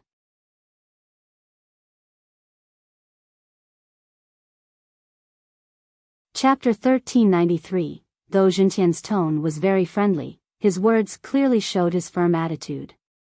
Daoist Pure Sun replied, If Daoist Meng must board, I have no choice but to overestimate myself and spar with you. The crowd was stirred after hearing this. In their eyes, an invincible existence was finally challenged by someone from the younger generation even when the older cultivators would refrain from doing so. They were breathless due to Pure Sun's audacity. This was completely different from Ruyan and Jianshi stepping up. The two women knew that they weren't Jintian's match, but they had no choice but to fight. It was different for Pure Sun. He challenged Jintian in such a calm manner that it made people suddenly feel as if he was qualified to fight against him, an illusion of sorts. In the past, Pure Sun was too reserved and his reputation was inferior to Profound's, so his challenge to Jintian took the crowd by surprise. Profound had the biggest reaction to this declaration. His eyes flashed as he was overwhelmed with excitement. He had always brooded about his brother not wanting to compete for the heaven's will. He understood just how strong his brother was despite his lackadaisical nature. This was how his brother should act all the time. Jintian laughed in response. Gu Chun's 4 branches are indeed wonderful. There is no denying that the two of you are incredible for being this strong at your age. I'm sure I was inferior to you when I was younger, but right now, you are not strong enough. Some felt great fear after hearing this. They didn't expect the powerful Jintian to admit that he was inferior to Pure Sun when he was at the same age. Being recognized as such was a great honor, a supreme glory of a lifetime. Others would be elated after hearing the praise, but Pure Sun simply chuckled. There is always a higher step even at the highest level of enlightenment. In terms of cultivation and mastery, I am not your match as you have walked further than me, but there are things in this world that are too unpredictable. Only through fighting will the victor be known. But then again, even immortal emperors have lost. Both victory and defeat are merely methods of honing oneself. There's no need to look at them as the deciding factor. Pure Sun's style looked exactly like someone who was undefeatable among the younger generation. Profound was applauding him in his mind. This was his brother's graceful bearing, completely matchless in this world. His eyes lit up while waiting to see his brother's true strength because he had never seen it before. Even as the junior brother, he didn't know the extent of Pure Sun's strength. Many people found it hard to breathe after hearing this calm response to Jintian. This type of demeanor proved just how mighty he was. Well said. At this time, a loud laughter came as someone applauded. It is a shame to have such a great mentality yet not compete for the heaven's will. People turned their heads and saw someone quickly approaching. He appeared before everyone in the blink of an eye. Ruyan, Jianshi, and Pure Sun also smiled after seeing this newcomer. Fierce is back. Someone shouted right away. I knew Fierce isn't someone who's afraid of trouble, he definitely wouldn't flee. An expert became very excited after seeing Li Qie come back. Some cultivators thought that Li Qie wouldn't dare to fight Jintian, so he ran. At this moment, this group didn't dare to say anything. Li Qie glanced at Pure Sun and smiled. The Grand Tao is endless and sometimes, finding a good opponent isn't easy. I hope that I can find such an enemy when the battle for the heavens will comes along. The Taoist wryly smiled and shook his head. I'm only a mortal, and I don't want to become dried bones beneath your feet either. Li Qie didn't bother looking at Jintian. He only talked to Pure Sun as if he didn't care about Jintian's existence at all. This attitude annoyed many of the charming spirits present. In their eyes, Jintian was their pride, so this deliberate show of contempt was the same as slapping their faces. This made many of them scowl angrily. The Crimson Flame ancestor was unhappy with this contemptuous act as well. He snorted and said, Li Qie, my master wants to see you. After being called out by name, Li Qie finally looked over at Jintian's carriage and smiled. What's your business? This indifferent attitude only made Crimson Flame even more annoyed. Li Qie was acting as if his master was only a passerby. He couldn't retort since Jintian interjected, Taoistly, your means are incredible and have truly brightened my eyes, so I wish to spar with you. Spar? Li Qie laughed in response. Very well, whether it is a spar or revenge for your disciple, I'll entertain you. His directness astounded the crowd. No one thought that Li Qie would be so ready to accept. He looked like he was trying to get this over with or sending away a stray dog. There was no sign of caution at all. The charming spirits felt a little lost after witnessing this scene. Since Jintian was quite powerful, Li Qie should at least put up a more cautious front, but he simply didn't care at all. Jintian replied, No, I only wish to learn with you and have no intention of revenge. As for my disciple, his skill was inferior, so there is nothing more I can say. So be it. Li Qie smiled freely. Do you want to fight to the death or stop appropriately? I am someone who prefers the former under normal circumstances. The spectators were enraged once more. Li Qie spoke as if he was facing a nobody who was completely at his mercy, but this was Meng Jintian, the greatest genius of the charming spirits. His nonchalant attitude was a blatant showing of disdain towards everyone here. The charming spirits glared at him since they felt slighted by his replies. Taoist Lin and the extreme young monarch shared this sentiment and had to snort. Their feud with Li Qie had gone past the point of reconciliation long ago.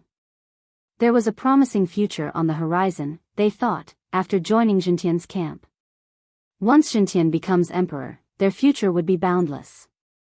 At this moment, they shared honor and disgrace with Jintian, so how could they not be angered by Li Qie's disrespectful attitude? Either way is fine.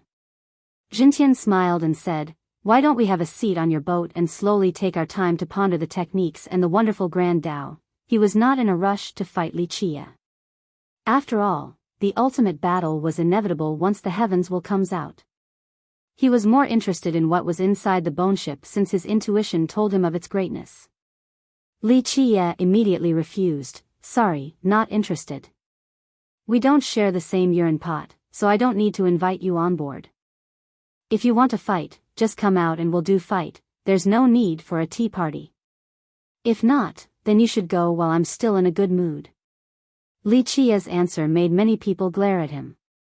They knew a fight was inevitable, but Li Qie maintained his disdainful tone, leaving zero consideration for Jintian.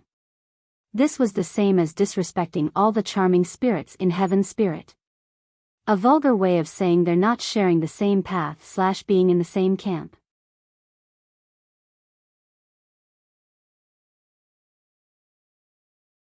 Chapter 1394, some charming spirits wanted nothing more than to tear Li Qie to pieces because of his arrogant rhetoric. The extreme young monarch coldly said, "Li Qie, you're acting very mighty. Do you think you are an immortal emperor already?" Daoist Lin scowled as well and insinuated, "There is always a higher mountain and a greater man. Keep running your mouth and the wind might cut off your tongue." Li Qie casually smiled in response, "There's practically no difference since no one dares to ascend to the throne before me. In the current generation, even if I have yet to ascend, gods will still have to obediently stand to the side." This casual yet domineering remark made everyone gasp. Who would dare to utter such words? Perhaps even Meng Zhentian wouldn't dare to do so. Such a big tone. Daoist Lin revealed a dark smile. "Your thick skin is definitely unmatched. I suppose when there is no tax, people can run their mouths all they want. You need to show your true abilities in order to convince people." True abilities? You and the young brat can come together. I'll take your heads in 3 to 5 moves. Li Qie spoke in a carefree manner without a care for Lin's mockery. The two turned quite unsightly after hearing this. Their initial feud worsened since even a statue would become angry after receiving such blatant humiliation. "Li, I know you are strong, but we can handle 5 moves." The extreme young monarch was furious. They were both rulers of their respective domains. If they couldn't handle a couple of moves, there was no need for them to show themselves in public any longer. "Come, watch how I'll take you down within 5 moves." Li Qie was too lazy to care about the current situation. He didn't even want to look at Meng Zhentian. Daoist Lin stood out with the monarch and shouted, "Fine. Li Qie, we'll settle this with 3 moves." He simply didn't believe that Li Qie could kill them with so few moves since they still had powerful cards up their sleeves. Bang! Both of their blood energies soared without holding anything back. They assumed their peak battle state. Lin's body emitted a holy light just like a blooming lotus while the monarch's fire ignited. He became a sun that emitted a terrifying temperature, forcing people to retreat. Clank! At this time, both of them took out their weapons. One was an imperial weapon while the other was an artifact from a grand completion immortal physique user. Die! Both attacked at the same time with their strongest move. Boom! The entire continent trembled in the face of their attacks. The monarch's move looked like a gigantic fire dragon soaring forward. It carried a monstrous rage that could incinerate deities. Many people palpitated from its furious roars and maintained a safe distance. Daoist Lin's weapon echoed as well. Numerous holy rays descended from the sky as if they were judging Li Qie. These rays wished to disintegrate him as they engulfed his body and laws. The monarch cultivated the extreme young physique while Lin had the void imperfection physique. Their combined attack was indeed powerful. In fact, these two weren't weak at all. Alas, they were utterly defeated several days ago by Pure Sun, so it gave the misconception that they were insignificant and weak. In actuality, Pure Sun was simply too strong. At his current power, few god kings from the previous generation would be able to contend against him or force him to unsheath his sword. Those who could fight him might have to be at Meng Zhentian's level. The hearts of the crowd skipped a beat after seeing this display of strength. They were indeed talented prodigies despite not being a match for Pure Sun. Li Qie didn't bat an eye in the face of this incoming attack. In an instant, his body lit up with all 4 immortal physiques at the same time. Just imagine the outcome of all 4 physiques erupting together. Infinite weight, infinite power, infinite speed, and infinite evasion. All other offensive and defensive means became meaningless. Even the strongest attack wouldn't be a match for their combined might, and the strongest defense would be as vulnerable as a piece of paper. Boom! Crack! A bang was followed by bone-cracking noises. 2 bodies flew across the sky while vomiting blood before loudly slamming into the ground. Both Lin and the monarch were lying on the ground as their blood slowly dripped down. They couldn't stand up even with their weapons supporting them. Li Qie was too fast and powerful. If their weapons didn't protect them in the split second before impact, they would be long gone by now. Li Qia's physiques had yet to reach grand completion, but his mastery meant that it wasn't far from achieving this level. Even Jintian raised his brows after seeing Li Qia in action. His combination of physiques was too fast, even Jintian couldn't see through the secrets right away. Suddenly, Jintian had an ominous feeling that he couldn't clearly describe. The scene turned quiet right away as everyone took in a deep breath. If Jintian couldn't figure it out, then others would naturally be even more confused. Daoist Pure Sun was also startled. He became suspicious about Li Qia cultivating multiple immortal physiques. However, he didn't dare to confirm this conjecture right now. The spectating experts glanced at each other in astonishment. No one thought that these two working together wouldn't even be able to block a single blow from Li Qia. This was a heaven-defying might beyond their comprehension. Prior to this, some were unhappy while others even felt hatred towards him. But now, these people were trembling inside and didn't dare to show disrespect. This was especially true for the charming spirits. Li Qia's move just now was a great deterrent. Too weak. Li Qia flatly said this without a care. His nonchalant appearance made everyone speechless. After pondering in the octagonal tower, his cultivation became even stronger than before. He had embarked on the path of the heavens while his grand Tao moved beyond its initial form. In fact, he could have entered the heavenly path long ago, but he was purposely suppressing his cultivation because his grand Tao wasn't complete. After learning the grand primordial Tao, the innate gift of the Kunpeng, Li Qia finally took the first step in forming his Tao. This improved his cultivation by leaps and bounds. The words, too weak, weren't appropriate to describe Daoist Lin and the monarch. If they were too weak, then the other cultivators here shouldn't even show their faces. Alas, no one dared to speak up against Li Qia. This was the moment when the crowd finally realized that Li Qia was qualified to compete against Jintian. Earlier, some charming spirits secretly belittled Li Qia and thought that he used unorthodox and heretical methods. But now, such statements were found to be baseless. Profound slightly frowned as well. Despite him disliking Li Qia, he had to admit that Li Qia was very powerful. After seeing him in action, Profound felt a chill inside. Li Qia's strength has exceeded his imagination once more. Pure Sun was the only one who stayed calm. As he had said before, after seeing Li Qia exit the octagonal tower, no one in the contemporary was a match for Li Qia.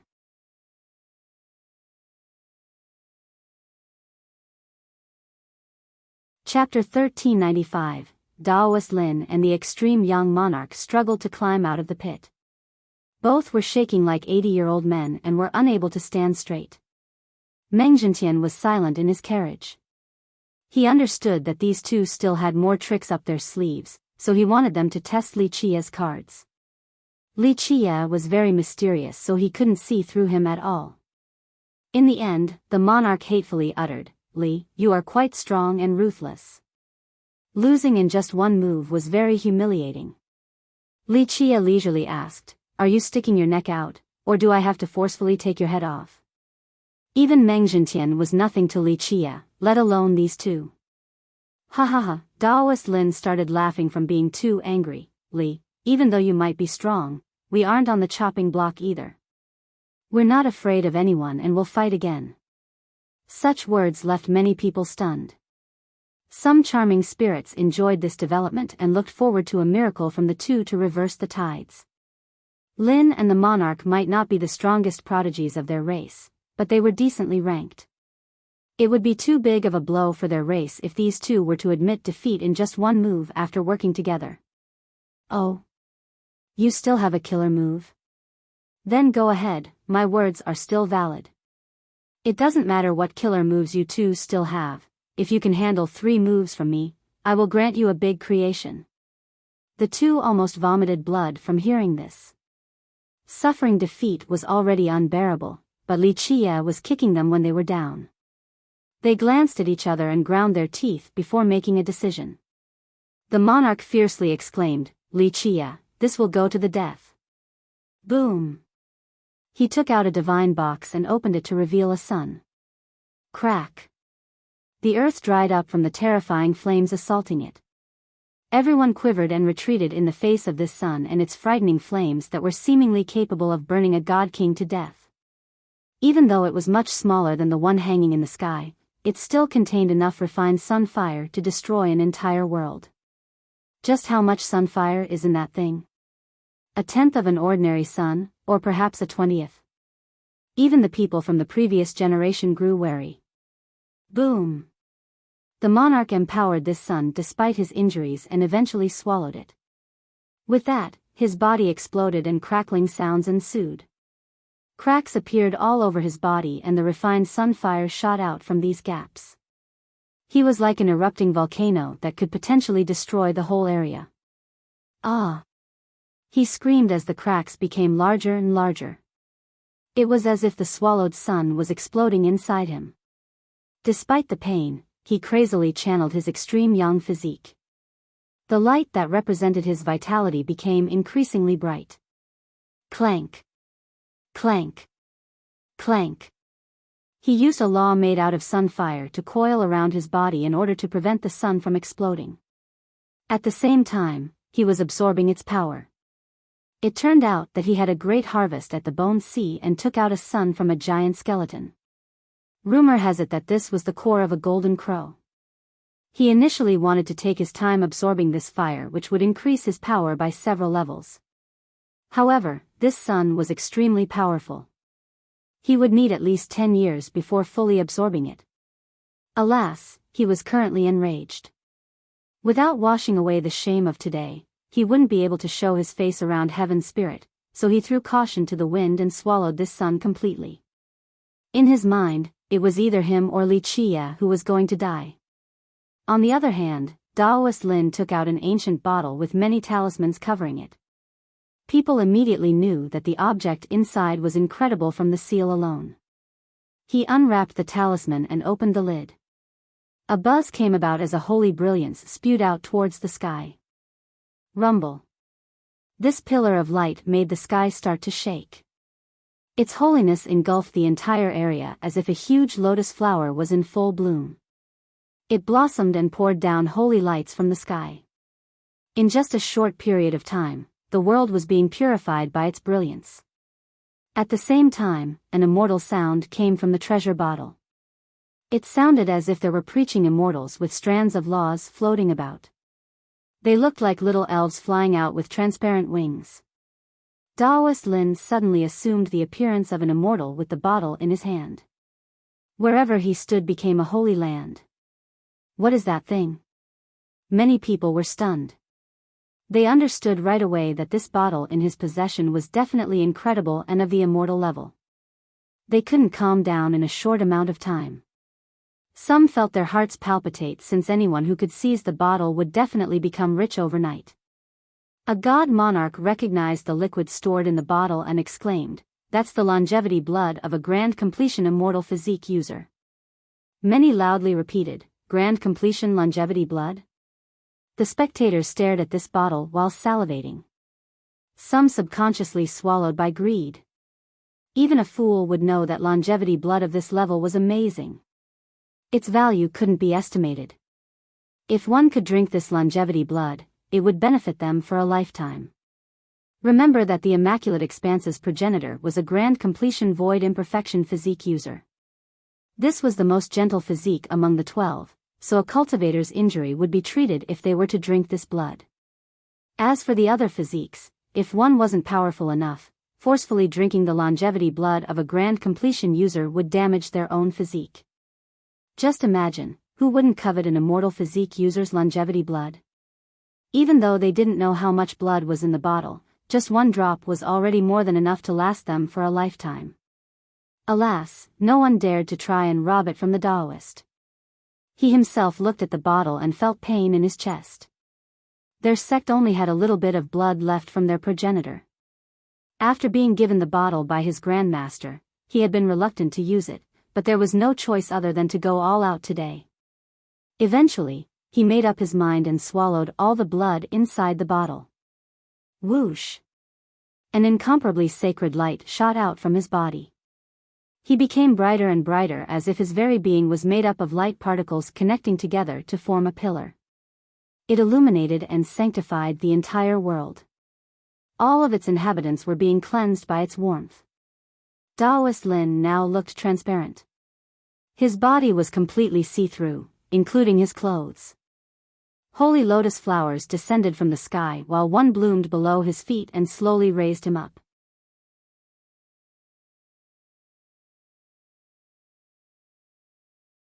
Chapter 1396. The Taoist became as light as a feather and seemed to be ascending to the heavens in order to become an immortal.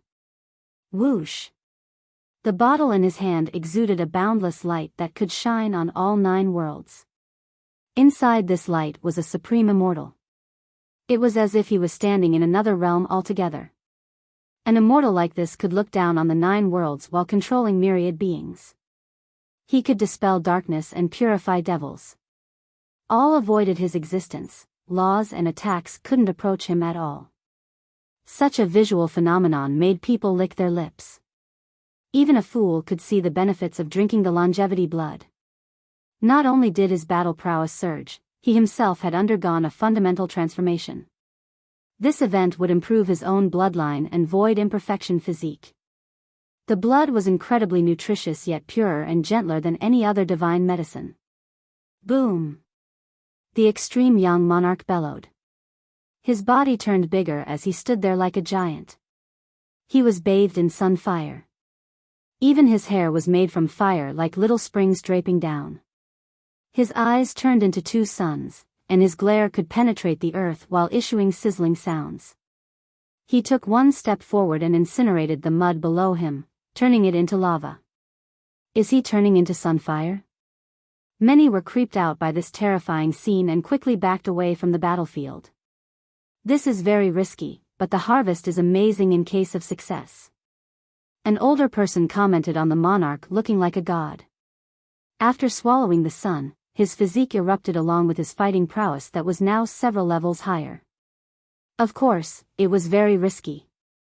If he couldn't handle the fire's power, he would be rendered to ashes without Li Qie needing to do anything. Alas, this reckless endeavor was successful, so he shall reap the rewards. Boom! The imperial weapon in his hand emitted a horrifying imperial aura. In a split second, this imperial light soared to the sky with a majestic figure inside. This figure would be worshipped by both mortals and gods. It could sever the yin and yang and control the reincarnation cycle and myriad realms. Is he about to unleash an imperial massacre? People murmured to themselves after seeing the emergence of this weapon's aura. Li Qie, die. Both the monarch and Lin attacked at the same time while roaring furiously. All of their energy was poured into these weapons as they unleashed their most powerful attacks. Bang! The void shattered before its coming, leaving behind a horrifying black hole. Rumble. The world seemed to be shattering as the monarch's imperial weapon floated up and down. Countless suns suddenly appeared in the sky. They all attacked at the same time, resulting in a magnificent spectacle. This was a world-destroying force. Nothing could exist under their barrage. Unlike the monarch, Taoist Lin's attack made a strand of holy light bloom. It spread without stopping and started to cause cracking noises. The world was being stretched out by this light. The crowd was astonished by their domineering attacks and gasped. Li Qie casually smiled without a care for the exploding light and countless suns. His inner physique lit up and a buzz came out. Everything seemed to slow down the moment this sound came out. A black light flashed and time stopped right away. This was the stagnation domain. Everything became slow and suppressed in its territory. The suns that were heading for him immediately stopped. Even the exploding light stopped. In the blink of an eye, a second became as long as a century. This was not the scariest part of the stagnation domain, there was also a suppression. Rumble. The suns shrank and fell down from the sky. They turned into the size of a fist from this suppression. As for the expanding light, it was forced back to its initial form and dimmed. This tiny light fell down to the ground as if it weighed billions of pounds. The monarch and Lin suffered this fate as well. With bone-breaking noises, the monarch's gigantic body met this pressure and began to shrink. Ah! He shouted and wanted to resist, but it was futile. There was nothing he could do in the face of the domain's effects. Lin, on the other hand, seemed to be an immortal with feathery wings as light gushed out from his body. However, the light dimmed and turned bleak.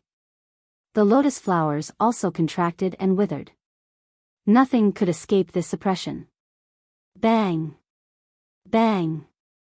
The two fell to the ground. In the beginning, they struggled and thought about fleeing. Alas, this domain made it exceedingly difficult for them to take a step forward. An action that should only take a moment now required an absurd amount of time. The flow of time was practically stopped, so these two moved at a snail's pace. Bang! Eventually, the two couldn't withstand it any longer. Their knees smashed into the ground and crushed it. The two were directly suppressed into a kneeling posture. They felt as if there were endless mountains and worlds on their shoulders. They simply couldn't handle it as the bones all over their bodies made clicking sounds, seemingly on the verge of breaking down. After witnessing this scene, everyone gasped and couldn't calm down. They couldn't believe their own eyes and were lost in this spectacle. Li Qiye stood there without moving a finger while his powerful foes had to kneel. Their disbelief was dispelled since this truth was unraveling before them. The arrogant Profound was astonished because he didn't know what was going on. Pure Sun's eyes jumped with a changed expression. He couldn't see through this either. Even Meng Zhentian in his carriage couldn't recognize this power and made him tremble. The stagnation domain, has the world ever seen something like this before? Having two immortal physiques was already unbelievable, so an immortal physiques domain was completely unheard of. Meng Zhentian had never seen such a domain before. This wasn't too surprising.